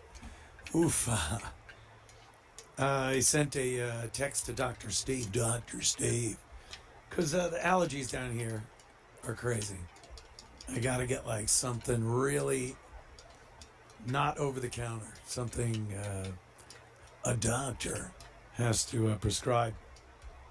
It's crazy. Oh, the landscapers came by before. Everything gets kicked up. My boy, I hate it. Oh, hate it. It happens every so often. The price you pay for having such a wonderful broadcast media voice, as I do. But bear with me. I do appreciate it. Oh, God. It's exhausting. Just trying to talk, I have to... I have to really push it out like a pro. Then I'm just not going to talk until Sunday night. I am in New York this Sunday, for my WABC show with the great Jim Norton, co-hosting. Jim Norton. And Voss couldn't make it. I think Dice can't make it until the week after, or maybe the next time I'm in New York. But Dice will be on the show, as will Voss. But I'm still trying to confirm somebody else to be on with myself and Jimmy. If that doesn't work out, it's me and Jimmy. Like, it's not like, now what do? We do a show. But it would be fun to get one of the old gang in there to hang out with us and bust each other's balls, as they say. I got a good one from the Pupster. From the Pupster yesterday. I was watching some of Who Are These podcast clips, and one they came across was of the Opster. I guess he was in Harlem. Oh, God, it's so funny because one of the Opster's MOs is to call me racist, you know. He says whenever anybody says something racist on his chat, he goes like, "Oh, that's the other guy. That's the racist guy." I'm like, oh, okay, I guess that's me. So one of his latest episodes is just walking around Harlem, literally like treating the people like zoo exhibits. Like, oh, look, this guy's selling watermelon, and walking around and just like, ooh, look, and saying, oh, I thought there'd be more action. Like he's expecting, you know. It's so funny, and I bring it up because it's the liberal thing, you know. They call everyone racist, and through their actions, they prove to be more racist than anybody that they are calling racist. So I find it pretty funny. I don't know. I don't know about the background. I think they're coming back tomorrow. Okay, tomorrow. They're coming in here tomorrow to start putting the cabinet doors on and working on the background wiring and everything. It's taking a while because I want it done right, and I want it to look nice because it's my studio. I don't want to use a green screen anymore. No green screens. It's kind of green screens are kind of passé. They're really kind of passé for a talk show like this, a webcast like this. It's all, you know, you don't want to. It looks cheap these days. I think a studio, if you're going to do a show like this, where you have a studio, green screen's cheap. It looks cheap. It was great a few years back. It was cutting edge and everything. But yeah, I'd rather have a real background with real things. Just things. Doodads, tchotchkes, and knickknacks. And we're going to have a TV screen, vertical, right here, or so. And it's going to be like a window. It's going to look like a window to Greenville outside. It'll look like a real window, but it'll be Mom. an amazing video of Greenville between the hours of 4:30 and 6 p.m. on a pleasant afternoon. Can I not get up there anymore? Maybe I'll have a few different variations. Maybe a rainy day. Maybe daylight savings where it's dark and some of the lights are on. Things like that. But it takes time. You want something done right? It's going to take time. Got to be patient. No matter who in the Dabbleverse is goofing on your background, not being finished. Imagine being so... Imagine having such nothing to talk about that you start giving someone shit for working, having something done to make your show and your studio just look even better, and then you got to just try to rag on it because you literally have nothing else going on. Yep, I've seen it. I've seen that happen. Oh, God, itch. This is dreadful. This is like the last gasp of words that could come out of my mouth until Sunday. And I was going to get together with like Gino when I came into New York, but that'll just voice up even more because you got to talk over him. He's going to be yelling. I'm going to be yelling. We'll probably do a shot, and then I'll voice up for Sunday. I don't want to do that, but I'd like to see Gino. I'm interested in buying a panini maker. That's right. Maybe I want a little white garbage can because he said the white ones are better. He prefers them to the black ones. I love Gino. He is a dear friend of mine, and it's hilarious watching these like infomercial things he's doing. God bless him. He's working. He's making some money. I don't know anyone who would fault anyone for working. It's not a menial, laborious job. It's still in the category of broadcasting, and it makes me laugh watching it because he's kind of good at it. He's kind of good at the way he presents these things. It's kind of professional, even though he doesn't look it. He sounds and the way he presents it is very sincere and professional. And it's just funny to see him with his headband and his t-shirt on going, "You like smash burgers? Because I'll tell you, they'll make a great smash." Like, how I smash burger your face. No, I love him. I love the Gino, and I hope I see him this this weekend. I got plans with Gavin. I don't think we really hammered him out, but we don't have to. We'll just be like, yeah, let's get together, get a steak and a beer, and catch up on things. It's always good to get in person with Gavin because we discuss things we could not possibly even discuss on a subscriber-based web show. We get even too much for that. We got to look around for hidden recording devices. Check. That might get us in trouble. Those are the discussions, and I adore our time together spent talking about shit. That is so heinous. But it's a lot of fun. And then the show, Sunday night, 8 p.m.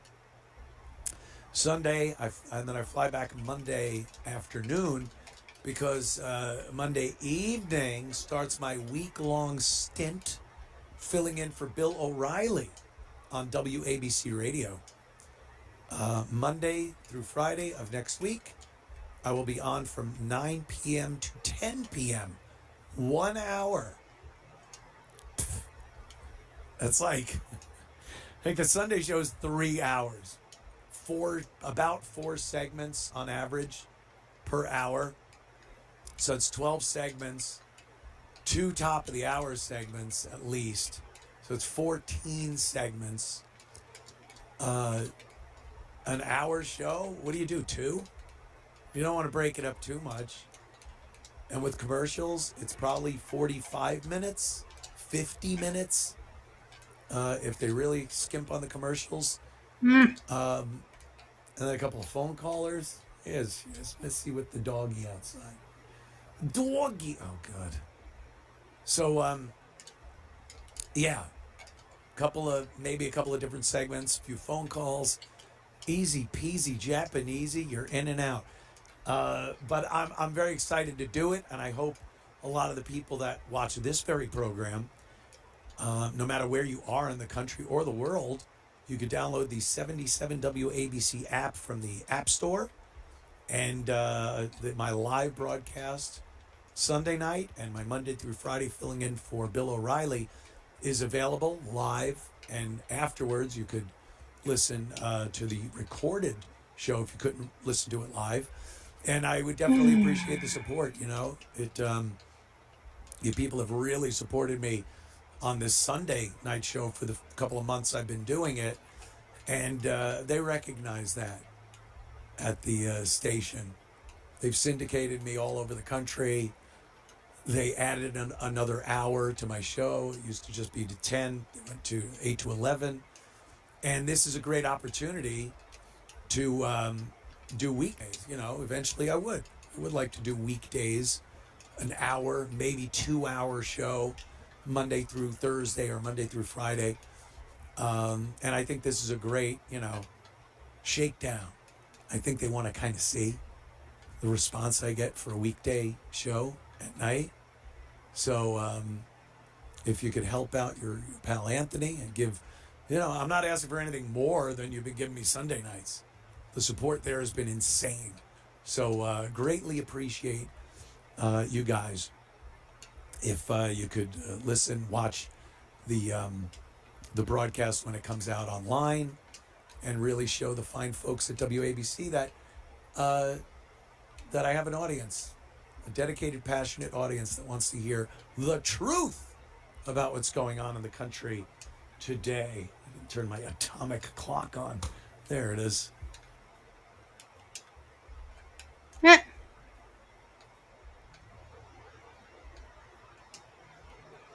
So this was very damning evidence against old Nick Rekieta. Now, this is Chad Zumock. Chad Zumock has been a breaker of news, like the compound stuff. He was in on that before anybody else knew. Chad has also done works like Welcome to Kumia Country. So I'm not really sure, but there is some stuff in here that sounded similar to something somebody that April and I know told me. And this person was no fan of mine. They're a friend of April's. They're no fan of mine, and they told me that in no uncertain terms. But they were like, I also need you to know that, like, Rekieta wants you dead. Like, he really hates your guts, and he's willing to make up anything to do it. But, like, it didn't sound exactly like what Chad's about to say here, but it sounded similar enough where I was like, this might be... I don't know. We'll let you guys decide. This is Zumock. Now, there was a theory that when April was schizo tweeting back in October or November, that Rekieta was doing it for her. And it makes sense because a lot of the things that Rekieta would then say to Patrick Melton about, like, bloody sheets and shit like that was exactly the same thing as some of April's tweets from back then.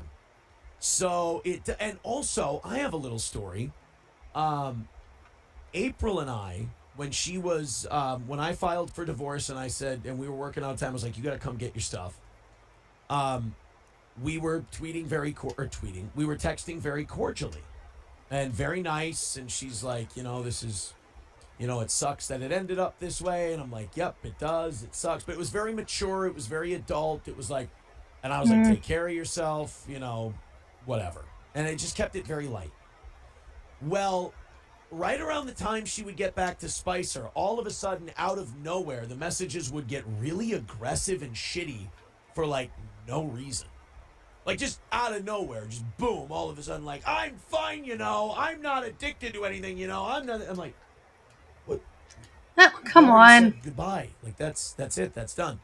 And then back in, like, December or Well, January, I think I screwed something up when I was trying my to... phone. I had to set up a new account for me and the kids, and I needed April to release me Damn from it. the other plan that we were on because I made her the manager of the account for some reason. Well, they had to get her on the phone, and I didn't want to talk to her. So I said, you talk to her, then come back and talk to me. We'll take care of it that way. She sent me a DM on Twitter saying, I'm really sorry you had to go through that. I don't want you to be upset. I'm worried you're mad at me now.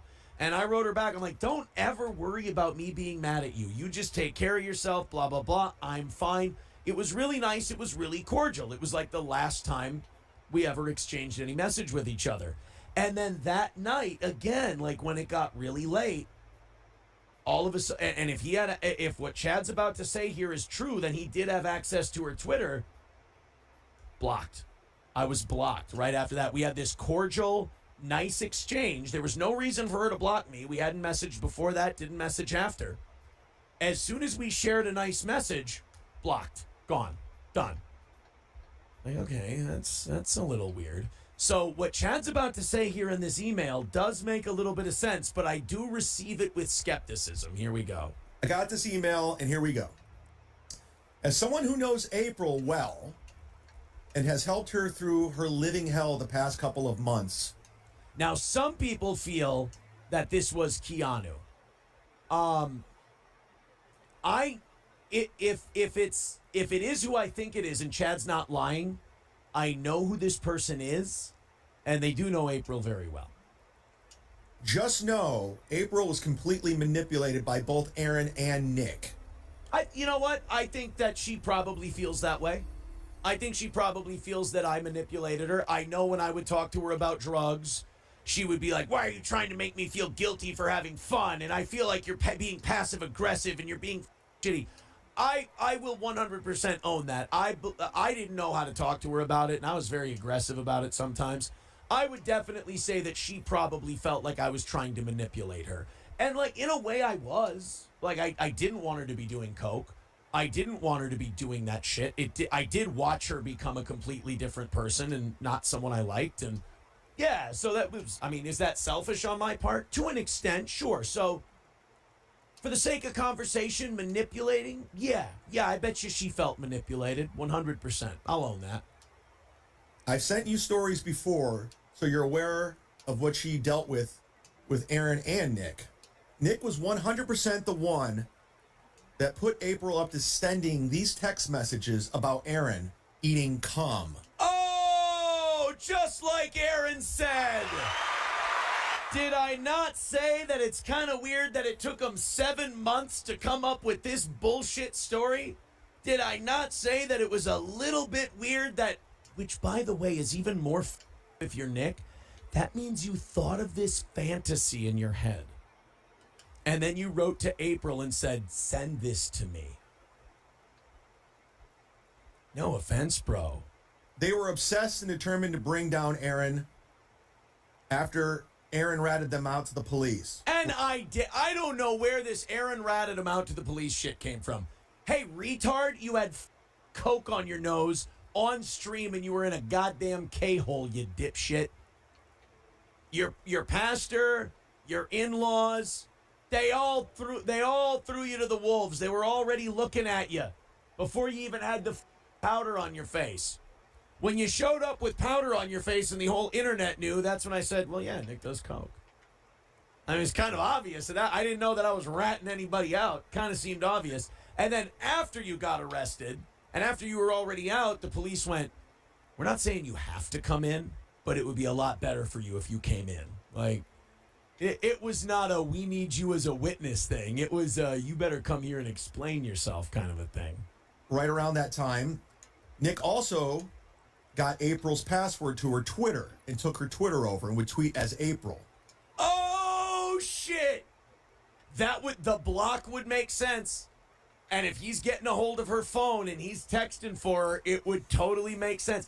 I chalked it up to, we had the cordial text messages when we were getting divorced, and then I thought it's like, who knows what is true with any of this stuff? It's crazy. Out of nowhere become like, you couldn't write if he's a reality the phone and he sees, show they're texting cordially with each that's other. Crazier than this. That you really would couldn't. make a lot of sense. I'm not saying I 100% buy it, but it's plausible. Nick had completely brainwashed her at one point when she was at her lowest point. Oh, yeah. Nick used to do that narcissistic triangulation shit where he would tell me, I'm helping you, dude. I'm helping you. I know she's got a problem. But I'm helping you. Don't you worry about it. And then she would go to her, or he would go to her, and he would go, you got to, he's just out of line with this not wanting you to do coke thing. He just doesn't want you to have fun. And, it's just not. And he would tell her shit like, oh, yeah, he's talking shit about you on the show. Because she would go, friends of mine are telling me that you're saying shit about me on the show. I'm like, not? Are you out of your mind? It's him. So he did that narcissistic triangulation shit. I mean, which, he's an insecure coward. I mean, he's a skelly. What are you going to do? Took advantage of her. I'm only sharing this with you because you seem to be the only guy who doesn't really take sides with Aaron and Nick. Hey, I got to give Chad that. That's 100% accurate. Whether this is bullshit or this is real, that is true. I don't like how you've treated April in the past. You said awful things. She's my friend. But I understand she wasn't nice to you at the time, but I assure you she's a great person. See, this doesn't sound like he's making this up. This does seem like he's reading an email. So in order for this to be fake, he'd have to be a psycho who wrote this to himself, which, again, not ruling out. Without giving up who I am, just know April is in a better place. And as much as Aaron was awful to her, I apologize. I'll say that. Yeah, I was awful to her, I would say, in the last few months. I was mean. Like, I wanted things a certain way. And that thing was no drugs, which you can say, well, Aaron, that's a good thing. Yeah, but still, I was a dick about it. Like, I was frustrated and I was angry and I was mean about it. You know, we had shouting matches over it. So, I mean, just because what I wanted most people would see as a healthy, reasonable thing doesn't mean I went about it like a gentleman. I was a dick about it. Nick was way worse in the end. I think it's gross that Nick was being celebrated at that event in Vegas. That's the only reason I'm sharing this with you. No offense. It was a bunch of fat incels. I mean, it's not a crowd you want to be celebrated by. Nick should not be celebrated. Nick should be in prison. Oh! I mean, that's not exactly a hot Now, take. I checked this out. It checks out. This is 100% real. It's 100% credible. And I know people are going to say it's not, but it is. And I'm sharing it with you because this person said I could. But that's exactly what happened. That's what was going on. Nick, I gotta say, I told her so. I've been telling you this whole time, and you can still be in denial if you want to. The evidence keeps stacking up, and I must say, another win for the toe. But, like, how psychotic do you have to be? Like, how crazy do you have to be to send messages as someone else? And then, like, I knew that he wanted me dead. I knew that he wanted to bring me down as hard as he could. And he would, anybody who would swear allegiance to him, he'd be like, this is what we have to do. You have to remember, in my discovery, his statement to police was 15 pages long. The rest of the pages were 14 and a half pages long with 4 other people combined. Nick was 15, April was 10, and the other 3 people involved were 4. 4 pages. I mean, so you kind of see, you know, who was the driving force between. Again, I totally did what I did, 1,000%, but the driving force behind it, it was revenge for the revenge porn. It was revenge. That was the motivation, not justice. I do believe the prosecutor in my case had her eyes on justice, 1,000%. That's why she dropped the felony. But the motivation to go to the police was Nick's bloody vengeance. He was going to get this man. And it's good that April talked to somebody and told them that and said, look, Nick manipulated me. Nick was way worse than Aaron was. Nick was tweeting as me and had my phone. It's good to hear it from someone who heard it from April, you know? I mean, Keanu's out there as well, and Keanu told the truth, but I feel vindicated. If that's true, I feel vindicated. And, of course, Nick's a liar, which is not exactly the, you know, tallest mountain. You know, it's not hard to climb that mountain to believe it.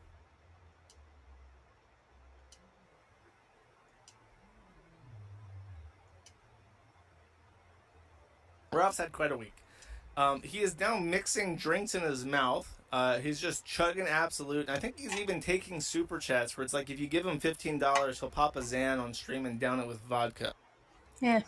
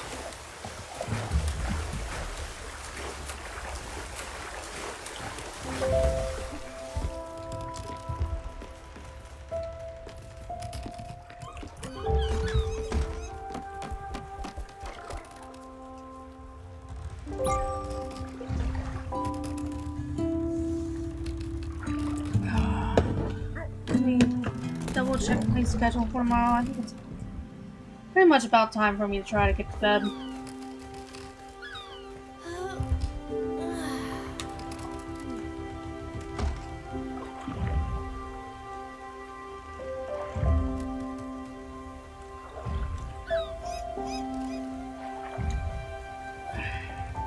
Yeah.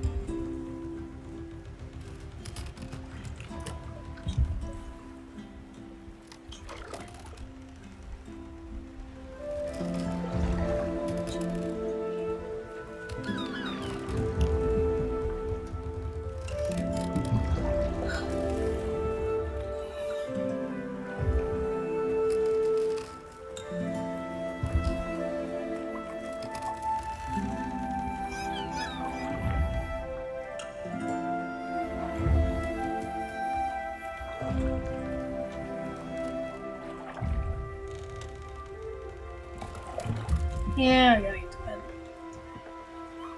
Okay.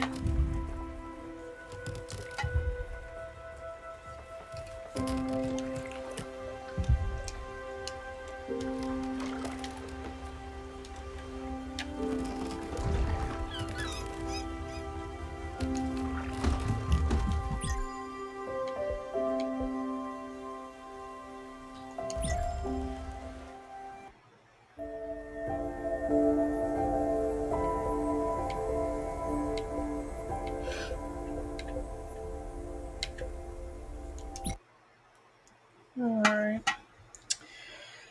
Well, night, Chaya. And it looks like we never got a stream tonight from Nick that I can tell, but I might look and double check. Whatever. Bye!